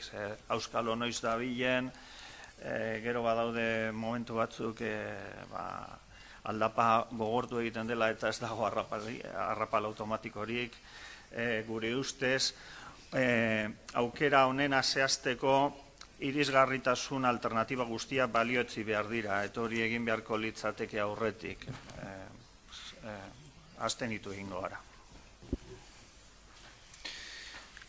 Eduardo Andrade. Gracias, señor alcalde. Agradezco. Eskerrik asko guztioi egindako ekarpenengatik. Proposamenean ez da eskatzen rampa jartzeko. Azterketa tekniko batzuk egingo direla dio. Hori nahi dugula. Gu ez gabiz esaten lanekin berehala hasteko, azterlanak egiteko baizik. Bizilagunek eskatu zuten, gu arkitektoekin lanean aritu gara, proiektutxo bat egiteko, ikusteko bideragarria den edo ez, ze abantaila dituen, eta guk abantaiak nabarmendu ditugu bizilagunek hala esan dutelako, guk uste dugu justu leku horretan behar dela, baina, bueno, espero dugu 2030 baino lehenago erabakitza herri honetan non jarri behar diren arrapalak. Guk hemen dioguna da osoko bilkurak erabaki behar duela arrapalak non jarri behar diren.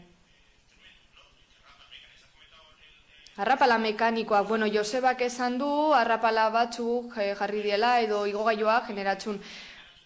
Beno, behar bada hor igogailua jarri baino lehenago, gastatu beharko genuken dirua beste leku baten arrapala jartzeko. Baina, bueno, orain esan du, beste zerbait egingo dela obispo etxe handian, hemen aipatu du gaztelania sabote pronto esaten den modu horretan, eta ez da batzordeetan aipatu. Guk nahi dugu osoko bilkuran erabakitzea instalazio horiek non jarriko diren, eta nola. Eskerrik asko guzti horiek ekarpenengatik, iritziengatik, eta, bueno, nik ez da bai dakarren nahi nuen osoko bilkura honetara, baina guk instalazio hauek datorren legegintzaldian defendatuko ditugu berriro ere, hasten itzen bazarete. Una simple aclaración. Zerbait argitu nahi dut. Orain arte jarritako instalazio guztiak muga arkitektonikoa gainditzeko jarri dira. Proposamen honek hobetu egiten ditu sarbideak, baina muga arkitektonikoa gainditu da. Tarte guztian dituen maila desberdinek erakusten dute hori. Guk jarritako arrapala kontuan hartuta gauzaz da konexio egiten ari garela bi lekuren artean. Guk kudeatzen ari gara, 27 Portu Zaharra instalazioa, bigarren tarte bat eraikitzera pasatu alizateko. Eta helburua da, parke hori irisgarri egitea, bigarren tarte horretan. Hori baino ez nuen argitu nahi. Beraz, bosketa bazten gara, mozioaren alde, Alderdi Popularra, abstentzioak, jeltzaleak, sozialistak, guk Getxo EH Bildu eta Ciudadanos, beraz, onetsita geratzen da mozioa eta hurrengora bazten gara. 14. puntuan guk udal taldeak aurkeztuako mozioa Getxoko ondare arkitektoniko eta kulturalen kudeaketa ezagutza eta erabilera. Kike Prada, zurea da hitza.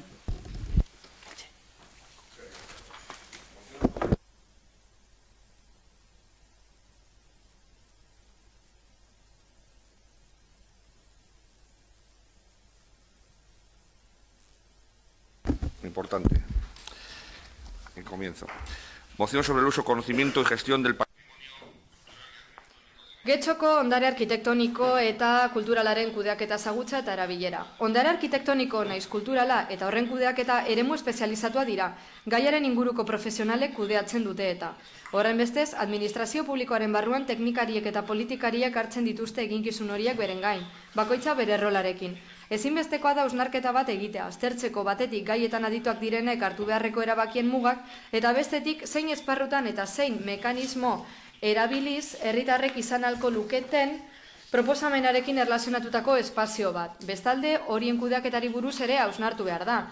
Guztiz logikoa da zenbait eremuren ardura profesionala adituek izatea. Baina horrek ez du esan nahi horri buruzko erabakiak arditzaken sektore bakarra direnik. Enpresa eta politika sektorekin batera, zeintzuk bide batez, sarritan ez diren izaten gai horietan adituak. Iraganean zein gaur egun, ezagutzaren espezializazioak funtzionatzeko modu teknokratikoak txertatu ditu horren kudeaketan. Eta horrek alarazi egin du herritarren beste sektore batzuk gai horretara gerturatzea eta horri buruzko prestakuntza izatea. Hala, kudeaketaren aukera sozialak ez dira behar beste baliatu. Legegintzaldian zehar ikusi ahal izan dugu herritarren hainbat sektore daudela arduratuta ondare arkitektoniko eta kulturalaren maneioarekin. Hala, hobekuntzak, zabalkundea eta erreskatea proposatzen dituzte, baina bereziki komunitatearentzako onuragarriago izango den kudeaketa ere bai. Kezka horri erantzuna emate aldera Euskadiko toki erakundei buruzko legeak, 2/2016 legea, apirilaren 7koa, horrek ematen digun aukera aprobetxatu eta Getxoko ondare arkitektoniko eta kulturalaren kudeaketa ezagutza eta erabilerari buruzko deliberamendu prozesu bat diseinatu behar dela uste dugu. Hori izango da Getxoko ondare naturala osatzen duten eremu naiz espazioen kudeaketa ezagutza eta erabilerari buruzko hausnarketa prozesuari ekin aurreko urratsa. Prozesu hori ondare naturala kontserbatzeko lege berria honesten deanean landuko da. Hau da, ekainaren 30ko 16/1984 legea ordeztuko duen legea honesten denean. Guk Getxo udaltaldeak erabaki proposamen hau dakargu osoko bilkura honetara. Getxoko udaleko osoko bilkurak erabaki du eztabaida edo hausnarketa prozesu bat hastea Getxoko ondare arkitektoniko eta kulturalaren kudeaketa ezagutza eta erabilerari buruz. Parte hartze izaerako deliberamendua egiteko erabakia onetsiko da horretarako. Eta jarraian adierazitakoak zehaztuko dira, bat etorriz Euskadiko Toki Erakundei buruzko legeraren 76.2 artikulu horrekin. Bat, deliberamendu prozesu mota eta horren olakotasuna. 2, gehieneko parte hartzaile kopurua. 3, parte hartzen dutenen kondizioa, norberaren izenean edo erakundeen ordezkaritzan. Plataforma, foro, dosaren ordezkaritzan esaterako. Eta horiek hautatzeko irizpideak. 4, prozesuaren gehienezko iraupena. 6, ondorioak erabakitzeko formatua, 7, prozesua zuzentzeko arduradunak, gobernuko dagokion mailak zehaztuko ditu, eta azkenik, barne hartzea komeni diren gainontzeko baldintza guztiak.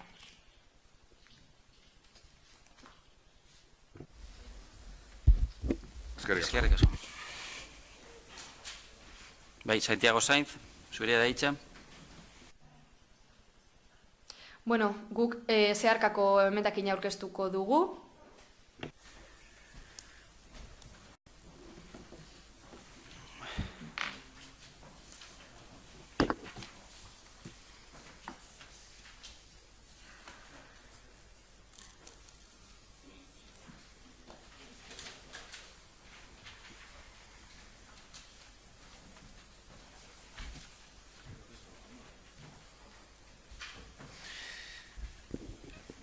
Bai, Ciudadanoseko bozeramarrari dagokio zuzenketa honen irakurketari aurre egitea, behaz, aurre zurea da hitza.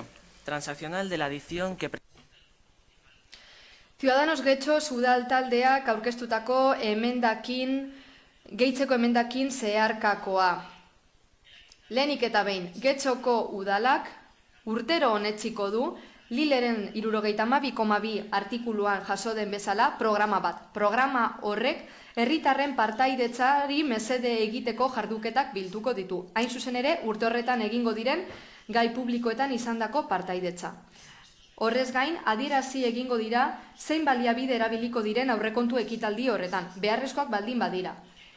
Beti ere, kaltetu gabe beste dozein ekintza egiteko aukera, hala badarogikio, eta ez bada urteroko programan sartu. Bigarrena, kopia literala. Ez edo baietza ematea, proposamen hori.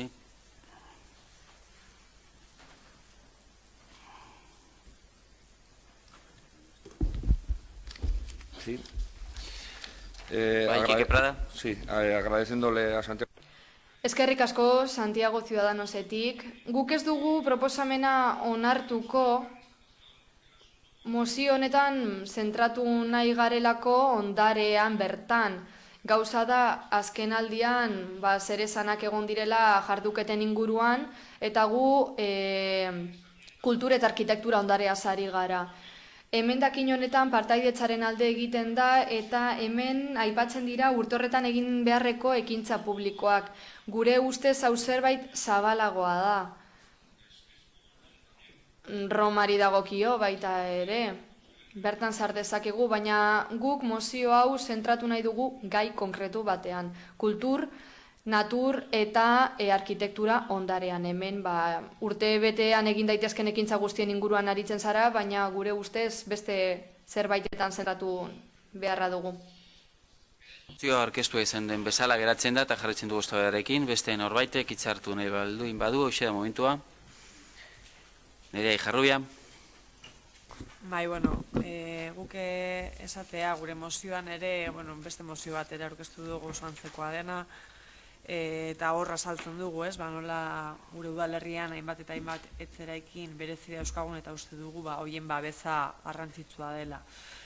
Uste dugu ere zarri askotan udalerri honetan erabili den formula izan dela eraikitzea, abandonatzea eta bota berriro eraikitzeko, Zelantzari gabe formula horrek herri paisajaren eraldaketa dakar, abiadura eta erritmo bizian, eta uste dugu tajuzko aldaketa hauek eragina daukatela biztanlerian eta herriaren kalitate bizualean, osasunean ere bai. Arrazoi horiek medio besteak beste bat egiten dugu guk talde politikotik egiten den proposamenarekin. Uste dugulako gure mozioan proposatzen dugunarekin bat egin dezakela eta bide beretik doala proposamena bera, horregaitik baiezkoa bozkatuko dugu. Eskerrik asko. Bai, Quique Prada. Eskerrik asko. Bueno, zerbait argitzearren, gauza da proposamena guretzat argia dela, agerikoa dela.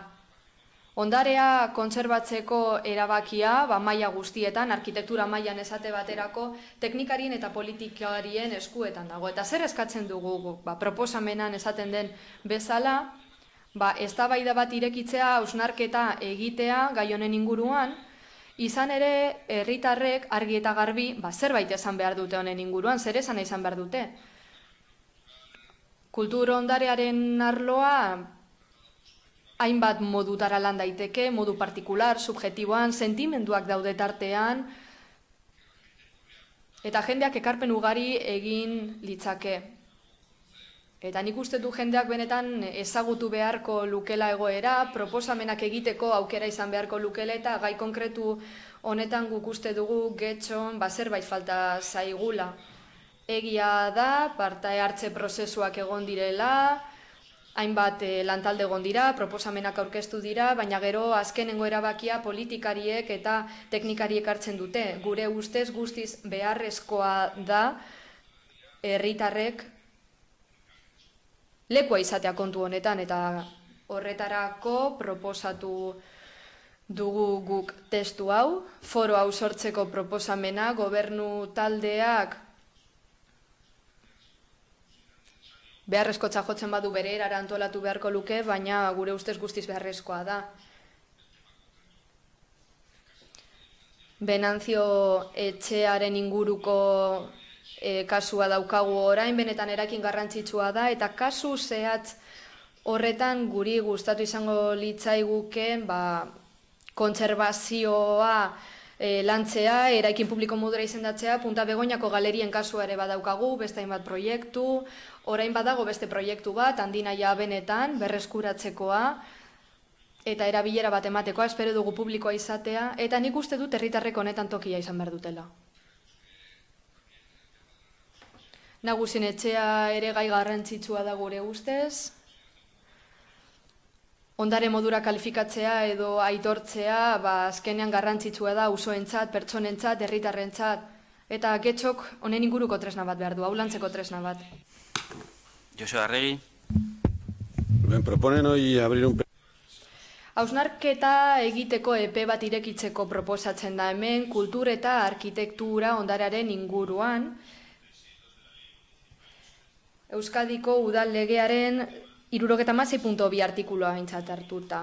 Eta hemen eskuhartze eta erabilera muga batzuk markatzen dira. Zeren ondorio da hori hausnarketa prozesu luzen ondorio. 25 urte baino gehiago hartu dituztenak. Eta gainera parte hartze izugarria izan dute prozesu horiek.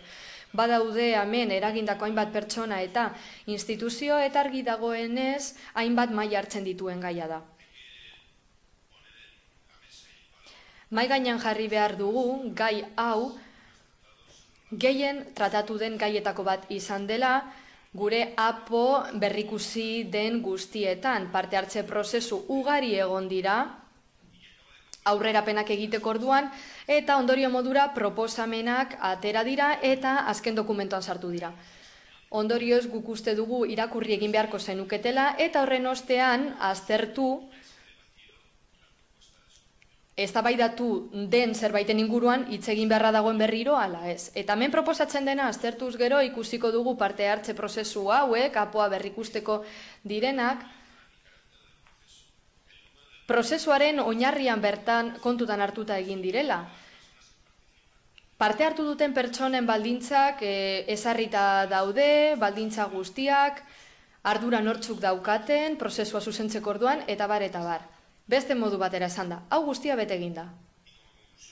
Ondorio bezala,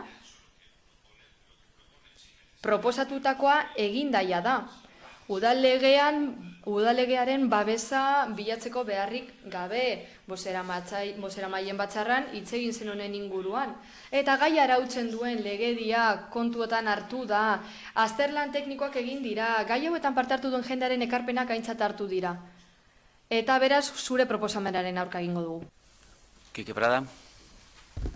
Eskerrik asko. Bueno, lamentablemente vemos... Zoritxarrez ikusi dugunez gobernu taldeak uste du guk eskatutakoa egina dagoela ja da. Guk uste dugu ez dela horrela. Nik lantaldean parte hartu nuen bere garaian eta proposatu zen hau. Non dago?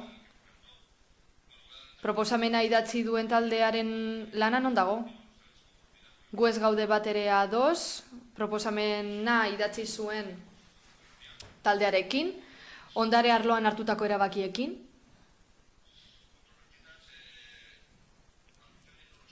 Arbitrarioak izan ziren ez dakit, baina zer esan eman zutela bai.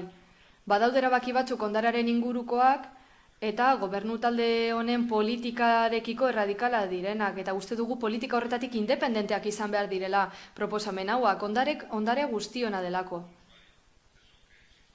Guk ez dugu behar bere garaian egindako parte hartze prozesuren bat, horrelako lantalde bat eratzeko eta hau bukatutzat emateko. Gai hau egunero landu beharrekoa da, auzo guztietan, urbanizazio guztietan, proiektu guztietan. Zure ustez beraz ez da beharrezkoa kontsultak egitea? Romean oinarritu edo zentratu gabe? Rom eskaso horretan, hitz egin behar dugu kontsulten inguruan. Zoritzarrez, ikusi dugunez,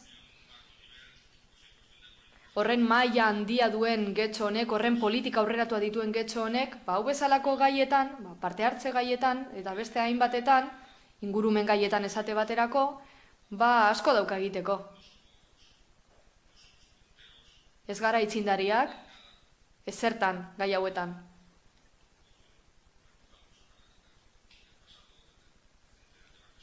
Duela gutxi izan dugu Romaren inguruko eztabaida da ikusi dugu gauza asko eskaz geratu direla oraindik. Niri benetan triste uzten nau egoera honek. Gobernu taldearen erantzun honek. Erratuta zaudete. Ondare eta kontserbazio gai hau egunero landu beharra dago. Baina zuek uste baduzu honekin ja espedientea bukatutzat eman dezakegula, zuek ikusiko duzue. Gracias, alcalde. Nosotros nos parece correcta la propuesta.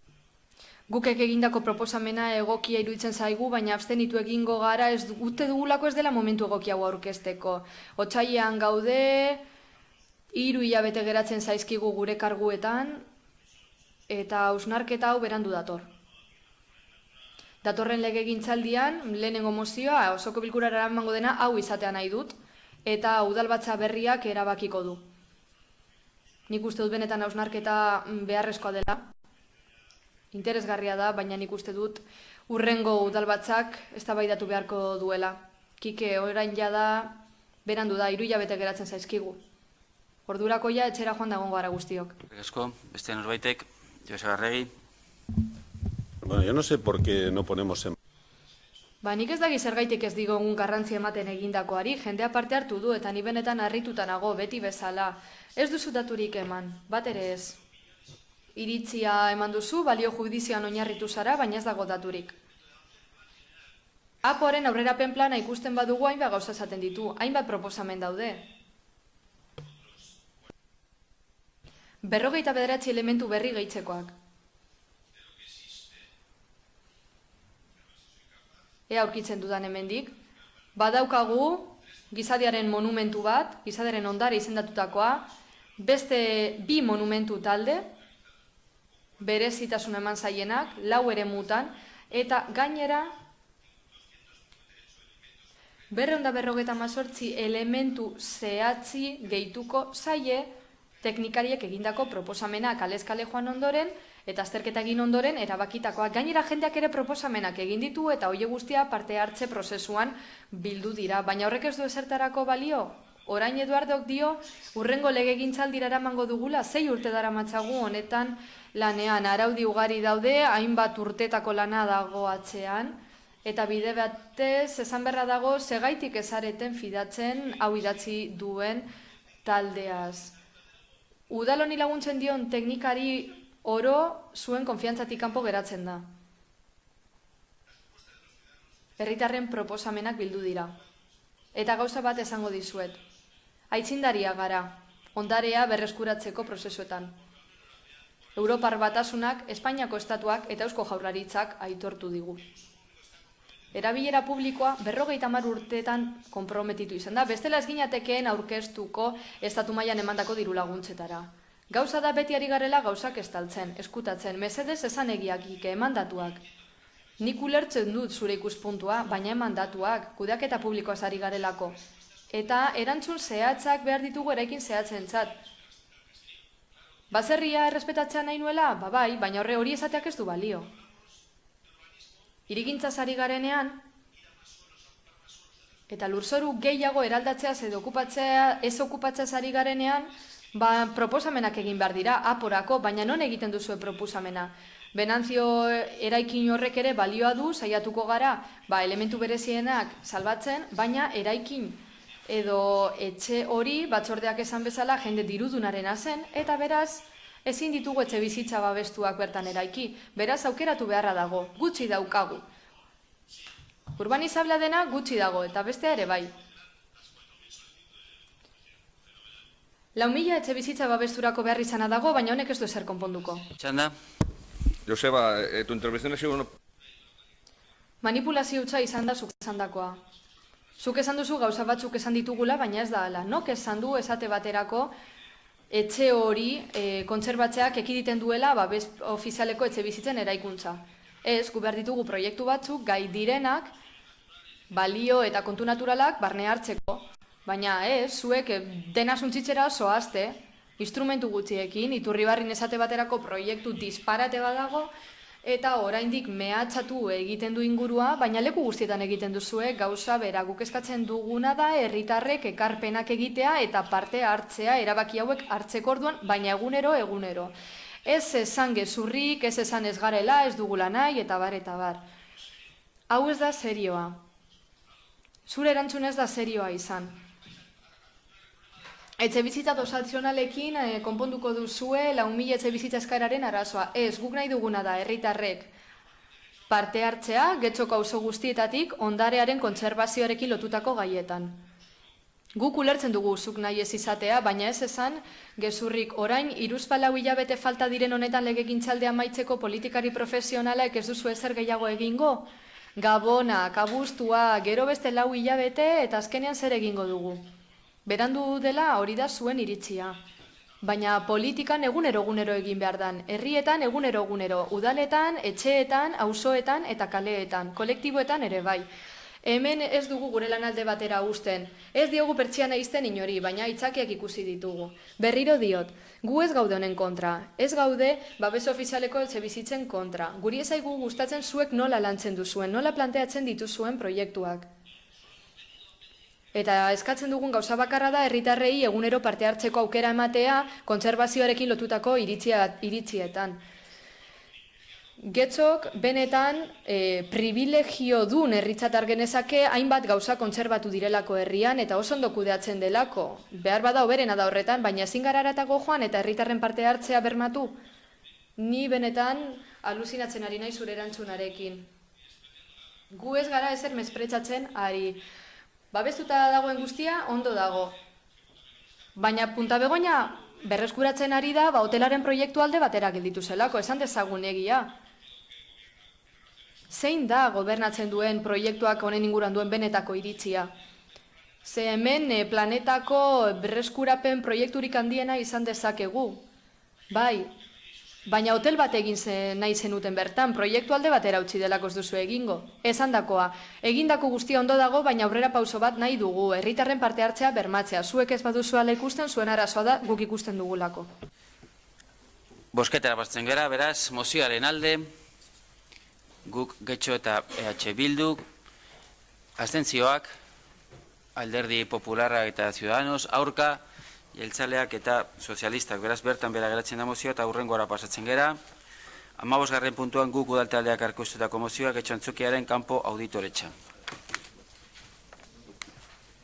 Paula Mier, barkatu.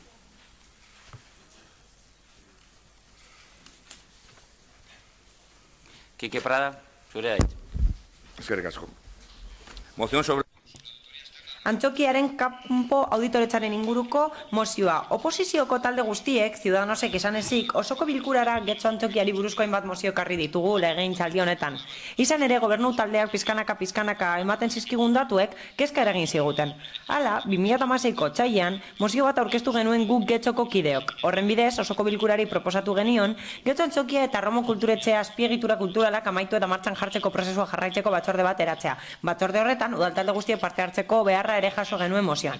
9 hilabete beranduago, 2016ko azaroan, Alderdi Popularrak mozio bat aurkeztu zuen. Horren bidez, kanpoko auditoria bat kontratatzeko eskatu zuen. Getxo Antzokiaren kostuaren hasierako aurreikuspenaren eta kostu errealaren arteko alde ekonomiko handiaren arrazoiak argitze aldera. Izan ere, 2016ko azaroan kostua 50 baino gehiago handitu zen hasierako aurreikuspenarekiko. 2018ko martxoan, EH Bilduren txanda izan zen eta mozio bat aurkeztu zuen, Getxo Antzokiaren kudeaketa publikoa zuzena eta eraginkorra izan zedin bermatzeko asmoz. Bada, guken zuzenketaren ostean, Getxo Antzokia eta Romo kulturetxea azpiegitura kulturalak amaitu eta martxan jartzeko prozesua jarraitzeko bat sortzea ere proposatu zen. Batzorde bat sortzeko 2016ko txaian proposatu genuena. Argi dago obra egikaritzeko epean eta zenbatekoan egonden desorekak oposizioko talde guztiei edo gehienei eragin digula kezka. Beraz, alde handi horien arrazoiak eta kausak diagnostikatu behar ditugu akats berdinak ez egiteko beharrezko neurriak hartu ahal izate aldera. Guk Getxo udal taldeak erabaki proposamen hau dakar osoko bilkura honetara bakarra. Getxoko udaleko osoko bilkurak kanpoko auditoria bat egingo dela erabaki du. Getxo Antzokiarentzako hasieran aurre ikusi zen kostu ekonomikoaren eta benetan izandakoaren arteko desoreka aztertuko duena, bai eta obra gauzatzeko hasieran aurre ikusitako epearen eta benetan izandakoaren arteko ere desoreka horiek aztertzetik ondorioztatuko da zerk eragin dituen eta auditoria Getxoko udaleko gardentasun notarian argitaratu beharko du. Erabili egingo du nire txanda? Azaltzeko lehenik eta behin, mozioa, kasu honetan 2016an Alderdi Popularrak eskatutako gauza bera eskatzen duela obra amaituta beharrezkotzat jotzen dugu. Argi dago ez gatozela honekin gaia monopolizatzeko mozio hori denok babestu genuen eta kontu hori ez da denona alderdi guztiona baizik eta herritar guztiena ere bai. Argudiak eta asko ematen dira eta azalpen asko ematen dira eta ez ditut zalantzan jartzen gobernu taldearena kasu honetan, baina realitatea da desoreka dagoela epean eta zenbatekoan, hau da, kostuan ere bai, eta nahiko handia izan da desoreka hori eta alde hori, hau da, Alderdi Popularrak 2016ko azaroan mozioa aurkeztu zuenean, bai, 2016 aipatu dut lehen, eta bai, orduan aurkeztu zuen mozioa Popularrak, eta kostua 50 baino gehiago handituta zegoen, eta azkenean 60 baino gehiago handitu eginda hasierako 22 milioi horiekin alderatuta, eta besterik gabe, guk ulertzen dugu, logikoa dela, eta bai, ulergarria dau auditoria eskatzea argi dago gobernu taldeak uste duela dana dagoela justifikatuta eta ondo azalduta, baina guk uste dugu beharrezkoa dela hori eta bere garaian uste genuen beharrezkoa zela Popularrek proposamena aurkezterakoan eta gainera auditoriaren alde egon ginen guztiok, oposizioko guztiok eta bai zenbait gauza aipan itzake, kostuak aipan itzake, egitateak, plazako bankuak, gastu inmorala dira, 10.000 euro gastatu egin dira, proiektuak aldatu egin dira, eta egia esan proiektua egikaritu da, eta adibidea izan liteke jakiteko nola ez den kudeatu behar edo nola ez den egikaritu behar onelako proiektu bat hain garestia dena, kasu honetan, eta hain dimentsio handikoa dena. Ni nagusia naiz, ja da, baina 9.000 milioi peseta izango lirateke 10 urteko obra egin da Getxo Antzokirako, eta bai, azalpenak egongo dira dana saltzeko zergatik egin da horrela, zergatik handitu da epea eta zenbatekoa, baina orain dela gutxi zenbait kreditu onartu ditugu 3.000 eurokoak eta oraindik ez dakigu zertarako erabiliko diren, nora bideratuko diren eta zenbait gauza daude, gauza anitz daude, eta hori bakarrik egin daiteke diru publikoarekin. Soilik egin daiteke diru publikoarekin. Egikaritze hau bakarrik egin daiteke horrela kostu asko handitu da, aldaketa asko egin dira eta epeak aldatu egin dira, bestela ezingo litzateke hau egin eta diru publikoarekin, bai gauza hauek egin daitezke eta gainkostu hauek egin daitezke, baina edonola ere ez naiz hartuko mamia, naiz eta batzuk aipatu ditudan gainetik, baina bai, esan bezala auditoria beharrezkotzat jotzen dugu. Hain zuzen ere, gertatutakoa bitxia delako eta datuek merezi dutelako benetan auditoria hori egitea.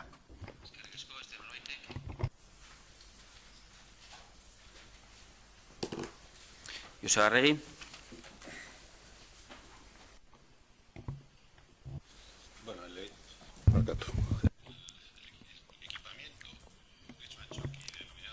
Getxo Antzokia ekipamendua da, Getxo Antzokia musika eskola, eta funtzionamenduan sartuko da jaio zen bezala. Eta horregatik plan orokorra proiektura egokitzea onartu da, eta hori aho batez onartu egin zen osoko bilkura honetan. Eta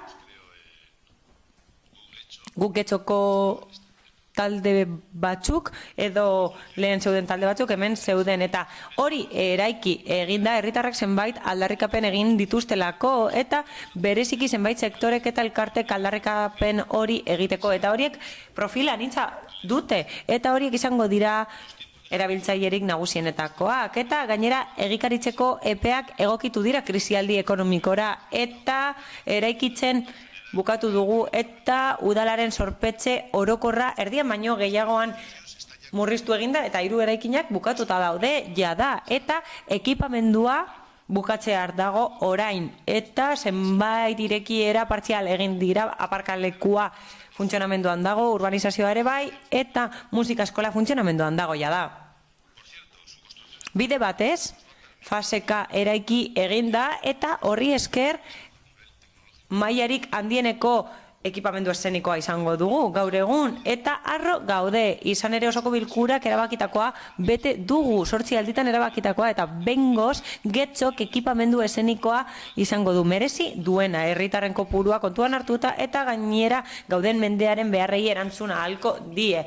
Hala, irekiera apurka egingo da, eta krutxero batek bezala epe bat beharko du, eta modu mailakatuan irekiko da, izan ere eraikin bat izateaz gain oso instalazio konplexua da, eta bukearekin alderatuta desberdintasun bakarra da ez dela mugitzen, eta gainera konplexutasun teknikariak eskatzen ditu, eta gainera gai izan behar dira hori maneiatzeko modu kolektiboan, eta horretan ari gara eskarmentua lortzen, eta espero dugu lehen mailako teknikarien laguntza izaten jarraitza. Eta nahi baduzuek kostuak aipatuko ditugu. Azken prezioa da proiektu desberdinak gauzatzea sortu dena, batzuk eraikitze proiektuak izan dira, beste batzuetan altzariak eta mobiliarioa erosi behar izan da, eta azken ekipamenduan zenbait eraikin daude, eta hori ekipamendu handia da arteentzako eta bestelako promoziorako. Hala, guztira danak daude prestatuta zenbait ekitaldi hartzeko eta prestakuntza eskaintzeko, bai barrualdean, bai kanpoaldean, eta historia laburki azalduta proiektuak egikaritu egin dira, eta lizitatu eta likidatu egin dira indarreko araudia betez une oro, eta araudi hori aldatu eginda batez ere kontratazioari eta segurtasunari dagokienez. Eta dakizuen bezala orain dela denbora nahikotxo zenbait esleipen daude, eta 100%koak dira. Horrez gain, fiskalizatu egin behar da aurretiaz, eta geroztik, eta gainera fiskalizazioak asko zorrotxagoak dira auditoriak, baino gehiago, eta funtzionarioek egiten dute hori, eta horrelako eginkizunak burutzen dituzten modu independientean, eta ez daukate zerikusirik osoko bilkurarekin, gobernu taldearekin edo alkatearekin, baina horrez gain badago kontratazio zaila eta independienteak dira izapidetxeetan eta proiektuen idazketan. Hala, bizitzen dugu eta kudeatzen dugu, eta horien zorrostasunaz fidatzen gara. Eta gobernu bezala ezagutzen dugu euren zorrostasuna, baina horrez gain faseka egikaritu da, eta fiskalizatu egin da. Korrupzioaren aurkako fiskaliak aztertu egin du, eta kontu publikoen Euskadiko organoek babestu egin dute faseka egitea proiektu hori, eta gainera kontuak onartu egin dituzte. Azkenengo ekitaldian aurkeztutakoak, eta konplexua egikaritzeko kostuei dagokienez orain dela urte asko esan genuen azkenengo kostua 40 milioikoa izango zela bez barne, eta horri gehitu beharko genioke mobiliarioa, ekipamendu esenikoa eta laguntza teknikoa proiektu esenikoentzako. Izan ere, hori ez da inoiz egon oinarrezko proiektuan sartuta. Hala, ekipamenduak 18.000 metro karratu ditu, eta beste metro karratu batzuk urbanizazioan, eta orotara 22.000 metro karratu dira. Beraz, obra 1.500 eurokoa izango litzateke metro karratu bakoitzeko, eta zifra hori beste ekipamenduekin alderatuta txikia da. 2009-tik 20 mozio aurkeztu dira hemen, eta horietako asko ukatu egin dira, eta aipatutako 3 horietako 2 ukatu egin dira. Aipatutakoak mozio horretan, eta berriz ere esan nahi dugu proiektua osoko bilkuraren babesik gabe ez litzateke errealitate bat izango gaur egun. Hau da, plenoak onartu egin du proposamen partziala eta proiektua eta beste zenbait kreditu onartu egin dira egikaritzen jarraitu ahal izateko. Eskatuko nizueke benetan hause usteko, azken fasean gaude eta desprestigiatu egin nahi duzue udalkudeak eta bai teknikoa, bai politikoa eta bakarrik desgastatu nahi duzuelako gure gobernua. Bide batez, udal talde bezala auditoria pribatua eskatzen duzue, hori da zuen eredua kudeak eta publikoa kontrolatzeko, nahiko harrigarria da, ezta? Eta bai, bukatzearen azkenengo zifrak azaldu egingo dira zehetasunez urrengo informazio batzordean urtero egin dugun bezala. Horri alde batzuk emango dizkizuegu eta hemen taula honetan agertuko dira zenbateko guztiak, kontratu guztiak eta zehetasun guztiak emango ditugu hemen. Besterik gabe, mila esker. Eskerrik asko, beste norbaitek, Eduardo Andrade. Eskerrik asko alkate jauna. Guk babestu egingo dugu mozioa ezin da bestela izan eta egia esan osoko bilkurak babestuko du eta alkateak ez dio kasurik egingo 20 mozio guztiak ez dituelako onartu agian ez dutelako arretari jarri horretan edo gastu egin dituztelako proiektuak ez dauka zentzurik. Obrak 4 urte beharko zituen 30 milioi euro gastatu dira eta azkenik 12 urtean egin dira obrak 52 milioi euro gastatu dira. Oraindik ez ditugu datu guztiak eta inork ez du ulertzen hainbeste diru zahutza negligentzia hutsa da, ez da posible. Edonor pentsa dezake hori, hau da, 10 urte geroago bukatu eginda proiektua eta 50 igo da proiektua. Guggenheimek baino gehiago kostatzen du eta Josebaren azalpena ikusita bai, antzokiaren pleno monografikoa egin beharko genuke nik sorte handia daukat eta honekin hasi zenetik nago hemen eta historio asko konta nitzake. Hasieran planaren aldaketa honetzi zen talde idazleak proiektua egin alizateko eta talde tekniko batek antzokiaren proiektua honetzi zuen eta horrek kontuan hartu zituen gure ekarpenak eta gero beste arkitekto bat kontratatu egin zen eta guztiz aldatu egin zuen hasierako proiektua eta 2010ean beste proiektu bat aurkeztu egin zen herritarrek eta ordezkariak aurkeztu zutenaren guztiz desberdina, formas, kolores eta gauza desberdinez aldatu egin zen, iluminatu bat zelako eta martxaren arabera improvisatzen zuelako pertsona horrek eta zinegotxe honek galdetzen zuen zenbat kostako du horrek eta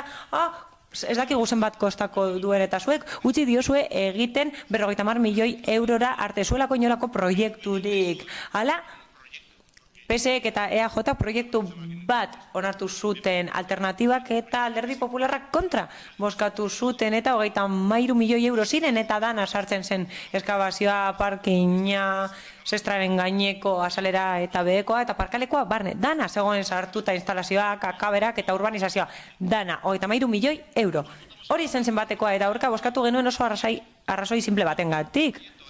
Proiektua onartu beharrean, zatikatu egin zen epe desberdinetan, parte desberdinetan eta talde desberdinetan eskabazioa A, lehenengo fasea, bigarren fasea, hirugarren fasea eta helburu bakarra zen esleipenak plenora ez etortzea. Izan ere, ideia ona izan zenuten eta proiektu horiek guztiak eta fase horiek guztiak mugaren azpitik zeuden.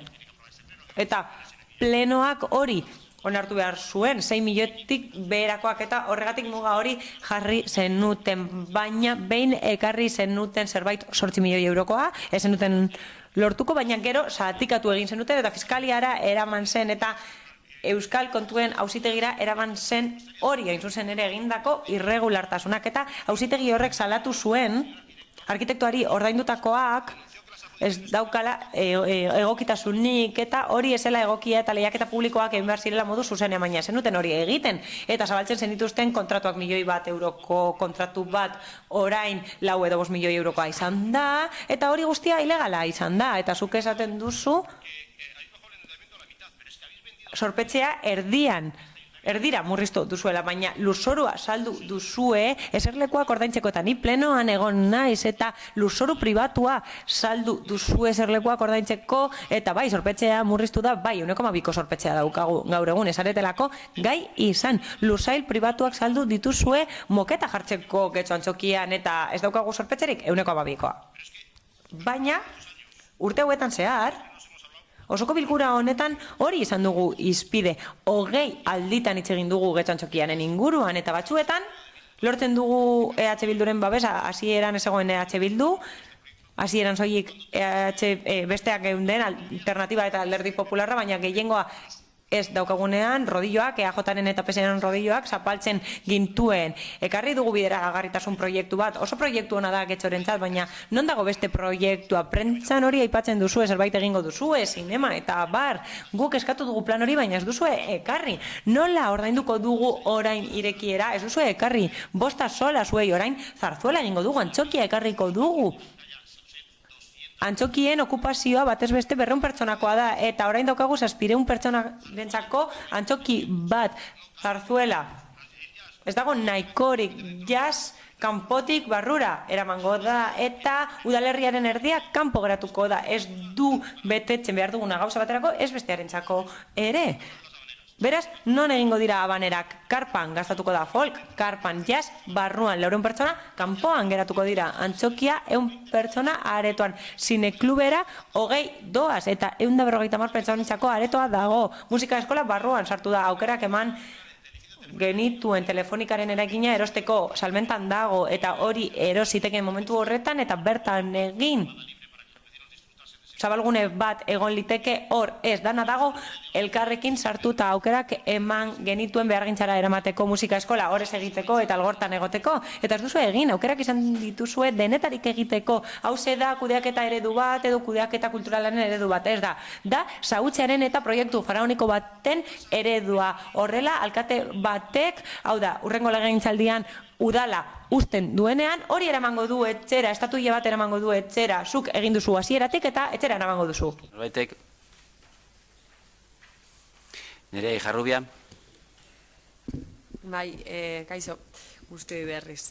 Bueno, orain dela gutxi guke Antzokia zulo beltza bezala izendatzen genuen. Izan ere, honek ere Galaxiako zulo beltza bezala, honek ere inguruan izan dituen partida, diru partida ugari pila zurgatu dituelako, etengabe gainera. Guretzako, bueno, hainbat ideia azpimarratu nahiko genituzke, gai honen inguruan.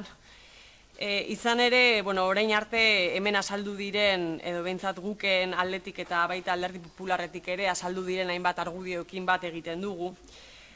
Lehenik eta behin, esan behar duguna da, EH Bildutik pentsatzen dugula noski Antzokia behar dugula, Antzoki bat behar duela, eta ez bakar bat behar duela herri honek, baizik eta Antzoki eta azpiegitura nahiko behar dituela herri honek.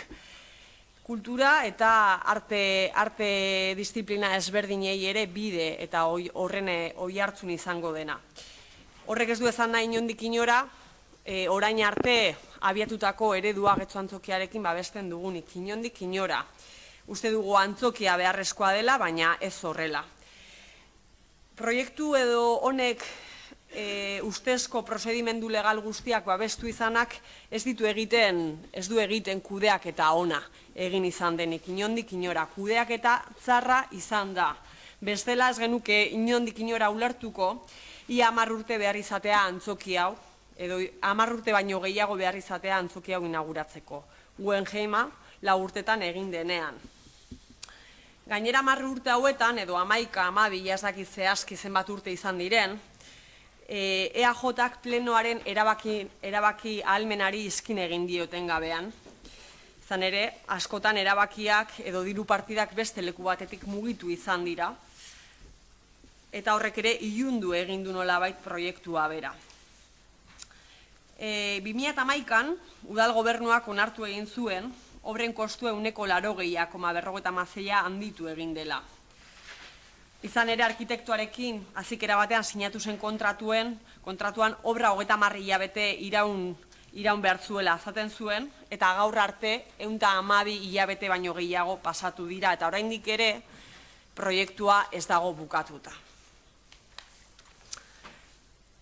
Gainera, horrek ere eragin kostu nabarmenak eragin izan ditu, eta lehen ere aipatu den bezala, hasierako zifra hori arkitektoak kobratu behar zuena izugarri igo da, noski, beza ere bi aldiz igo da denbora honetan guztian, eta horrek proiektua erabat ere etengabe garestitu egin du.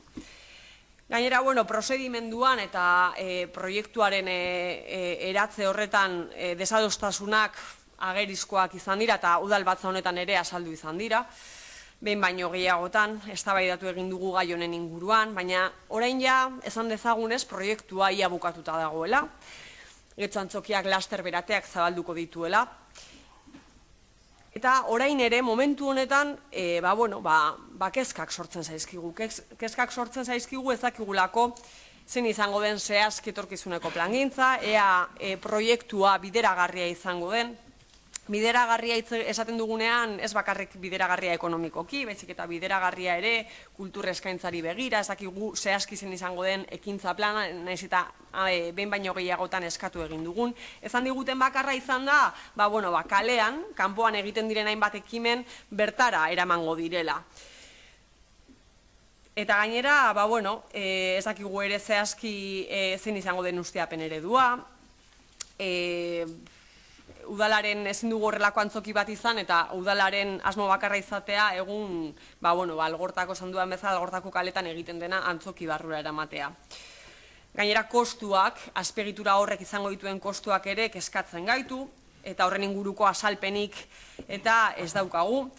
Beraz, prozedimendua ezan dezagun, proiektua bukatzera doa, baina bukatuko du hasi den bezala eta egin den bezala. Argitasunik gabe, zehaztasunik gabe, zer egin behar den horretan, eta uste dugu, izendatzeko modu bat zulo beltza izendatzen dugu, baina askotan ere proiektu faraoniko bezala definitu dugu, sekulako virus hauketa ekarri duen proiektua, lotza ere askori sortu digun, eragin digun proiektua, orain esaten dugu hau betez eta esaten dugu modu oso ekarriko ditu gauza pilo bat, egingo ditu gauza pilo bat, eskaintza izugarria eta gainera azpiegitura oso modernoa eta eraginkorra ekarriko dugu gaur egungo jendarteak behar duenari erantzuteko, baina ezin dugu ahaztu zein izan den kudeaketa bera. Ezin dugu ahaztu zein izan den kudeaketa, eta kudeaketak asko hobetzeko zeukala edo daukala ezan dezakegu.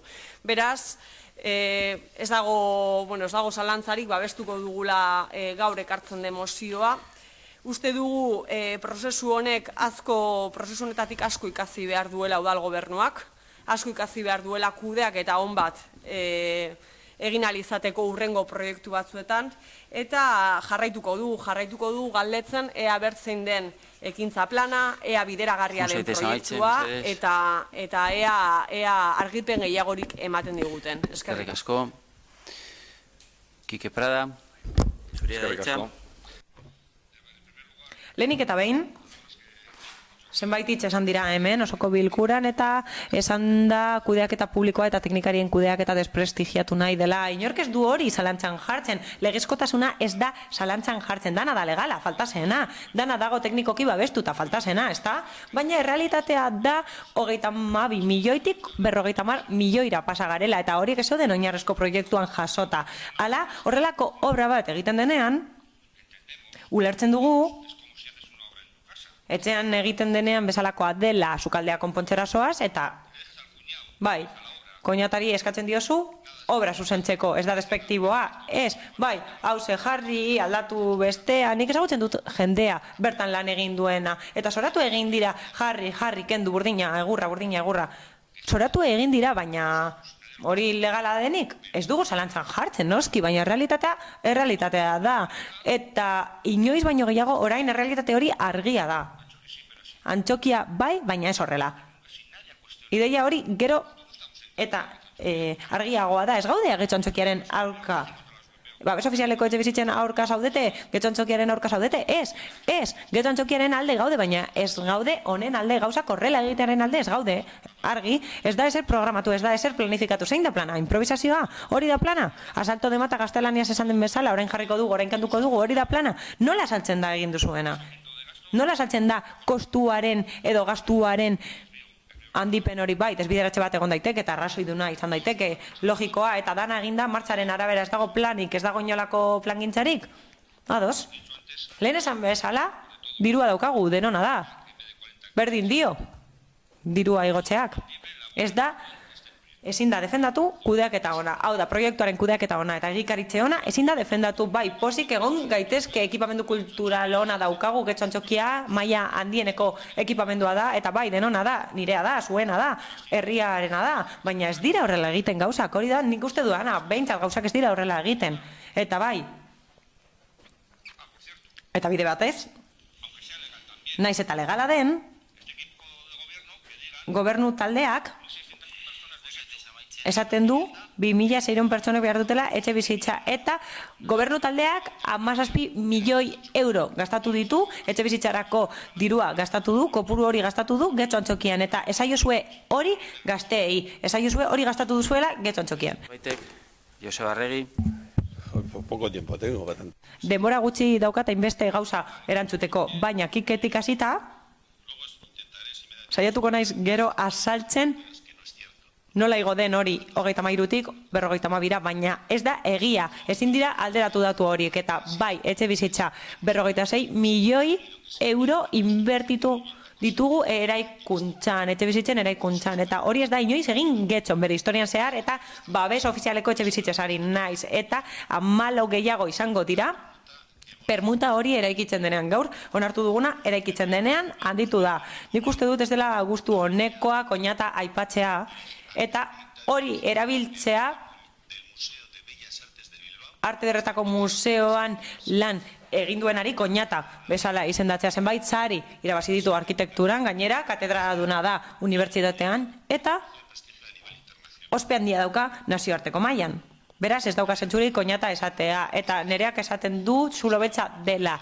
Ez, beltza da, Getxo Antzokia da, beltza, ikusiko duzue barrura sartzen zaretenean, eta hori dago modan, artek beltza eskatzen dutelako, kudeaketa txarra edo ona, ez naiz horretan sartuko, ez dut esango kudeaketa txarra edo ona izan denik, hori izan da kudeaketa posiblea, argi dago, inbertsio bat eginda, eta epeak izan direnak izan dira, eta krisialdi ekonomikoak epe horiek ezarri ditu, eta gainera indarreko legeria kontuan hartu behar izan dugu, eta zorionez, naiz eta gobernu taldeo jasan dugun, erabaki genuen faseka egitea bestela, gaur egun, monumentu bat egongo litzateke. Ekipamenduaren omenerako monumentu bat egongo litzateke, eta denotakigu krisialdi ekonomikoarekin batzuek iraundutela eta besteek ez. Gure eredua hori da, Romo kulturetxea nabarmentzea, arrakasta itzela da.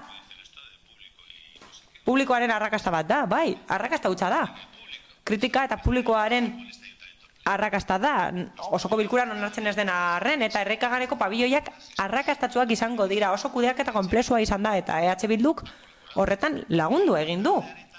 Areetako merkatuari dagokionez, elkartegia zer zen eta zer da, hori kontuan hartu behar dugu, bakeder.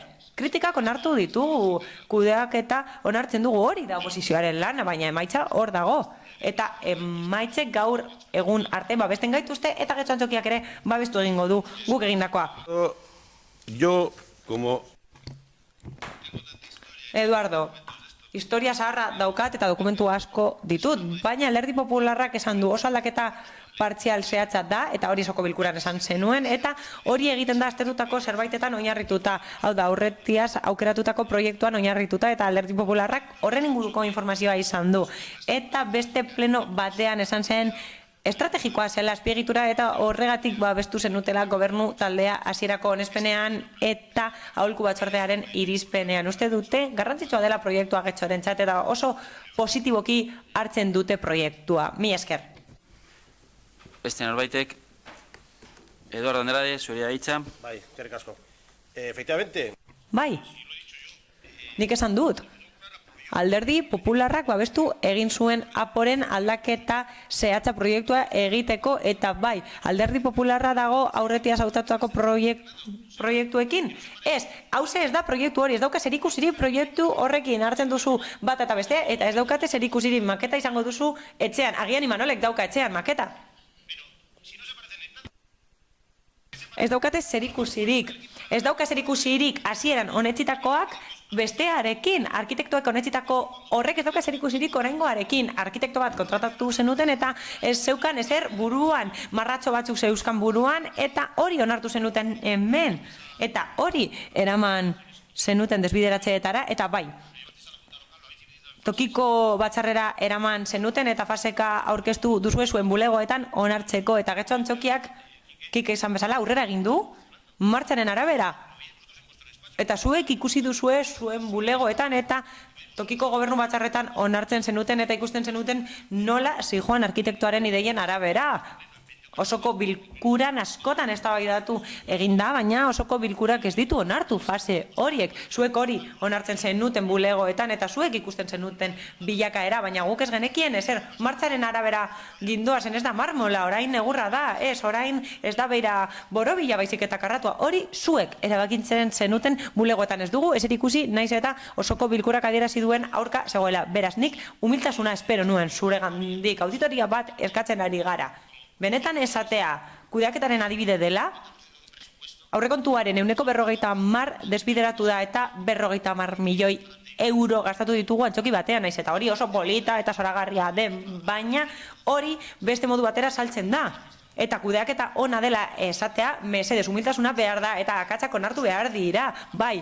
Akatsak egin ditu, gehiegi behar izan dugu, luzatu egin gara. Ez, 2010ean, honetzi egin bazenute proiektu bat, agian obra bati eman behar zenioten eta 4 urtetan hori izango genukeen eta 22 milioi eurokoa izango zateken proiektua eta zaharkituta egongo zen, baina erabiltzeaz, ez erabiltzeaz eta 10 urtez erabili izango genukeen. Eta orain hasiko gara erabiltzen eta badago zaharkituta. Kike Pradas, kenengo txanda.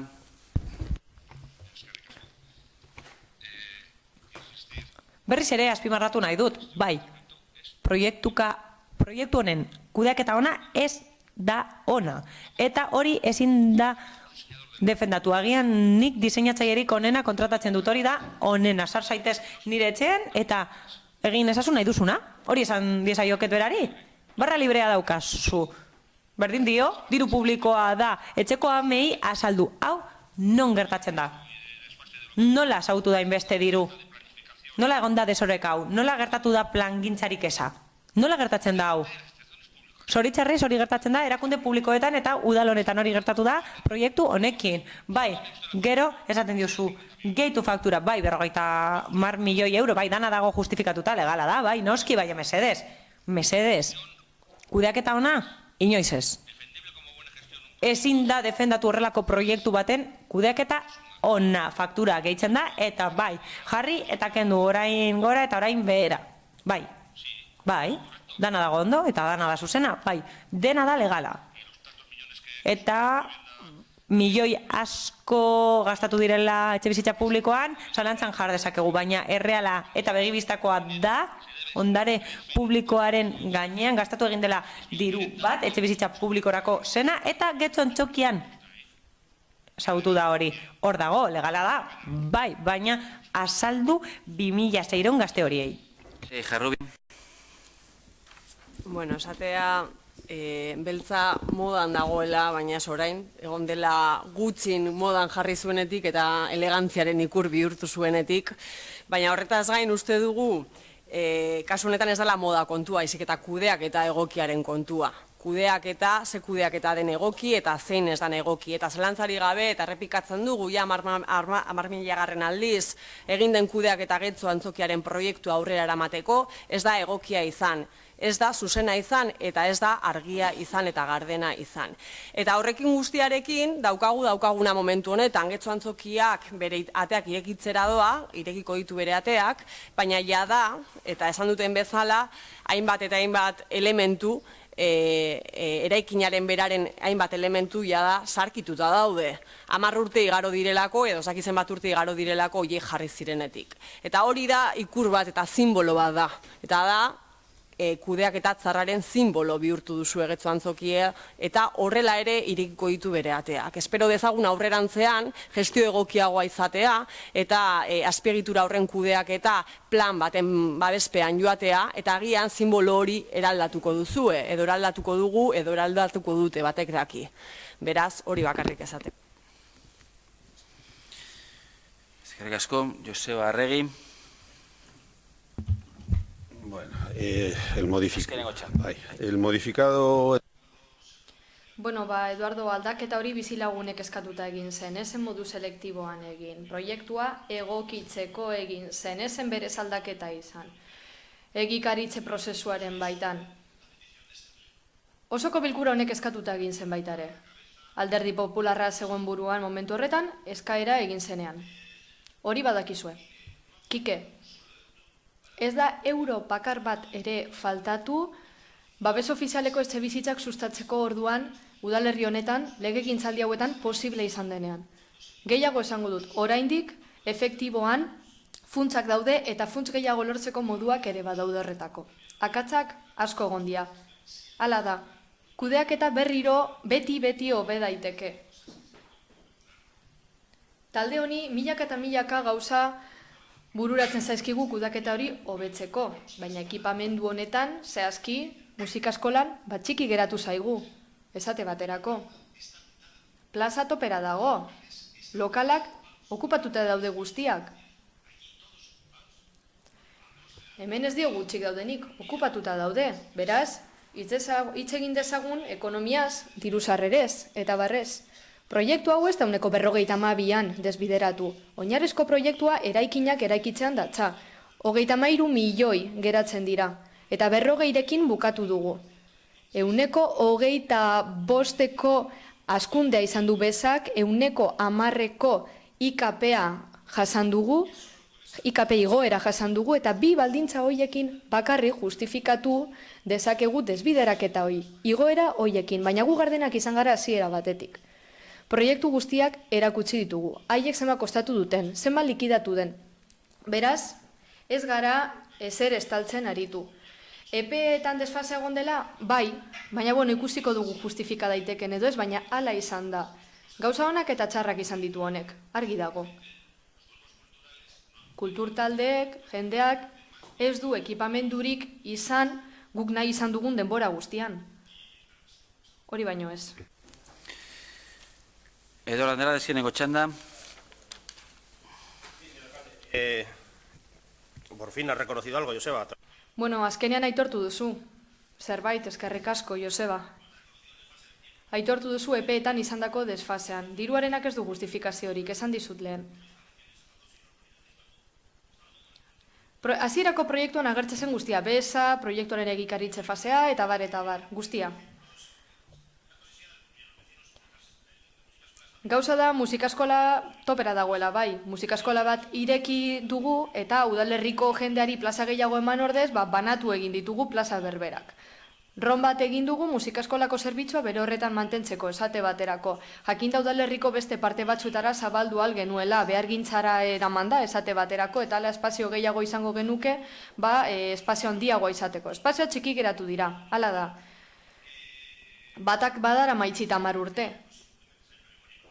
Memoria ekonomikoa beharrezkoa dela, bai, gertatutako aztertu behar dago, auditoretza behar da, osoko bilkura honetan hitz egin dugu horren inguruan, honetzi zen, alkateak beti bezala ez dio kasurik egin osoko bilkuran eskatutakoari, eta nik behintzat berriro diot, guk egingo dugun lehenengo gauza, 2000 egin genuena, 2015ko alkatetza lortu genunen, izan zela udaletxe honetako auditoretza egitea.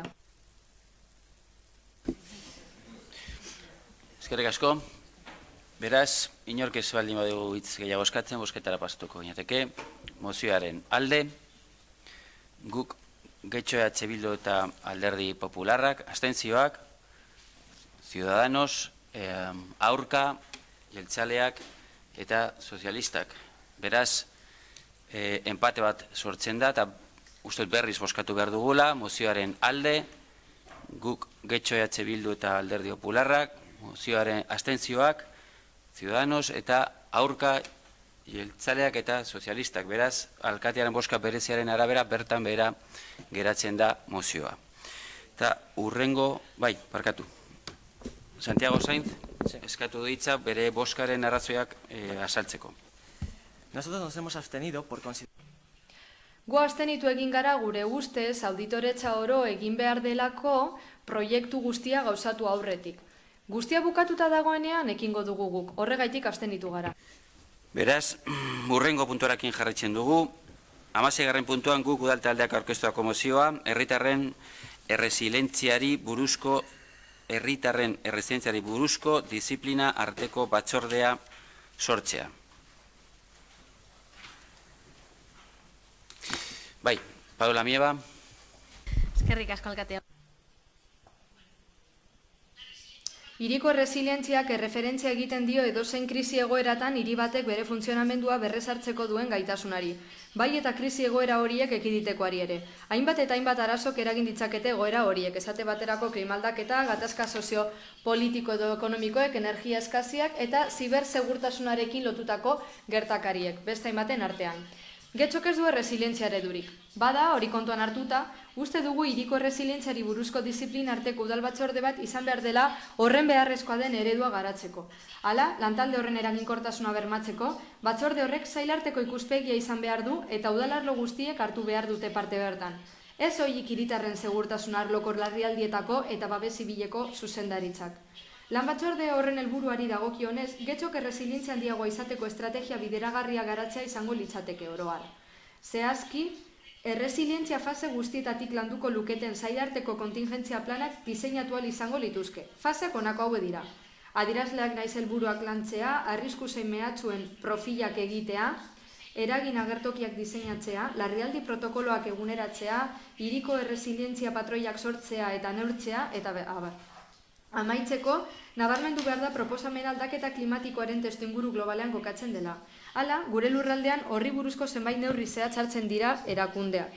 Esate baterako, klimaldaketaren aurkako 2050erako euskal estrategia. Horrek, helburu nagusien artean, berariaz jasotzen du Euskadin klimaldaketarekiko erresilientea trinkoa eta erabilera aldetik mistoa izango den herri egitura bultzatzeko lana. Guk Getxoko kideok uste dugu eskubidea dugula hiri seguru eta jasangarri batean bizitzeko. Horrenbestez aurrera egin eta hiri erresilientziara bideratutako urrats instituzional sendo bat emateko garaia dela uste dugu. Gure hiria leku seguruagoa eta bizitzeko egokiagoa izan dadin.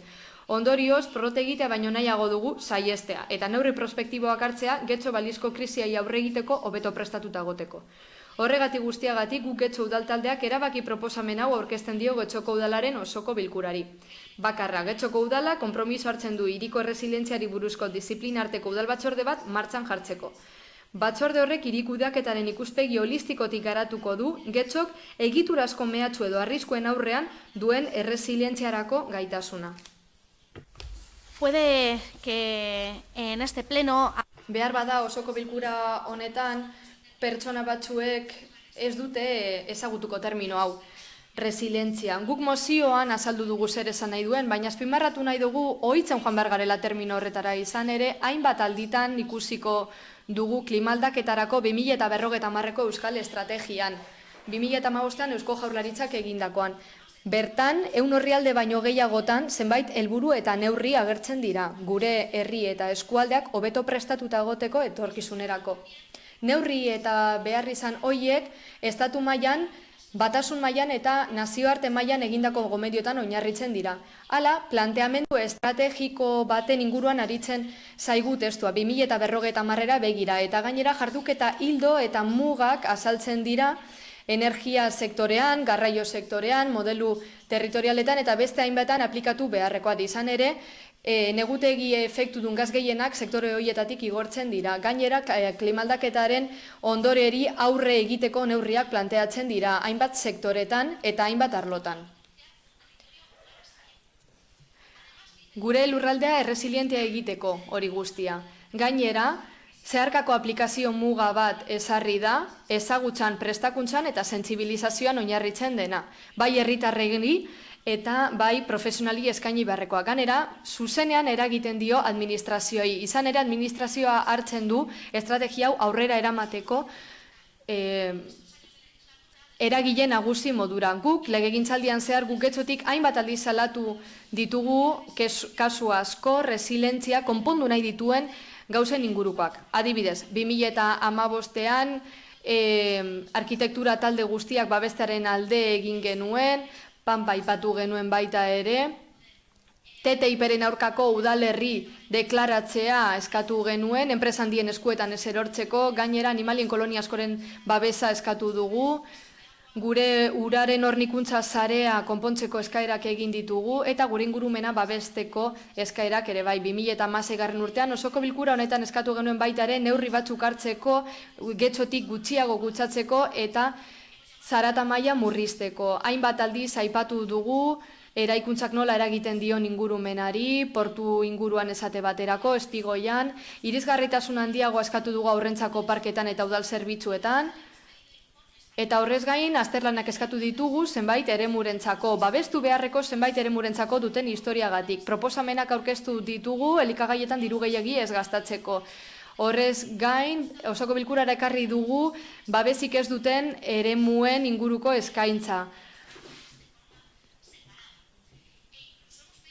Aurrekoaz gain, Europatik datozen itunetara batzeko eskaera egin dugu energia berriztagarrien arloan, hain beharrezkoak direlako etorkizunerako, hainbat eta hainbat eskaera egin ditugu fauna kontserbatzeko, ingurumena kontserbatzeko, eta gainera proposamenak egin ditugu energia aurrezteko hainbat arlotan. Horren ezagunak diren hainbat gairen inguruko proposamenak aurkeztu ditugu, adibidez, hondartzetako partidak eta bar, kutsadura mailak etxoko hondartzetan, eta eskatu egin ditugu neurri zorrotzak eta ideiak aurkeztu ditugu. Hausnarketa orokorra egin barra dugu esandako guztiaren inguruan. Zertarako? Protokolako betu eta eguneratzeko, baita agendak eta araudiak ere, gure eskura ditugunak eta hala etorkizunari aurre egiteko, gure ingurumena gehiago zaintzeko. Ezin gara itxaroten gelditu. Ezin gaituzte desprebenituta harrapatu. Gure inguruko herriak Bilbo esate baterako hasi dira lan honetan. Eta jada badaukate erresilientzia eredu bat. Pasaden urtean aurkeztu zen. Eskualde resiliente nazioarteko konferentzian, Bilbon egin zena. Hemen, Getxon, dakigun neurrian, erresilientzia ez da horrela landu, eta gure ustez bada garaia egiteko. Klimaldaketaren tankerako faktoreak guzti hori eragiten gaituzten faktoreak dira, eta zerbait egin behar dugu itxaroten ez geratzeko eta gure ingurumena deterioratzen ez ikusteko. Beste norbaitek, Ibon Rodríguez. Bueno, Badoz gaude guk taldea proposatzen duenarekin eta gure herriaren etorkizunean aurrera pausuak izan daitezkela uste dugu. Egia da hor Rockefeller Fundazioak hiri erresilienteak diren ala eskontuan hartzen dituen irizpiden artean batzuk egiten direla dagoeneko Getxon. Baina mozioan argi geratzen dana da, kontua ez dela irizpideak banan aztertzea baizik eta bere osotasunean, hau da, sistema desberdinek egiten dituzte sistema osoa eta sistema osoaren hobekuntza aztertzeko sistema desberdinen arteko eraginkortasunak aztertu behar dira, beraz, bere osotasunean aurkeztu behar dira. Interesgarria iruditzen zaigu proposamena, hiri erresilienteak lortzea ONU Habitat proiektuaren helburua da, eta horretarako hainbat programa osatu ditu, esaterako Urban Residence Hub, honek 3 arlotan egiten du lan, ezagutza ematen du, promoziorako ekimenak ditu, eta elkarlana bultzatzen du. Orokorrean esan dezakegu, hiri erresilientia saritzen garenean, hiriak eta herriak eraikitzeko eta kudeatzeko ikuspegi aldaketa ari gara. Ikuspegi orokor eta berri honetan hiria eta herritarrak etorkizunerako prestatzen dira. Etorkizuna kudeatzeko eta inork nahi ez dituen ezustekotik ondoren azkar ateratzeko ahalik eta kalte gutxien jasanda. Eta ezin ahaztu, hiri batek jasan ditzaken kalteak eta kalte horiek eragin ditzaketen ondorioak askotan guk sortutakoak direla. Hiri horretan bizigaren gizon emakumeok sortutakoak edo hiri horren kudeaketan ardura dauzkagun gizon emakumeok. Beraz, guzti horrengatik uste dugu mozioa proposa dela eta babestu egingo dugu. Eskerrik asko, beste norbaitek. Txeforanda.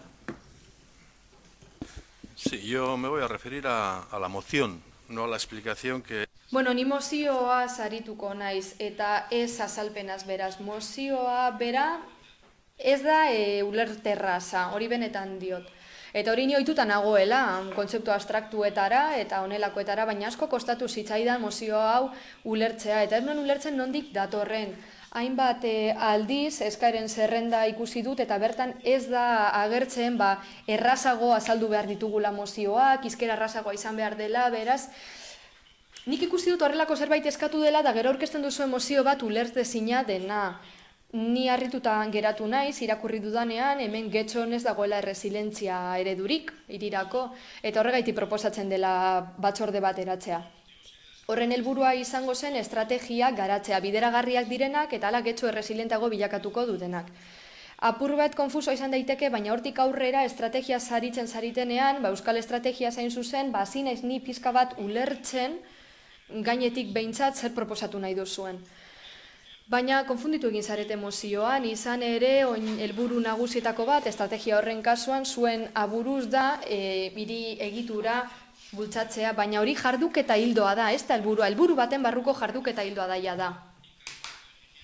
Eta bertan eraginkortasuna eta erresilientzia areagotzea hitz egiten da, baina lurraldekoa ez hirikoa bakarrik. Eta euskal estrategia horrek, zuk esan bezala, 9 helburu eta 20 piku jarduketa hildo ditu, nik ez ditu guztiak irakurriko, baina 3. esate baterako erresilientzia eta eraginkortasuna areagotzean datza, 4. ingurumenarena, 6.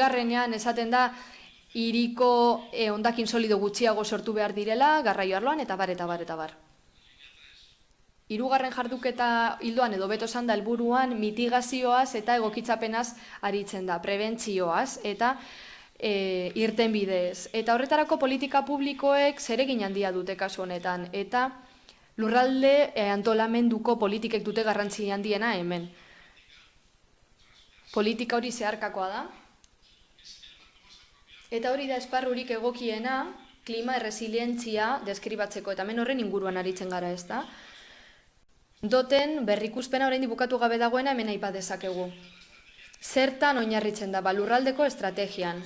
Euskal Autonomia Erkidegiko estrategia osoan hori litzateke esparrua oso ondo, baina badago beste bat, udalaz gaindikoa edo udalen artekoa. Hor dauzkagu lurralde batzorde partzialak eta gero beste plan batzuk ere badaude. Bestalde, zaurgarritasuna eta eragina klimaldaketaren ondorio direnak udalerriko puntu konkretuetan agertzen dira, gure herrian, ondokoan eta bestean. Eta udalerri edo lurralde bakoitzaren ezaugarri zehatzen arabera desberdina dira, ezaugarri biologikoak, sozialak, fisikoak, esate baterako. Eta kasu horretan udaletxek zer egin behar dute? Egokitzapen lan horietan eta ez mitigazio lanoetan, aurrera pausoak eman. Hori ezinbestekoa da. Beste zerbait ezinbestekoa dena. Eta 3. helburuan agertzen dena. Hiriko mantxen mugak kontuan hartzea. Hemen mantxa basurari gara, ez gara koefizienteaz ari. Kontzeptu orokorrago batez. Hiriko mantxak. Era berean, estrategia horretan ezinbesteko modura aipatzen da agenda 21. Ez dut gehiegi luzatu nahi, baina gobernu batzarran honetzi ondoren hemendik pasatu zen, agenda 21, ekintza plana 2016tik 2019 bitartekoa. Eta beraz, irizpide hori erabiltzen du. Irizpide globala jardutekoa. Eta ekintza plan horretan horrela lan egin dugu. Esku hartze konkretuak, herri mailakoak, disiplina nitzekoak eta nahi baduzue ikuspegi orokorrarekin. 5 jarduketa hildo horietatik parte hartu duten udal arloek, bai eztabaidan eta bai egikaritze horretan, honako hauek dira. Hirigintza, ingurumena, azpiegiturak eta zerbitzuak, energia, ura, kontratazioa, kalitatea eta presidentzia. Beraz, niri ez zait ikuspegi holistikoagorik, zeharkakorik edo disiplinartekorik otutzen. Udal honetatik lanean ari garaia da. Eta horregaiti digu ez. Eskerrik asko, ez den norbaitek. Bozketara pasatzen gara beraz, mozioaren, bai, Paula Mieba. Bai, eskerrik asko alkate jauna. Pues a mí lo que me resulta... Nik ez dudan oso ondo ulertzen zera da. ingurumen arduradunak ez duela ezagutzen planteamendu estrategikoa hau, 2015ko Eusko Jaurlaritzarena, eta gero esatea gure mozioa ulertezina dela eta termino berdinak erabiltzen ditu gainera. Beraz ez dugu ulertzen. Gainera antzeko zerbait egiten ari gara, eta antza ez gara konturatu. Baina, nik erresilentziaren inguruan uste dut ez dugula inoiz hitz egin udal honetan. Beraz, beste arle batetik gauzasko egiten ari badira ere, guk eskatzen duguna da, 3. helburu hau gauzatzea, erresilentzia eta eraginkortasuna lurralde barruan areagotzea. Ez dugu zer asmatu behar, hemen daukagu ezarritaia da. Jarduketa hildoak dauzkagu, eta gainera beraietan esaten da zeintzu diren funtsezko gauzak udalerrietan egin beharrekoak, klimaldaketarako planak, egokitzapena lantzea, disiplinen artean, herritarren parte hartzarekin, klimaldaketak planteatzen dituen arloetan. Beraz, gu ez gara ezer asmatzen ari. Nik uste dut, dote hoiek bukatzen ari garela, hori esan nahi dugu, zehazten ari garela, badakigu. Eta badakigu agenda hogeita badagoela hemen. Hori badakigu. Baina hori ez da gure proposamenaren aurkakoa. Hau da, batzorde bat edo lantalde bat sortzea, eta bertan erresilentziaren kontu hau lantzea, eta beraz gu preste egotea udalerri mailan etorkizunean jarduteko. Eta gainera horrela lortuko dugu udalerri erresilentea izatea dokumentu honetan esan bezala Eusko Jaurlaritzati dator, guk ez dugu ezera asmatu. Klimaldaketaren aurreko estrategia. Horrelakorik ez badugu bagoazen egitera.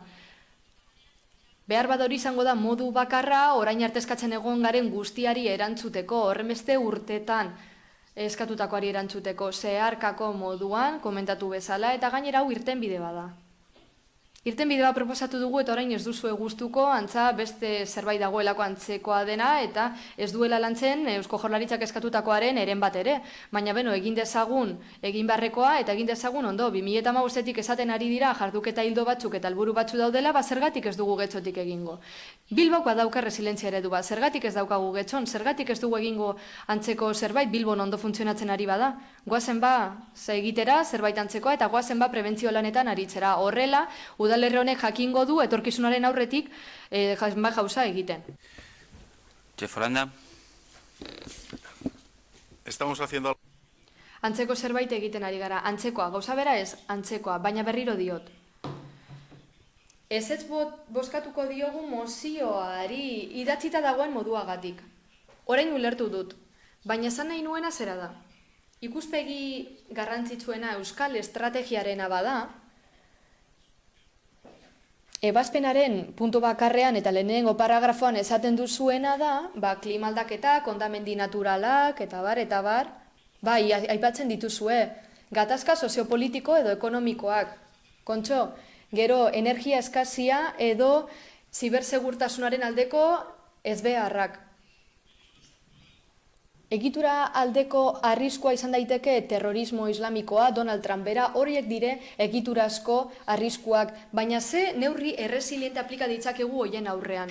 Nik uste dut badaudela arlor batzuk udalaren eskumenetatik kanpo geratzen direnak. Hemen ari gara Euskal Autonomia Erkidegoko klima estrategiaz, eta gero beste arrisku batzuk sartzen ditugunean egiturazkoak direnak, hauek bezalakoak uste dut badaudela beste arlo batzuk gure eskumenetatik kanpo daudenak, eta erresiliente mantentzeko direnak. Bestalde,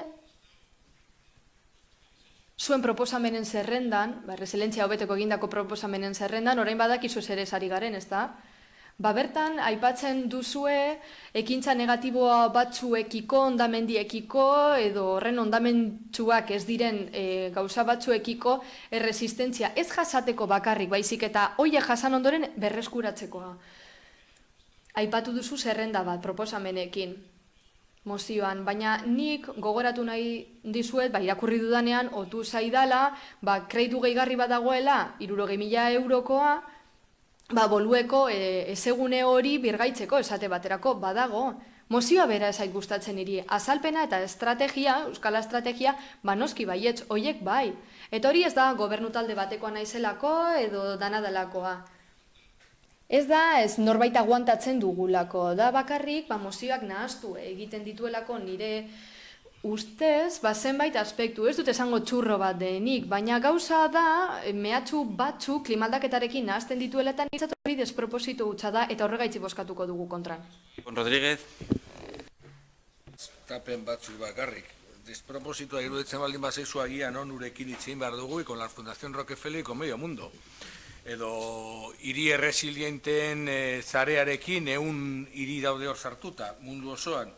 Erresilientzia ez da bakarrik aldaketa klimatikoak dakartzan kalteen aurrean nola resistitu edo nola hortik berri baltzatu.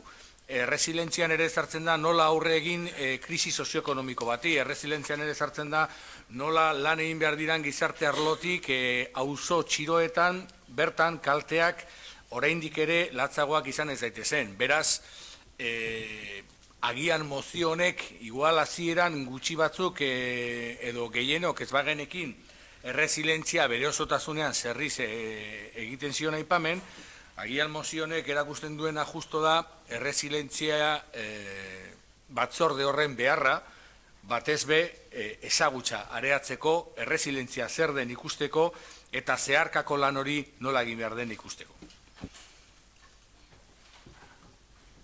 Palamieba. Azkenengo txanda. Bai, eskerrik asko. Entonces lo que hace Bilbao... Beraz, Bilbok egiten duena gaizki dago? Ibonek aipatu duena gaizki aldago? Hau da, udal mailan zerbait hirik, zerbait egiten ari dira, erresilienteak izateko ematen du udal mailan ez dugula ezer egin behar udalaz gaindiko organoek egiten duterako egin behar duten. Ez nago bat ere ados esandakoarekin, herrialde askok eta hiri askok aurrera egin dute kontu honetan. Eta uste dugu jarraitzeko ereduak direla, zerotik esazteko eta eraginkortasunez hasi ahal izateko eta arinago jardun ahal izateko. Ez da, nahikoa isolatutako proiektuak egitearekin, ez berritzailea izango baterako lan espazio hori sortzea erresilientzia jorratzeko. Orain arte ematen du ez genuela ezagutzen eta bitxia da hori, ez da? Nahiko bitxia da eta modu desberdin batean zeharkakotasunez, baina hori jorratu behar da. Hori esan du Eusko Jaurlaritzak eta hiri askok egiten dute hori Europan eta mundu osoan zehar. Ez da denbora inbertitzen ari politikoki ikustarazteko zenbait hiri nahasmendu edo desastre, eta hori funtsezkoa da gure ustez zenbait ekitaldiei edo jarduketei edo gertakariei aurrea hartzeko, eta uste dugu naiz eta mozioaren inguruan zerbait esaten duzuen oso argia dela bakarra da puntua, eta hori da lantaldearen sorrera modu desberdin batean, hau da zeharka lan egin alizateko, eta getxo horrela erresilienteagoa izan dadin. Agian ezaizue mozioa osorik gustatzen, baina erabaki proposamena bozkatzen da. Agian beste kontuetan ez gaude ados, baina nik uste dut nahiko argia dela, zenbait termino erabili dira, dokumentu horretatik atera dira, baina oso argi dago bozkatzen dena. Erabaki proposamen bakarra, disiplina anitzeko batzordea sortzea. Aurka bozkatzen bada, ados, gero azaldu beharko duzue bozkaren zentzua. Niretzat ez daukalako zentzurik aurka bozkatzea, suposatzen bada gobernuak ideia hori daukala, eta beti esan delako jorratu nahi dela jendekin, araudiekin, planekin. Zergatik ez dugu disiplina anitzeko batzorde hau eratuko? Zergatik ezin dugu hori zeharka egin getxo prest egon dadin eskatzen diguten guztia jorratzeko, eta hori eskatzen digute Euskadin aldaketa klimatikoaren aurka borrokatzeko. Txefolanda. No, vamos. Moziora itzuliz, bestea utziko dugu bai denok egon gaitezke ados 100%, baina moziora itzuliz, aipatzen da erresilientzia gaitasuna arriskuen aurrean edo egitura mehatxuen aurrean, eta berriz ere esaten du. Egitura mehatxuak dira lehenengo paragrafoan aipatzen direnak, desastre naturalak, aldaketa klimatikoaren aurrean neurriak jartzen ditugu. Orain esaten da implementar gaztelaniaz, eta hori egiten ari gara. Bai, egoera ekonomikoek eragina dute getxon eta eskuartzeko gaitasuna badaukagu, bai, hori egiten dugu. Zibersegurtasuna, hor dago Álvaro, agian egingo dugu komando integrista bat, bai, barkatu, baina kontua da, ez dudala ies egin nahi, ez dut gaia beste aldera utzi nahi, alde batera utzi nahi, kike ez.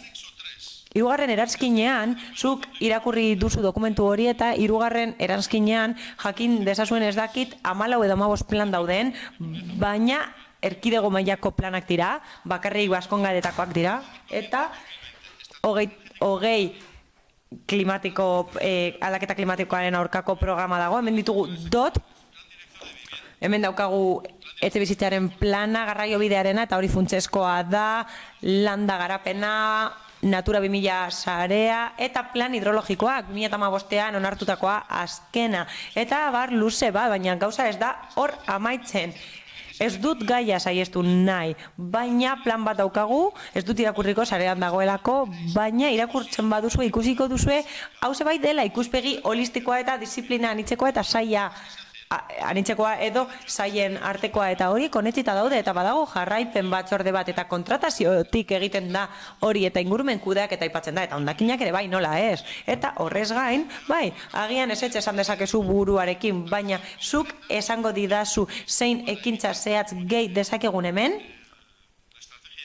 Estrategiak esaten duen bezala, saiesteko hori, hau da, Kantauriko itsasoaren maila, ez igotzeko, hau da, 29 eta 40 bitartekoa izango da, ez da oso zehatza, baina hor dago eta guk egin alduguna egiten dugu nola adibidez argiztapenarekin eta denon artean akordioak sortzen ditugu hondakinak kudeatzeko eta horiek dira zeharkako politikak eta hori egiten ari gara eta bukatzera noa gonbidatzen zaituztet benetan irakurtzera hemen daukagu ekintza plana eta hori irakurtzera gonbidatzen zaituztet eta hemen daude zenbait saia eta zenbait asmo eta horiek inplikatuta daude eta hori ikus daiteke. Bosketara pasatzen gara beraz, mozioaren alde, Bildu getxo, abstentzioak, Ciudadanos, aurka, jeltzaleak, sozialistak eta Alderdi Popularra, beraz bertan bera geratzen da, mozio eta hurrengora pasatzen gara, 17. puntuan, bai? Konforme. Susana Dekoz, zurea da hitza. Bueno. Apur bat azalduko dut zergatik bozkatu dugun aurka. Paulak esan du azalpena behar dela eta emango dizut. Alderdi Popularretik oso ondo dakigu zer den erresilientzia, oso ondo dakigu zein den bere esan nahia eta badakigu zer den ikuspegi holistikoa. Ez dakit zuek benetan argi daukazuen zer den holistiko. Eusko Jaurlaritzan zenbait sail daude eta horien ardura da hauze besterik gabe. Ohartarazpen bat. Azaltzen denean boska, bakarrik boska azaldu behar da. Ez dago erantzuteko aukerarik eta horregatik saiestu behar dugu besteak aipatzea. Bai, besterik gabe. Esan nahi dut, Eusko Jaurlaritzan badaudela zenbait sail, oso ondo daude koordinatuta eta prestakuntza handiko pertsonak daude bertan. Ados, mila esker. Eskerrik asko. Jarraitzen dugu beraz eta orain bai, 17. puntuan, Getxo Bildu Alderdiko Taldeak aurkeztutako mozioa Algortako etorbidearen norabidea.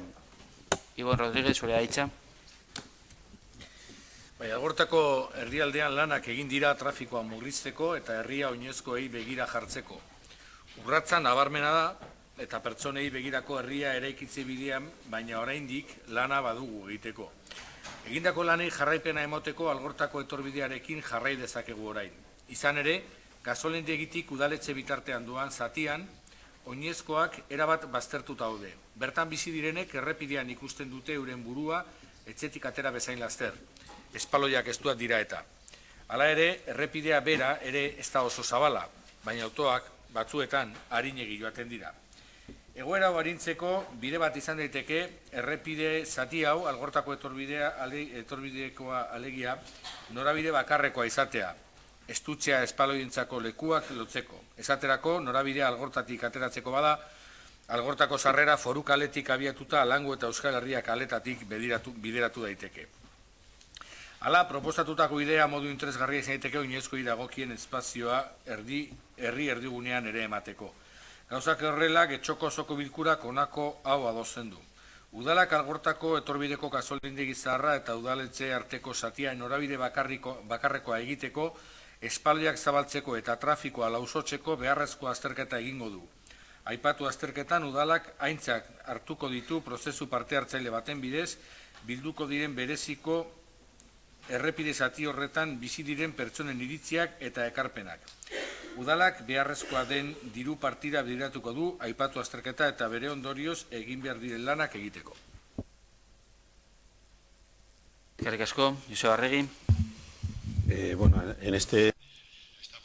Proposamen honetan, mozio bat edukiko genuke eta bai, zeharkako bat daukagu eta nik irakurriko dut azken ordukoa da eta astiro irakurriko dut, uler dezazuen, ordezkapenekoa da. Lehenengo puntuak esaten du udalak, proposatutako helburuekin bat etorriz, PEMUS 2030 planak esarritakoarekin bat etorriz, plan bat egingo du, algortako etorbidearen zatia aztertzeko, gasolindegiaren eta udaletxearen artean espaloiak irisgarriak izateko eta bidegorri bat egon dadin bertan ibilgailuentzako erraiaz gain. Eta bigarren puntuan, emaitzak aztertuta eta bideragarritasuna kontuan hartuta, udalak prozesu parte hartzailea burutuko du non herritarrei azalduko dien proposamen bat ekarpenak eta iritzia jasotzeko bere eskutik. Ahosko zuzenketa honi erantzuteko EH Bilduk dauka aukera, beraz, bakarrik EH Bilduk erantzun dezake, onartuz, ez onartuz, beraz, Ikon Rodríguez. Bai, funtsean berdi samarra da, osake bai, onartzen dugu. Onartuta geratzen da, beraz, mozioa horrela geratzen da, eta jarraitzen dugu eztabaidarekin. Beste norbaitek, Eduardo Andrade. Sí, gracias, señor alcalde. Bai, hasiera batean aurka bozkatuko genuen. Hain zuzen ere, uste genuen ideia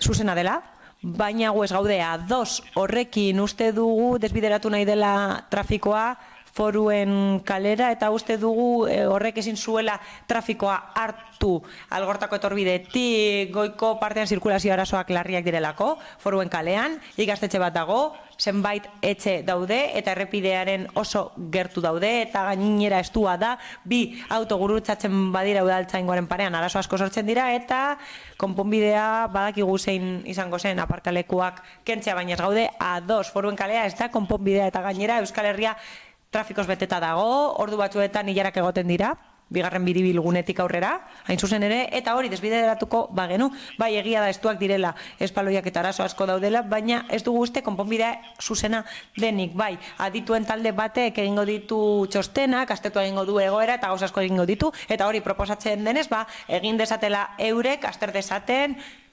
baliozta dezaten, eta ikus dezaten ea posible den zerbait egitea.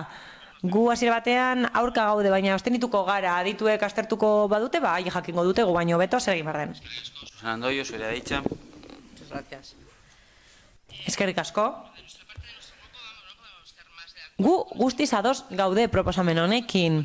Bai, espazioak oinezkoentzako, espaloiak zabaltzea, oinezkoentzako bideak, bai, neurri horiek defendatu ditugu beti eta guk uste dugu oinezkoek hartu behar diotela lekua autoen espazioari eta gero eta gehiago arrazionalizatu behar da espazio hori eta autoen erabilera murriztu egin behar da, ados gaude horrekin, gainera, konponbide honek beste bide bat irekitzen du eta ematen du badaudela arazo batzuk atari horietan. Espaloien zabalera ez da egokia, eta errepide bat dago parean, eta abiadura nahiko handia izaten da, arriskutsua izateko, eta ez da ilegala izango, baina arriskutsua bada gure ustez. Konponbidea proposatu da trafikoa desbideratzea algortako goiko partetik, eta asko posten gaitu horrek, bai, apur bat hurbiltzea autobus bat Alangora, oso zaila da bertara iristea edozein lekutik epaitegietara adibidez, eta horrek erraztuko luke udaletxera heltzea, naiz eta geltokia hurbil dagoen, bai. Nola nahi ere, ados gaude, eta uste dugu mozioa oso egokia dela, eta guztiz babestuko dugu, mi esker. Ibon Rodríguez, zurea daitza. Soilik eskertu lortzen diren babesak, azken finean kontua da hor azterketa egitea kale hori errazteko. Ez dugu ulertu Alderdi Popularrak hasierako ezetza esateko hartu duen erabakia, ez azken finean bai hasierako mozioan, bai gero zeharkakoa eta gero eskatzen zen azterketa egitea, baina ala ere, abstentzioa eskertzen dugu eta nahi duguna da hori trafiko arazo horiek eta segurtasun arazo horiek konpontzea kale horretan. Santiago Sainz.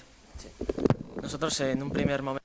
Hasiera batean, guk ere aurka bozkatuko genuen, Ez genuen proiektua ikusten, baina zeharkako emendakina proposatu du gobernu taldeak eta horregatik abstenitu egingo gara, eta gainera esan beharra daukagu, edo gomendatu nahiko genioke hirigintza zinegotziari garraiobide kontuan ardezan, Bizkaibuseko garraiobidea kontuan arditzala eskatuko genioke zenbait linea pasatzen dira bertatik, joan datorria egiten dutenak, eta noranzko bat izterakoan aldatu beharko litzateke ibilbidea. EH Bilduk bide bat aipatu du, Alango eta Euskal Herria kaleak aipatu ditu zehazki, eta noranzko bat itxiko balitz, noranzko horietako bat itxiko balitz, itzulia handiagoa izango litzateke Algortatik eta trafiko gehiago egongo litzateke Alangon, adibidez, eta Alango ez dago prest hainbeste trafiko izateko, eta Euskal Herria kaleak ere trafiko gehiago izango luketa kutsadura handituko litzateke. Baina horrez gain, ikusita hori aztertu egingo dela, edo asmoa dagoela azterlan bat egiteko teknikariekin, horregatik, ados gaude, eta abstenituko gara ikusteko zeintzuk diren ondorioak, eta benetan ikusteko onuragarria izango den herritar guztientzat. Mila esker.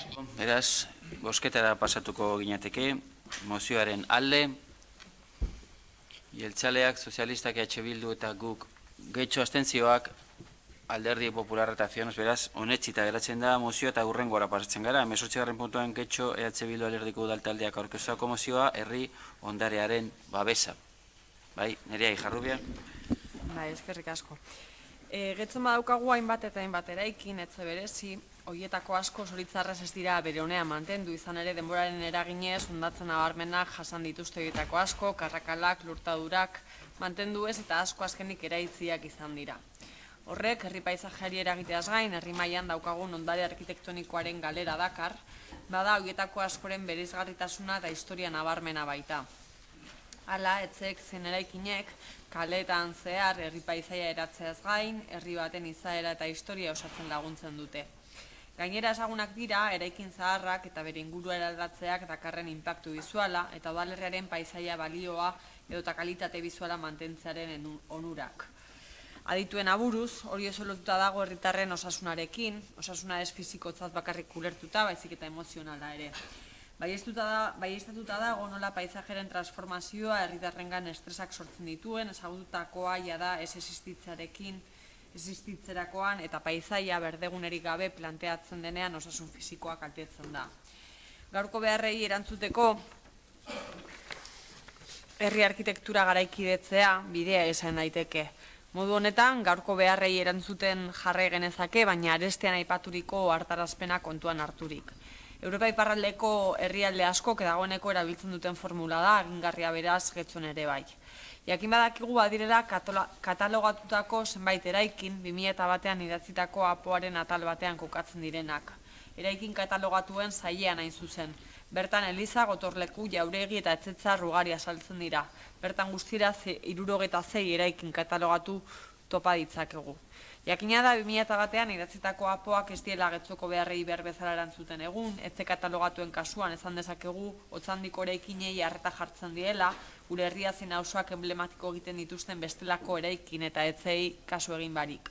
Arkitektonikoki zumeagoak izan daitezkenak, baina gure herriaren adierazgarri ere direnak.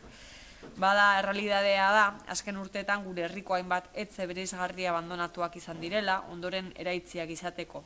Hoien ordez bestelako eraikuntzak egiteko. Hoien artean batzuk da bide hori egin dute, beste batzuk bidean daude Hernani etxea, Benantzio Neobasko estiloko etxea, San Martin Parkeko udal eraikina, utzik ere badagoena. Izan bezala, gertatu diren eta gertatu daitezken eraiste horiek aberastasun arkitektonikoaren galera dakarte, gure historia eta izaren arrastuen desagerpena, inpaktu bizual nabarmena, herritarren osasunean kaltea ere bai. Horren aurrean, ezinbestekoa deritzogu gure herri eta auzoetako eraikin eta etxe bereizgarrien azterketa egiteari, hoien babezerako planifikazioa erdieste bidean. Hala, Getxoko osoko bilkurak honako akordio proposamenarekin bat egiten du. Lehenengoa, Getxoko eraikin eta etxe emblematikoen azterketa egingo da, herri honetako balio arkitektonikoa gordetzeko asmoz eta ondare kultural eta historikoari balio emateko asmoz. Bigarrena, ondoren udalak eta etxe horiek zaintzeko eta mantentzeko plangintza arautuko du, beraien zainketarako bete beharrak ezarriz. Alde batetik saltzeko baldintzak ezarriz eta beste alde batetik eta zainketarako diru laguntzak antolatuz. Hirugarrena, udalak etxe desberdin horiek erosteko plangintza arautuko du, bertan udal zerbitzu batzuk esartzeko eta oso desberdinei bizia emateko.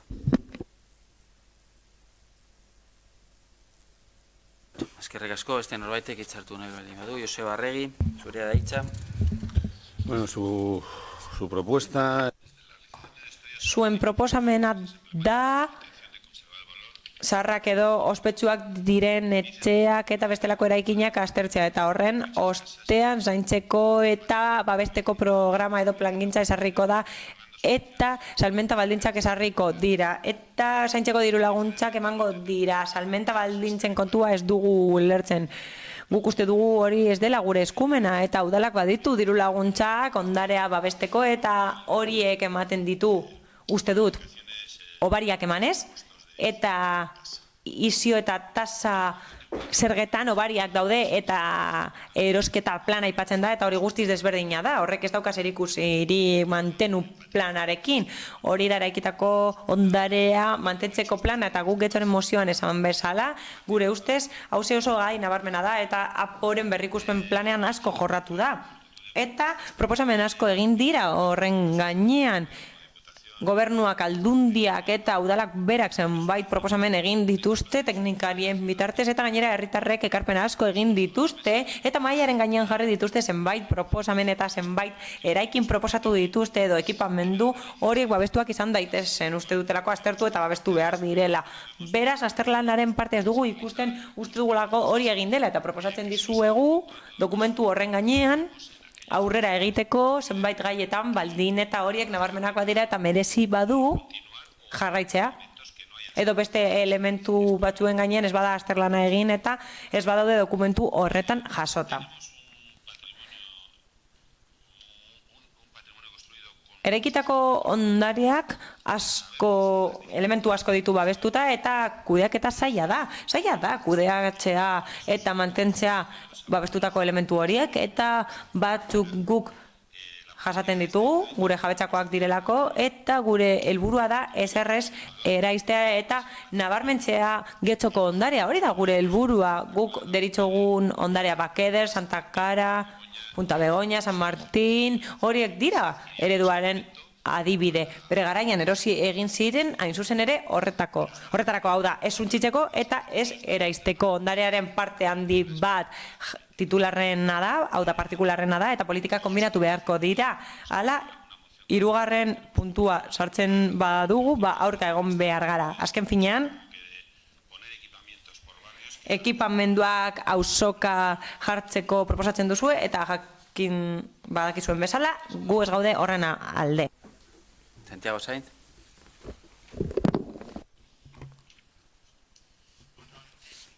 Berriz ere, ados gaude mamiarekin, baina ez gaude formekin ados, eta horregatik abstenituko gara.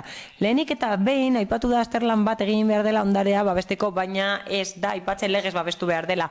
Bigarrenik aipatzen da zaintza eta mantenua arautzea aurretiaz babestu gabe, eta hori ez da oso bideragarria. Hirugarrenik ematen du ez daukala zentzurik udaletik arautzea partikular baten higiezinaren erabilera, eta gainera gu ezin gara agente inmobiliario bat izan eta ondarea horrela kudeatu, are gehiago kontuan hartuta bestelako zerbitzuak eman nahi direla, zerbitzu publikoak, langileria eta gastu desberdinak bideratu. Horregatik guztiagatik abstenitu egingo gara. Norbaitek?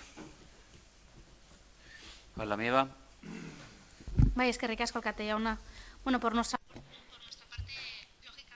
logikoki, mozioaren alde bozkatuko dugu, eta esan nahi dugu, nola ez, ados gaudela, beharrezkoa dela udal ondarea babestea gure identitatearen eta historiaren parte delako, auzoen historiaren parte, mozioan esan bezala, baina bitxia iruditzen zait zerbait. Josebak aipatu du bitxia den zerbait, deskribatu egin du babestuta dagoena, hau da udalak babesten duena, baina azken finean ez gaude herri ereduaren alde, hau da, ez gaude ados, horretan guk mozioan esateaz gain, eredu desberdina babesten dugu, hau da, desentralizatzearen alde gaude, auzo bakoitza bere ondarea izan behar du, eta bere historia desberdina izan behar du, eta ematen du, gobernatzen duen alderdiak uste duela hori ez dela bere eredua eta zentralizatu egin nahi dutela beste eraikin mota batekin. Eta aipatu eginda mantentze politikak burutzen dituztela haientzat interesgarriak diren eraikinekin. Zer da guretzat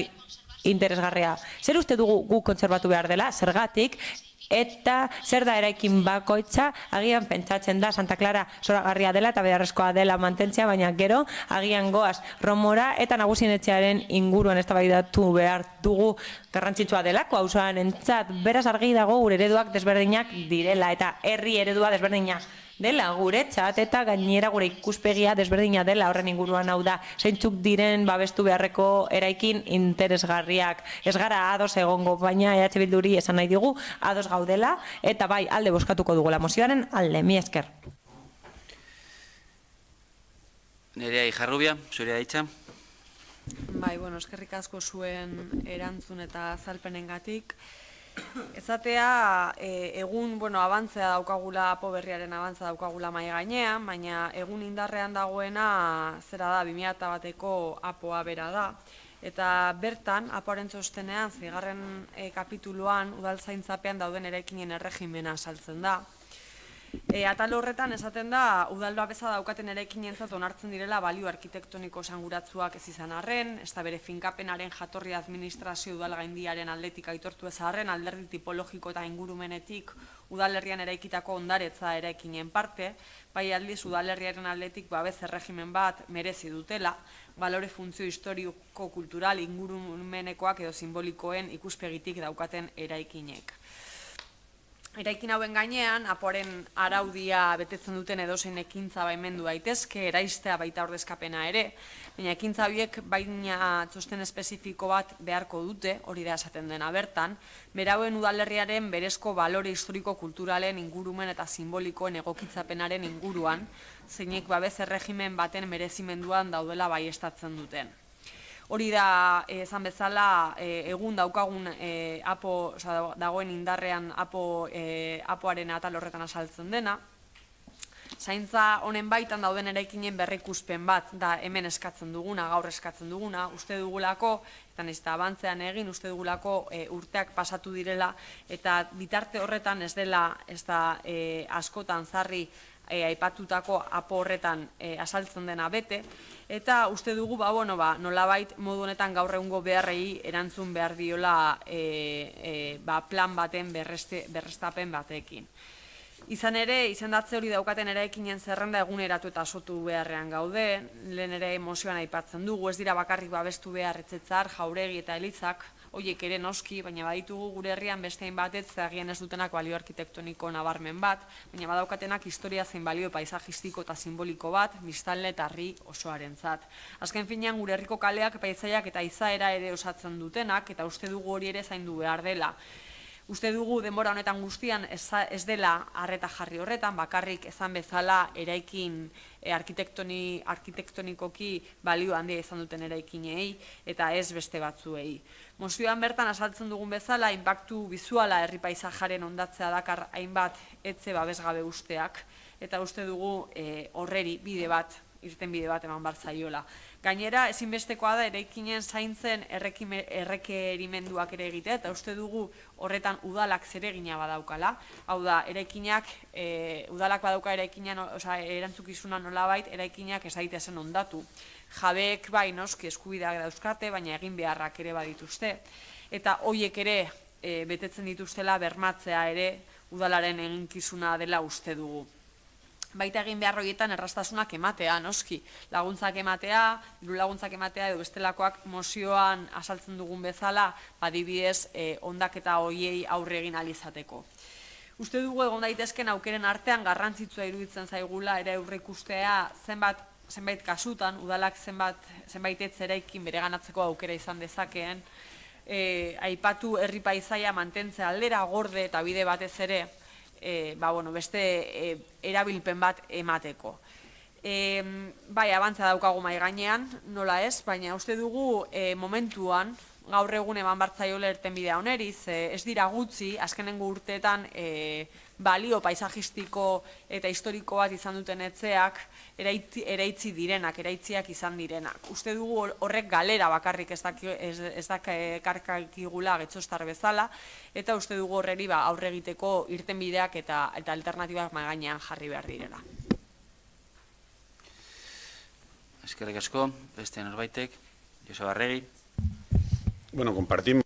Bai, ados gaude keskarekin, bai, ados gaude esandako parte handi batekin, baina area singularizada hori dago, aitortuta dago, eta horrek paisaia balioa jasotzen ditu, eta singularizatutako arlo horrek baditu eraikin berezi asko, eta kontua da, edo asmoa da, paisaia balioa, eraikin berrien balioak hori kontuan hartzea, eta horrez gain bai ados gaude udal zaintza dago, eta kasu horietan arauketa hobetu behar da, argiagoa izan behar da, eta jakin behar dugu zer babesten dugun, bestela, zenbait egoera sortzen dira, non inori ezaion interesatzen obrak egitea dauden baldintzen gatik, eta horregatik bai landu egin beharko da, lan egin beharko dugu zentzu horretan, eta zuek aipatutako hildoa jarraitu beharko ditugu. Beraz, ados gaude kezka horrekin, eta bai balioa dute eraikin horiek guztiek getxok badauka balio handia, eta guztion ondarea da, batez ere ingurumen eta paisaiari dagokionez, eta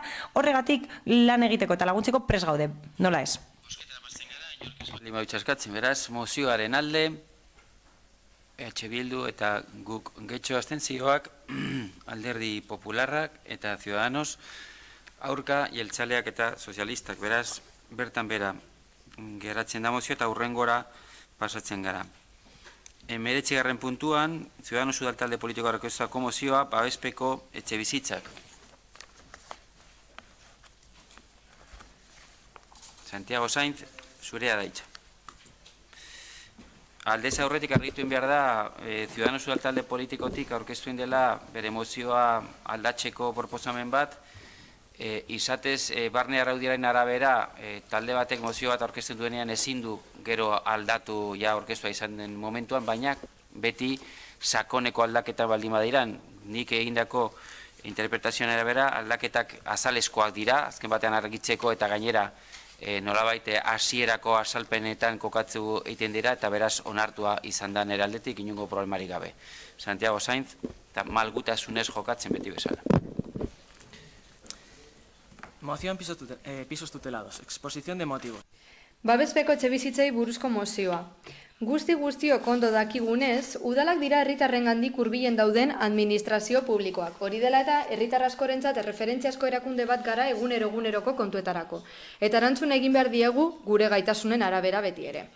Gure gizartean ahulenak diren adinekoen premiei dagokienez, bizitzeko leku duin bat eduki behar dute. Horregatik, udal honek gizarteari eta etxebizitzari lotutako eskumenak biltzen dituzten ekimenak gauzatu ditu, gure adinekoi tutoretzapeko apartamentuak eskaintzeko hala behar dutenean.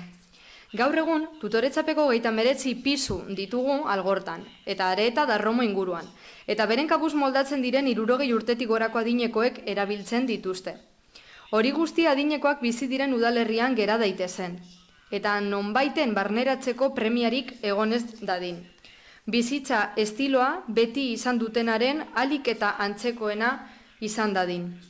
Horrela, adinekoak normalizatzeko eta integratzeko printzipioak beteko dira. Hala baina, gaur egun pisu horien tasei buruzko araudia erabat zaharkituta dago tasei buruzko araudiaren erreferentzia ekonomikoei dagokienez. Izan ere, ez dira 80ko hamarkadatik aldatu. Aldaketarik nabarmenena honako hau izan da. 2000 urtean, pesetetatik eurotara pasatu izana bihurketa simple baten bidez. Orduan utzi zion prezio publiko izateari, eta tasa bilakatu zen. Eta 1987 geroztik KPI-a kontuan izan gabe. Prezio publikoa bihurtu ostean. Hain zuzen ere, erreferentziazko dirusarreren askundari dagokion kalkuluaren ataleko 5.000 pesetako dirusarreren mugari buruzari gara. Osasun publikoa eta gizarte zerbitzua jasotzeko tasa arautzen duen ordenantza fiskal berrian, zehazki, 30,05 euroko kopurua da. Aldi horretan, dirua jasan zuen balioaldaketa kontuan hartuko balitz, hau da, 97tik 2000 urtera bitartean, 32 euroko zenbatikoa sarri beharko litzateke. Izan ere, Estatistikako Institutu Nazionalaren arabera, KPI-ak 6,5ko aldakuntza tasa izan zuen, baina joan gaitezen haratago. 1987 urtetik 2014 urtera dauden 17 urteak kontuan hartzen baditugu, 5.000 peseta edo 10,05 euro horien aldakuntza 45,82 eurokoa izango litzateke. Hau da, 152,8koa. Horri guztiari gainera, gehitu behar diogu 1987 urtetik 2013 arte pentsioak KPI-aren arabera birbalorizatzea legez hartu zenetik 2 aldiz baino ez dela erosalmena galdu. 2010ean gobernua pentsioak izoztu zituenean 2011 urterako, eta 2010ko azaroko inflazioa 2,3koa izan zenez, hori izan zen galdutako erosalmenaren portzentajea. 2012an gobernu pentsioak igo zituen. 2,2 zen 1.000 euro baino gutxiagoko pentsioak zituztenentzat eta 1 zenbateko hori baino gehiago jasotzen zutenentzat. 2013an erretiratuek erosalmena galdu zuten. KPI-a 2,9 baitzen. Lehenengo taldekoek 0,9 da bigarrenek 1,9. Urte honetan bertan, gobernua bultzatuta, indarran sartu da aurreko biak osatzen dituen pentsioak aldatzeko legea. Legorrek bi oinarri ditu. Errebalorizazio indizea eta iraunkortasunaren faktorea. Errebalorizazio indizeak KPI-a ordezkatuko du 2014az gerozti pentsioak urtero errebalorizatzeko indize modura. Egoera berri horren ondorioz, pentsiodunek erosalmena galduko dute inflazioa baino txikiagoa denean. Hori dela eta Getxoko udalbatza honi honako erabaki proposamena egiten diogu. Bat, udalak konpromisoa hartuko du honesteko zerbitzua jasotzeko tasa arautzen duen ordenantza fiskala eguneratzeko eta realitate sozial eta ekonomikoari egokitzeko. Bi, lehenengo puntua aintzat hartzen ez bada, diru-sarrera bermatzeko errenta erabiltzeko aukera aztertuko da zerbitzuaren eskaintzagatiko kontraprestazioez hartzeko irizpide gisa eta ez gaur egungo pentsioen erreferentzia sistema. Azkenik, aurreko bi puntuak aintzat hartzen ez badira, erreferentziatzat hartzen den kotizazio gabeko pentsioa gainditzen dutenen dirusarren 16ko gehieneko ordainketa tasa ezartzea. Eskerrik asko. Eskerrik asko zuri.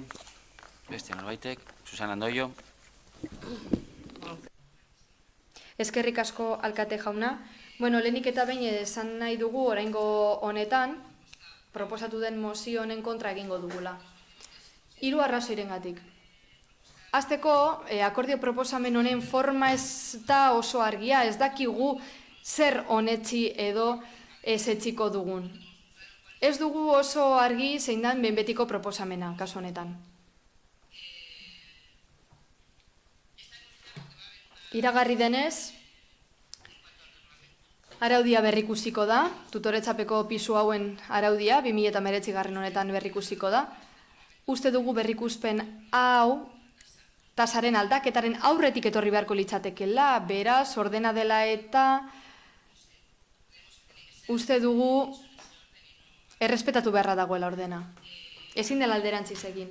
Era berean, irailean mozio hau aurkeztu zuenean Elena Coria zinegotziak, gizarte zerbitzu arduratzen denak, azaldu zigun oraindik ere garai hartan kopagoa esartzeko zain zeudela, gizarte zerbitzuen legetik eratorritako zerbitzuen kasurako, pasaden egunean beste gai batengatik etorri zen batzordera eta esan zuen kopago hori azkar jarriko zela martxan. Beraz, printzipioz, epeak betetzen ari dira eta tasa hau eguneratuko da. Baina esan bezala talde honen aburuz ordena jarraitu beharra dago eta lehenik eta behin araudiaren berrikuspena landu beharko genuke. Horregaitik kontran botatuko dugu. Eskerrik asko. Maite Arraiza. Guk ondo ikusten dugu aipatu ordenantza eguneratzea eta egungo errealitate sozioekonomikoari ordenantza horren baldintzak egokitzea. Ez bai dauka zentzurik orain dela hamarkadetako ordenantzaren baldintzak eta neurriak indarrean mantentzea, baina abstenitu egingo gera mozioan uste dugulako ez dela argi guzti hori azaltzen. Beste norbaitek. Santiago Sainz. Decir que Guk arrazoiak azaldu ditugunean eta datu guztiak eman ditugunean mozio honetan ez ditugu ausaz aukeratu Eta guztiek erakusten dute adineko pertsonek erosalmena galdu dutela epe honetan. Kontuan hartuta baita ere, KPI-an izandako aldaketak, batez ere 2000 urtean. Tasa presio publikoa izateari utzi zionean, lehen esan bezala, arrazoiak hauek errepikatu egin dira, erosalmenak galduz joan dira, ez estatu mailan bakarrik, lehen aipatu dut, pentsioen erregulazioa, baina hemen ere eman da orain arte egindakoa ikusita, lan sozialona eginda udaletik, pisu hauek martxan jarrita, eta bizilagunei aukera eman da proiektu edo programa honetara gehitzeko, baina nire ustez hau ere kontuan ere argenezakeen. Kontuan argenitzakeen ekonomia egoeran izandako aldaketak. Eta osoko bilkurara horregatik ekarri dugu. KPI-aren aldagaitaz ere aritu gara. 97tik 2014 bitartean asko aldatu da. Asko igo da. Eta 1,52,82 heldu ginen 2014an. Beraz, guk eskatzen dugun gauza nagusia da aldaketa bat egitea zerga ordenantza honetan, hala egokituko dugu errealitate ekonomikora. Hori da garrantzitsuena. Hori posible ez bada, bigarren puntuan guk esan dugu, erreferentziazko muga bezala, dirusarrera bermatzeko errenta jar dezakegula. Indize hau Euskal Autonomia Erkidegotik hurbilago geratzen zaigu, eta gure gizarte realitatearen arabera edo lurraldeko ekonomia egoeraren arabera, bigarren irtenbide hori kontuan har dezakegu guztietatik logikoena dena. Hori egin ezean, hirugarren irtenbidera goaz. Irakurri dut lehen. Gehieneko muga bat ezar dezakegu, tasaren kontraprestaziorako. 16%koa izango zen kasu honetan. Batzuek 7.800 euro kobratzen dituzte hilean, 1000tik behera gehienek. Beraz, gastu kezkagarria da haientzat. Bestalde, esan beharra dago, benetan tristetu nahuela guk getxororen boto negatiboa jaso izanak aurrekoetan babestu egin gaituztelako. Urte honetako araudien egutegia iragarri denean, ezen modifikazio hau agertzen zerga ordenantza honena. Aurreko urteetan gobernu taldeak iragarri zuen aldaketa hau posible zela, kasua emanez gero. Bere garaian eskertu genuen mozioa aurkeztu genuenan hori esan ziguten. Aurreko gora bera, eskerrik asko, alde egingo duzuen hori, alde bozkatuko duzuen hori, eskerrik asko, eta bestei uste dut laguntzen ezaketela egoera hau zuzentzeko, eta pertsona hauek erosalmena mantendu ahal izateko. Eskerrik asko. Eskerrik asko. Susana Andoyo. Sí, gracias. Bueno, Santi, yo explicarte. Santi, eskerrik asko lehenik eta behin, lehen esandakoa berresteko. Gu berez ados gaude, baina gauza da proposamena osoko bilkura honetara kartzeko modu hau ez dugula ondo ulertu. Zer bozkatzen ari gara ez dugu ulertzen, gauza batzuk kontrajarria dira. Beraz, blokean bozkatuko ditugu hirurak, bata ez bada bigarrena bozkatuko dugu, hori ez dago argi. Guk eskertzen dugu adineko pertsonen, guk onartzen dugu erosalmena jaitziz doala, eta funtsak izoztu diren honetan gainera. Baina gauza da gu bozka aldatu dugula, lehen azaldutako 3 arrazoiak direla eta. Lehenik eta behin ez dugu funtsa bera ulertzen. Bigarrenik, uste dugu beste ordena batean jardun behar dugula, lehenengo ordenantza ikusi eta gero tasa egokitu, gainera Eusko Jaurlaritzatik albisteak helduko zaizkigu kopagoaren inguruan, beraz, hori ze, eskerrek asko. Bozketara pasatzen gara, beraz, mozioaren alde, Ciudadanos taldea, abstentzioak, Jeltzaleak, Sozialistak, EH Bildu eta Alderdi Popularra, eta aurka guk getxo. Beraz, bertan bera geratzen da mozioa eta urrengora pasatzen gara. Barkatu, bai. Elena Koriak, nola bai? Bai, eskerrik asko. Botoaren adierazpena arrazoiak egingo dut. adierazteko. Sí, nos hemos abstenido porque sabemos... Abstenitu egin gara, ordenantza berrikusi behar bada ere guk uste dugulako Eusko Jaurlaritzak epe laburrean ezarriko dituela irizpide orokorrak,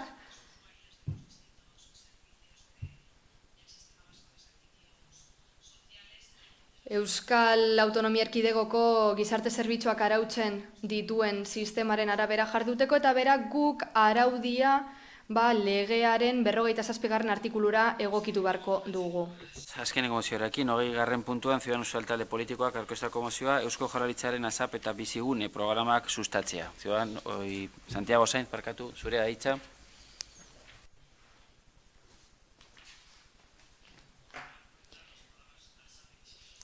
Eusko Jaurlaritzaren ASAP eta bizigune programa sustatzea.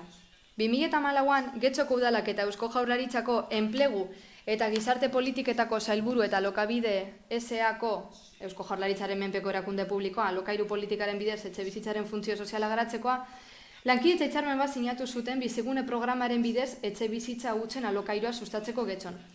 ASAP programaren inguruko hitzarmena ordea ez zuten sinatu. Programaren sedea da titulartasun pribatuko etxe bizitza hutsak errentamendu merkatuan sartzea, errentarientzako eskuragarria den prezio batean. Gaur egun bizigune programari norberaren etxe bizitza lagatzagatik 600 euro eskuratu daitezke gainetik. Bien bitartean, 2012ko ASAP programa beti egon da hurbilago merkatu libraren preziotik. Izan ere, gure udalerrian gehienez 550 euro jaso ziren etxe bizitza hutsak alokatzagatik. Martxoaren 27ko 43/2012 dekretuaren arabera. Hutsik dauden etxe bizitzen jabea programan parte hartzera bultzatzeko asmoz, berme sistema bat ezarri zen. Ez ordaintzea, kalteak eta laguntza juridiko estaltzeko seguru poliza baten modura. Jabeei eskainitako bermeen trukean, Eusko Jaurlaritzak alokairuen gehieneko errentak ezarri zituen, merkatu librean baino prezio basuagoak eta lehiakorragoak bermatuz. Programa honek jasotzen duen lege formulari esker etxe bizitza eskatzaileek etxe bizitzak alokatzeko aukera handiagoak dituzte eskura. Etxe bizitza hutzen jabeentzat aldiz, gaur egun ekonomikoki erakargarritasun txikiko proposamena da. Izan ere, merkatu librean naiz bizigune programan jarri ditzakete etxe bizitzak alokagai. Hala, etxe bizitza politika eredu horrekin baino irabazi handiagoak eskuratu ditzakete. Hori dela eta, Getxoko Udalbatza honi honako erabaki proposamen hau egiten diogu. Lehenik eta behin Eusko Jaurlaritzari eskatzea alik eta lasterren luza dezala ASAP programaren indarraldia. Martxoaren 27ko 43/2012 dekretuaren 1.2 artikuluaren arabera 2018ko abenduaren 31an amaitu zena. Bigarrenik informazio kanpaina egitea hutsik dauden etxe bizitzen jabeek euren etxe bizitzak alokagai jar ditzaten ASAP zein bizigune programetan. Hirugarrenik Eusko Jaurlaritzari eskatzea eguneratu egin dezala jabe batek bere etxe bizitza hutsa alokatzeagatik jaso dezaken gehieneko kontraprestazioa. Horrela, merkatuko balioari egokitzeko eta programa erakargarriagoa bilakatzeko, bizigunerekin egin bezala.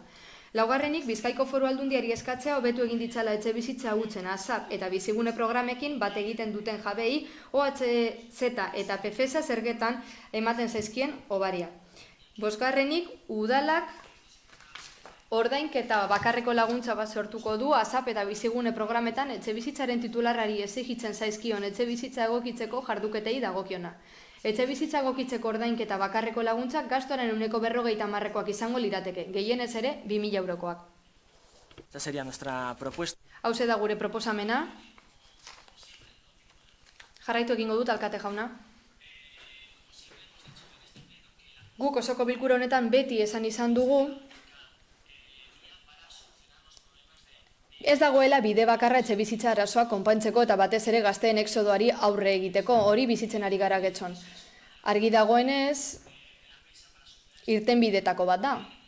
Baina kontuan izan behar dugu, higiezinen kapitala. Hutsik dago, duela gutxi, udaltalde guztio jaso genuen txosten bat, eta bertan esaten zen, 202 etxe bizitza kudea zitezkeela hildo honetatik, baina era berean esan beharra dago, alokabide programa sinatu zenetik, hitzarmena sinatu zenetik, biziguneren baitan, 2018ko urrira bitartean 75 etxe bizitza bakarrik zeuden programara txikita, horren bestez porrotutza izan da. Eusko Jaurlaritzaren ASAP programa are porrot handiagoa izan da, 0 etxe bizitza dituelako atxikita. Hori udalerri osoan. Horren bestez, uste dugu igezinen kapitala erabili beharra dagoela udalerri honetan eskuragarri dagoen bitartean, eta alerten bide bat eskaini behar diegu bai gazteei eta etxe bizitza bila ari diren pertsona guztiei herri honetako biztanleria handitzeko. Eskerrik asko. Joseba Arregi. Tenemos una transaccional que hacer a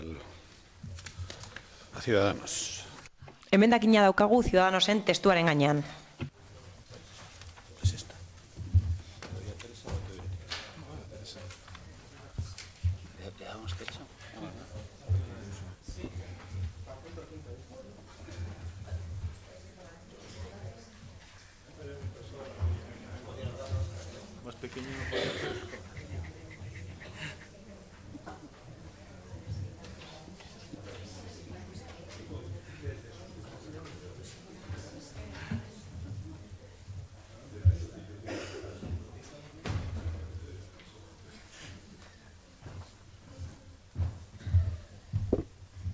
Bueno, emendakina partziala dela uste dut, pixkat argitu igual litzateke, zertan datzan eta irakurri. Bueno, es una enmienda que... Emendakina zeharkakoa da lehenengo puntua, barkatu, 5. puntua ordezteko eta hause esango luke udalak ASAP eta bizigune programetan titularerri eskatutako etxebizitzak egokitzeko jarduketetara zuzendutako laguntzak gaitzearen bideragarritasuna eta egokitasuna aztertuko ditu. 5. puntu hori ordezkatzeko bidean, Arkozako zuzenketa da edo emendakina da eta Ciudadanosek dauka bere aukera ezetza edo baietza emateko. Sí, la vamos a aceptar. Onartzen dugu bai, onartu. Geratzen da aldaketa honen arabera. Jarraitzen dugu beraz eztabaidarekin. Ibon Rodríguez. Bai, iruditzen zaigu Ciudadanoseko ordezkariak kanpaiotzak entzun dituela, baina nun iratozkoion ez dakiela oso ondo. Hau mozioa irakurrita ikusten dugu, hor egindan etxe hutsen zentzuaren azterketak proposatzen zituela neurri batzuk bere ganatu nahi izan duela, klaro, neurri batzuk. Ze neurri aukeratzen dituen ere beti ere oso esanguratsua da. Kasu honetan, Ciudadanoseko politikari jarraituz, aukeratzen duen neurria da daukanari, gehiago ematea, nolabait izatea. Beste neurri horien artean beste batzuk aipatzen ziren, eta ez zaio bururatu Ciudadanoseko kideari esate baterako utxik dauden etxei ibian gaikarga ezartzea. Hori ez zaio bururatu. Bakarrik bururatu zaio, alokairuan jartzen duenari, diru gehiago ematea, eta gero diru laguntza bat. Eta agian, neurri horiek oso bideragarriak izan daitezke eta eraginkorrak izan daitezke, naizta bere justizia kolokan jarri, eraginkorrak izan daitezke utzi dauden etxe bizitza mobilizatzeko, hori baita etxe bizitza politikan gure ustez egin beharreko lehen lana, utzi dauden etxe bizitza mobilizatu alokairurako lur gehiago ez kontsumitzeko.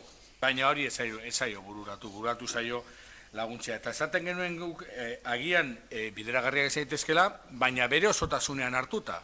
Osea, etxe bizitza mobilizatzeko eta alokairua sustatzeko etxe osotasunean hartzen baditugu. Osotasunean hartu betzakegu, ematen diren laguntzak. Eman daitezke beste laguntza batzuk eta egin daitezke beste neurri fiskal batzuk.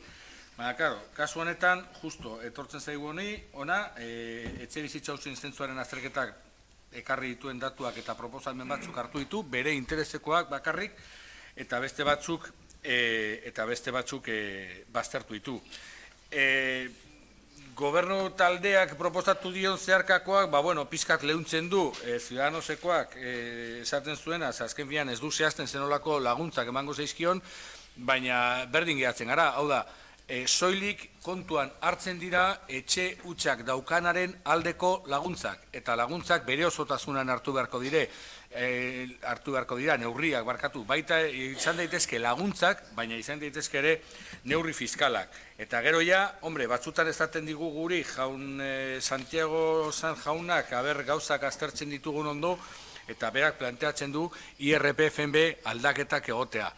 Hemen uste dugu luze joan zaiola. gu ezeskoari eman barko diogula, azken finean, ezeskoa eman barko diogu barkatu, azken finean ikusten da norabidea zein den, ikusten da proposamena zein den, ez da bere osotasunean arazoari aurre egiteko ikuspegirik hartzen, eta neurriak beti doaz zentsu berdinean. Eskerrik asko. Igual amaituko dugu zeramanen txandarekin bai, Enrique Olaso, barkatu.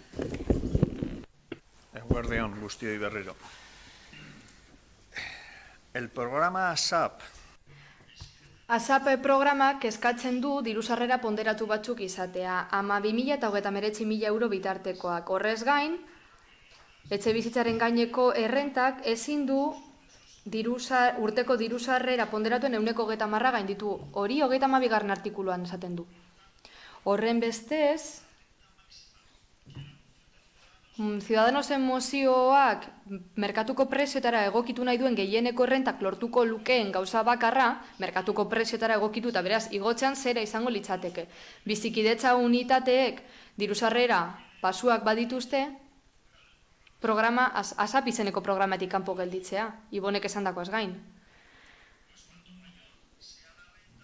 Errenta zenbat eta altuagoa izan, orduan eta bizikidetza unitate gehiago geldituko dira programatik kanpo. Jaso beharreko errentak, urteko dirusarrera ponderatuen 130 gaindituko lukelako. Hau, zenbakiekin argi ikusten da. Hemen dio, 12.000 eta 39.000 euro bitarteko dirusarrere dituzten pertsonei laguntzeko dela. Baina gero, bizikidetza unitate batek, 550 euro ian ordaintzen baditu errentan, hau da, 6.600 urtean, 22.000-aren 130 da, beraz. 12.000-tik 22.000 eurora bitarteko tartan daudenak programatik kanpo geratzen dira. Eta hori merkatuko prezioetara egokitzen badugu, jende gehiago geratuko da kanpoan. Eta laguntzarik handiena behar dutena geratzen dira kanpoan, kontuz. Egoera hori izan da, obarien hobekuntza gehitzen badiogu, eta diru laguntza baten sorrera gehitzen badiogu, etxe bizitza egokitzagatik emango litzateken diru sarrera, aipatu da lehen, proposatzen dena da, prezioa merkatukoak izatea, baina aurreko guztia kontutan izan da, guk ezezko eman behar diogu Ciudadanosen mozio hori. Izan ere, etxe bizitzen legean aitortutako eskubide bat dago. Etxe bizitza duin bat izateko eskubida, irisgarria eta duina. Eta baliabide publikoekin, esfortzua egin behar dugu, etxe bizitza izateko eskubidea baliatzeko zailtasuna dituzten pertsonai lagundu behar diegu. Hala, etxe bizitza duina, irisgarria izan behar dute, eta guk horretarako baliabide publikoetatik laguntza eman behar diegu horretarako zailtasunak dituzten pertsonei. Guk kontra bozkatuko dugu. Izan ere, proposamen hau gauzatuko balitz, ASAP programak galdu egingo luke hasierako helburua. Hasierako helburu hori, etxe bizitza lortzeko aukerak areagotzea zen, alokairuan beti ere. Egoera ekonomikogatik, merkatu asketik geratzen diren bizikidetza unitatentzat. Tarteko merkatu hori, merkatuko prezioetara egokituko balitz, helburua galduko luke. Zentzua galduko luke programak. Eskerrik asko. Joseba Arregi. Bueno, lo que hemos tratado... Bueno, guk zehartako emandakin honen bitartez, datu errealak erabiliz, bai bizigunerenak eta bai ASAPenak, getxoko errealitate islatu nahi izan dugu, hauze da errealitatea, beraz, zure diskurtsoa behar bada beste udalerri batzuetan aplikatu halko da, baina getxon ez du zera aportatzen, beraz, mozioaren asmoa merkatura hurbiltzea da, ez merkatu ordaintzea. Gaztentzako alokairu sisteman egin dugun bezala ze, hori zedagu dugun borondatea eta aztertuko dugu. Hau irtenbide berri bat da, guk badakigu badaudela etxe bizitza batzuk utzik daudenak eta egokitu behar direnak, eta guk aztertu egin dugu bide hori, EH Bildurekin adostutako beste hildo horrekin batera, gaztei alokairu ordaintzeko diru laguntzak ematekoarena, eta hau da gure konpromisoa. Gure ustez, Santi komentatu bezala, ASAP getxon ez da existitzen. Ez dago etxe bizitza bakar bat ere. Beraz, ez da getxoren errealitatera egokitzen behar bada. Errentarenarekin bat gatoz, baina egin behar duguna da, gauza aztertu eta ea honen bitartez lortzen dugun etxe bizitzaren bat asa programara txikitzea. Errentei eragin gabe. Osain. La verdad es que... Egia esan, gaur egun, mozioan bi programa dauzkagu ASAP eta bizigune. Behar bada lehen esan bezala, ASAP programa egokitu beharko genuke ez diolako erantzuten gure udalerriko errealitateari. Hori esan du gure hirigintzako zinegotziak. Beste modu batera esan da,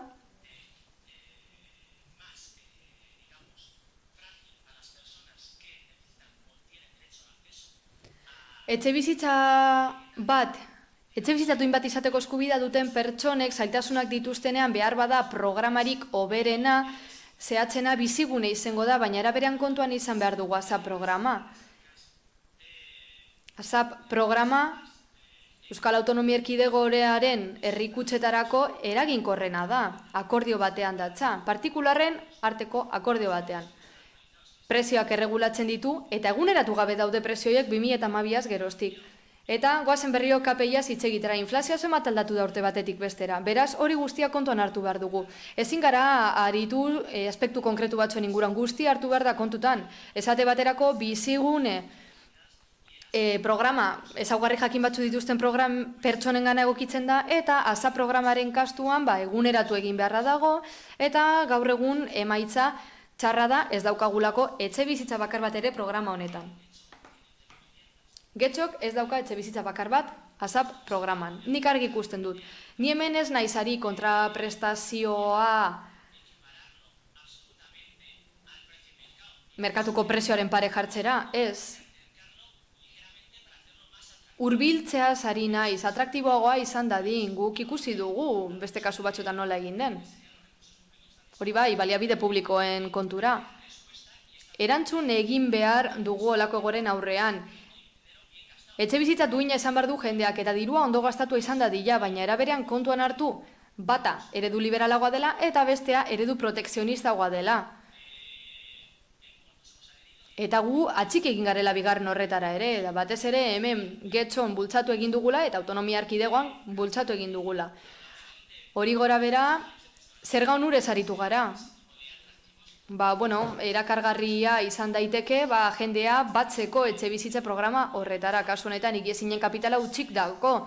Zerga onuren bitartez eta erreformak egiteko laguntzekin. Izan ere guk otsailean proposatu genuen, 2016ko otsailean mozio bat presentatu genuen bizigune programaren inguruan, eta zuek zer eskatu zenuten, horrelako diru laguntzak arautzea. Bizigune programa berritzekoak. Zuek zeharkako emendakina aurkeztu zenuten gure mozioari, eta hildo horretatik gobernu taldeak hitz egin du eta beraz ez dut zuen jarrera ulertzen momentu honetan. Guk hori uste dugu. ASAP programa eta bizigune programa pentsatu behar ditugu berriro, eta biziguneren kasuan babestu egin behar dugu. Guk etxe bizitza planean hori esan genuen, baina eraberean kontuan hartu behar dugu ASAP programa. Mesedez. Bai, Ibon Rodríguez. Voy a ver si te lo explico, pero lo acabas de decir tú muy claro. Ea saltzen dizudan, zuri gehiago gustatzen zaizu eredu liberala, eta guri ez, oso erraza da. Ez dut uste beneficios fiskales esan dudanik, ez dut hori esan, baina zuk egin duzuna da, utzik dauden etxe bizitzen azterlana hartu, arauak irakurri dituzu, proposatzen zirenak, askoren artean, eta bi hartu dituzu. Hau da, obariak ematen dizkietenak, jabei, baina ahaztu dituzu beste batzuk, eta horiek neurri fiskalak dira, ez obarioak ematen dituztenak, jabei, hau da, utzik dauden etxe bizitzak mantentzen dituzten horiei. Espero dugu Eusko Jaurlaritzak hori arautzea eta martxan jarri alizatea. Kontua hori da, oso simplea da. Beraz, laguntzak, naiz eta gure ikuspuntutik uneren batean ezin dira justifikatu ideologikoki, bai izan daitezke funtzionalak mugiarazten dituztelako utzik dauden etxe bizitzak, baina ez bakarrik eta modu esklusiboan, ez egin tramparik. Ez, bai laguntzak emango ditugu eta sama fiskalak ez, gizajoak, lau etxe bizitza dituzte gutxik, nola zergapetuko dituzu, ez. Dena, testuinguruan aztertu behar da, eta horrela justifikatu ahalko da, edonola ere, laguntzak ematea, baldin eta aurretiazko dana egin behar den. Etxea ezin da teilatutik eraiki. Espero dut orain argi geratu izana. Enrico Laso. Hay dos preguntas a las que... Bi galderei erantzun behar diegu kasu honetan. Nola errasten dugu etxe bizitza duinerako sarbidea, baliabide gutxi dituzten pertsonen kasua, nortzuk dira eta nola egin dezakegu hori udalerri honetan. Argi dago,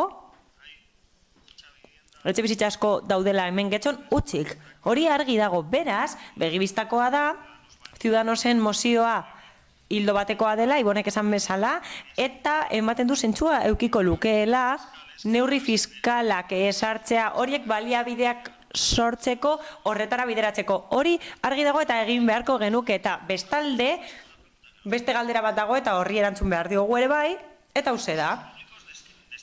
Zeintzuk dira, bideratuko ditugun baliabide publikoak eta nori emango dizkiogu baliabide horiek. Eta ematen du argia dela, Ciudadanosek esaten duena egingo bagenu, hau da, 800 euroko errenta esarriko bagenu, diruz lagunduko genituzkeela zenbait pertsona 32.000 euro baino gehiago irabazten dituztenak eta gutxiago dutenek, beste zerbait alokatzen badugu, merkatura basoaz, merkatuak merkatua deitzen du eta prezioa igotzen da. Eta horrela egiten duguna da, laguntza publiko batetik kentzen diogu benetan behar duten horiei. Bitarteko eta goiko mailetara joaten garelako eta horrek ez dauka zentzurik, Santi, benetan, ez dauka zentzurik. Eskerrik asko. Bai, badako zu bezetzen da bat. Bueno, en cuanto a la contestación a Ibon...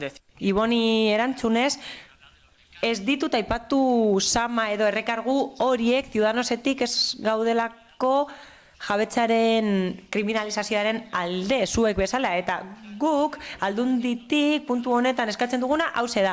Adibidez, horrelako programetarako sarbidea dagoenean, 100% baria egon dadin ibian.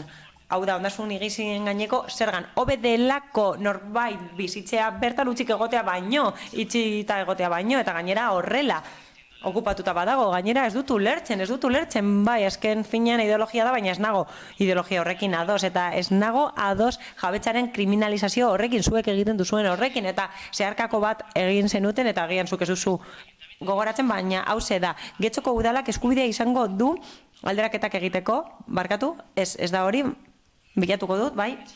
Kontua da, zuek proposatu zenutela, diru laguntza bat ematea, bai, hemen txadokat. Lehenengo, Getxoko udaleko etxe bizitza sailak maileguak edo diru laguntzak emango ditu, jabeek nahi badute alokairuan jartzeko bere etxe bizitzak, biziguneren barruan eta etxe bizitzak atontzeko eta betekizunak bete ahal izateko. Bigarrenik, plenoak araudia onetsiko du, baldintzak esartzeko, konpromisoak esartzeko, hau da, pertsonek dituzten konpromisoak esartzeko eta kontrol tresnak esartzeko, eta hirugarrenik bateragarriak izango dira beste batzuekin, hau da, errentariek jaso ditzaketenekin bateragarriak izango dira, eta zuek aurkeztu zenuten zeharkako hau 2006an eta onartu genuen, eta 3 puntu besterik ez zituen, beraz, bat dator irigintzaz negotziarekin proposatutakoarekin. Aurka bozkatuko duzue, obari fiskalak onartzen ditugulako, bale, ados, baina ez dut aurka bozkatzea ulertzen horregatik guztiagatik, azaldutakoagatik, eta horrez gain, guki esan nahi diot ez dudala ulertzen zuek esaten duzuena, hori ni naizela, baina beno. Solo matiz. Ñabardura bat besterik gabe, bai, maileguak, hau da, itzultzen den dirua, eta hori beste batean sartzen da, zeharkako bat izan zen, agian ez da berria zuretzat, OHZ samatzearena edo errekargatzearena. Ez dugu jabetza kriminalizatzen, baina ez dugu babesten mugarik gabeko jabetza eta gizarte izaerarik gabekoa. Eta hori kostatzen zaizue ulertzea eta beti joaten zarete leku berera. Baina beno, ideologia da, nola ez, zuena leku batera doa eta gurea beste batera, besterik gabe. Bosketera basten gara, beraz, mozioaren alde, jeltzaleak, sozialistak eta Ciudadanos, abstentzioak, Alderdi Popularra eta aurka guk etxo eta EH Bildu beraz onetsita geratzen da mozioa. Eta osoko bilkura amaitzeko galde eskeen esparruan sartzen gara. Zakite, zinigotzien aletik galdera eskaerarin baldin badagoen alkateari zuzentzeko, bai.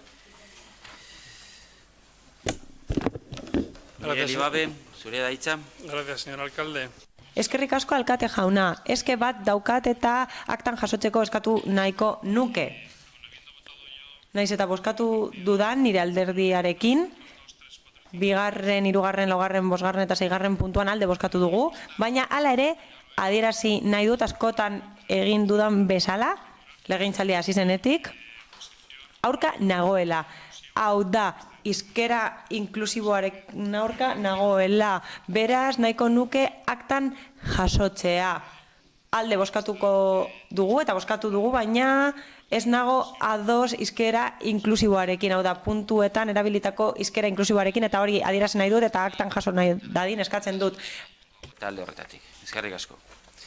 Beraz, osoko bilkura honetzitzat edo amaitutzat eman dezakegu, eta auzoki entzanei emandu diogu irtera, como hacemos siempre, pido... Beti egiten dugun bezala, auzokideek hitz egin nahi badute, eskatuko nieke eskua altzatzeko, bai, hitz egin nahi duzue, 10 minutuko atsedenaldia hartuko dugu eta itzuliko gara, eta esan nahi duzuna entzungo dugu, mila esker.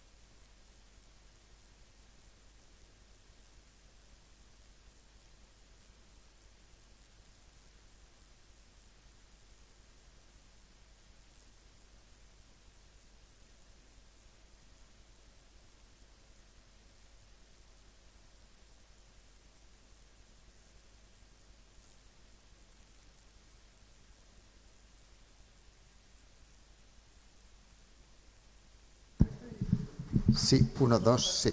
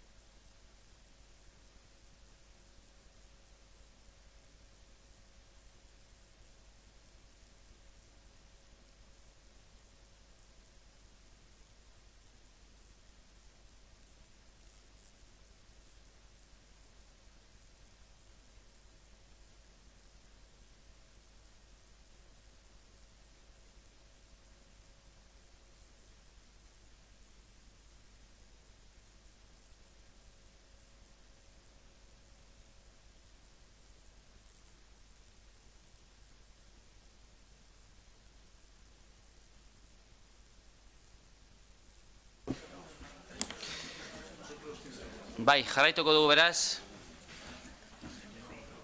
Caballero, si quiere usted... Nahi baduzu, beti bezala eskatuko nizuke zure burua identifikatzeko eta esateko zure izenean edo beste kolektiboren baten izenean zatozen esateko, bai. Ezin dugu interpretazioa egin ez bada gehiago hurbiltzen, bai. Bai, mikrofonora hurbildu, bai.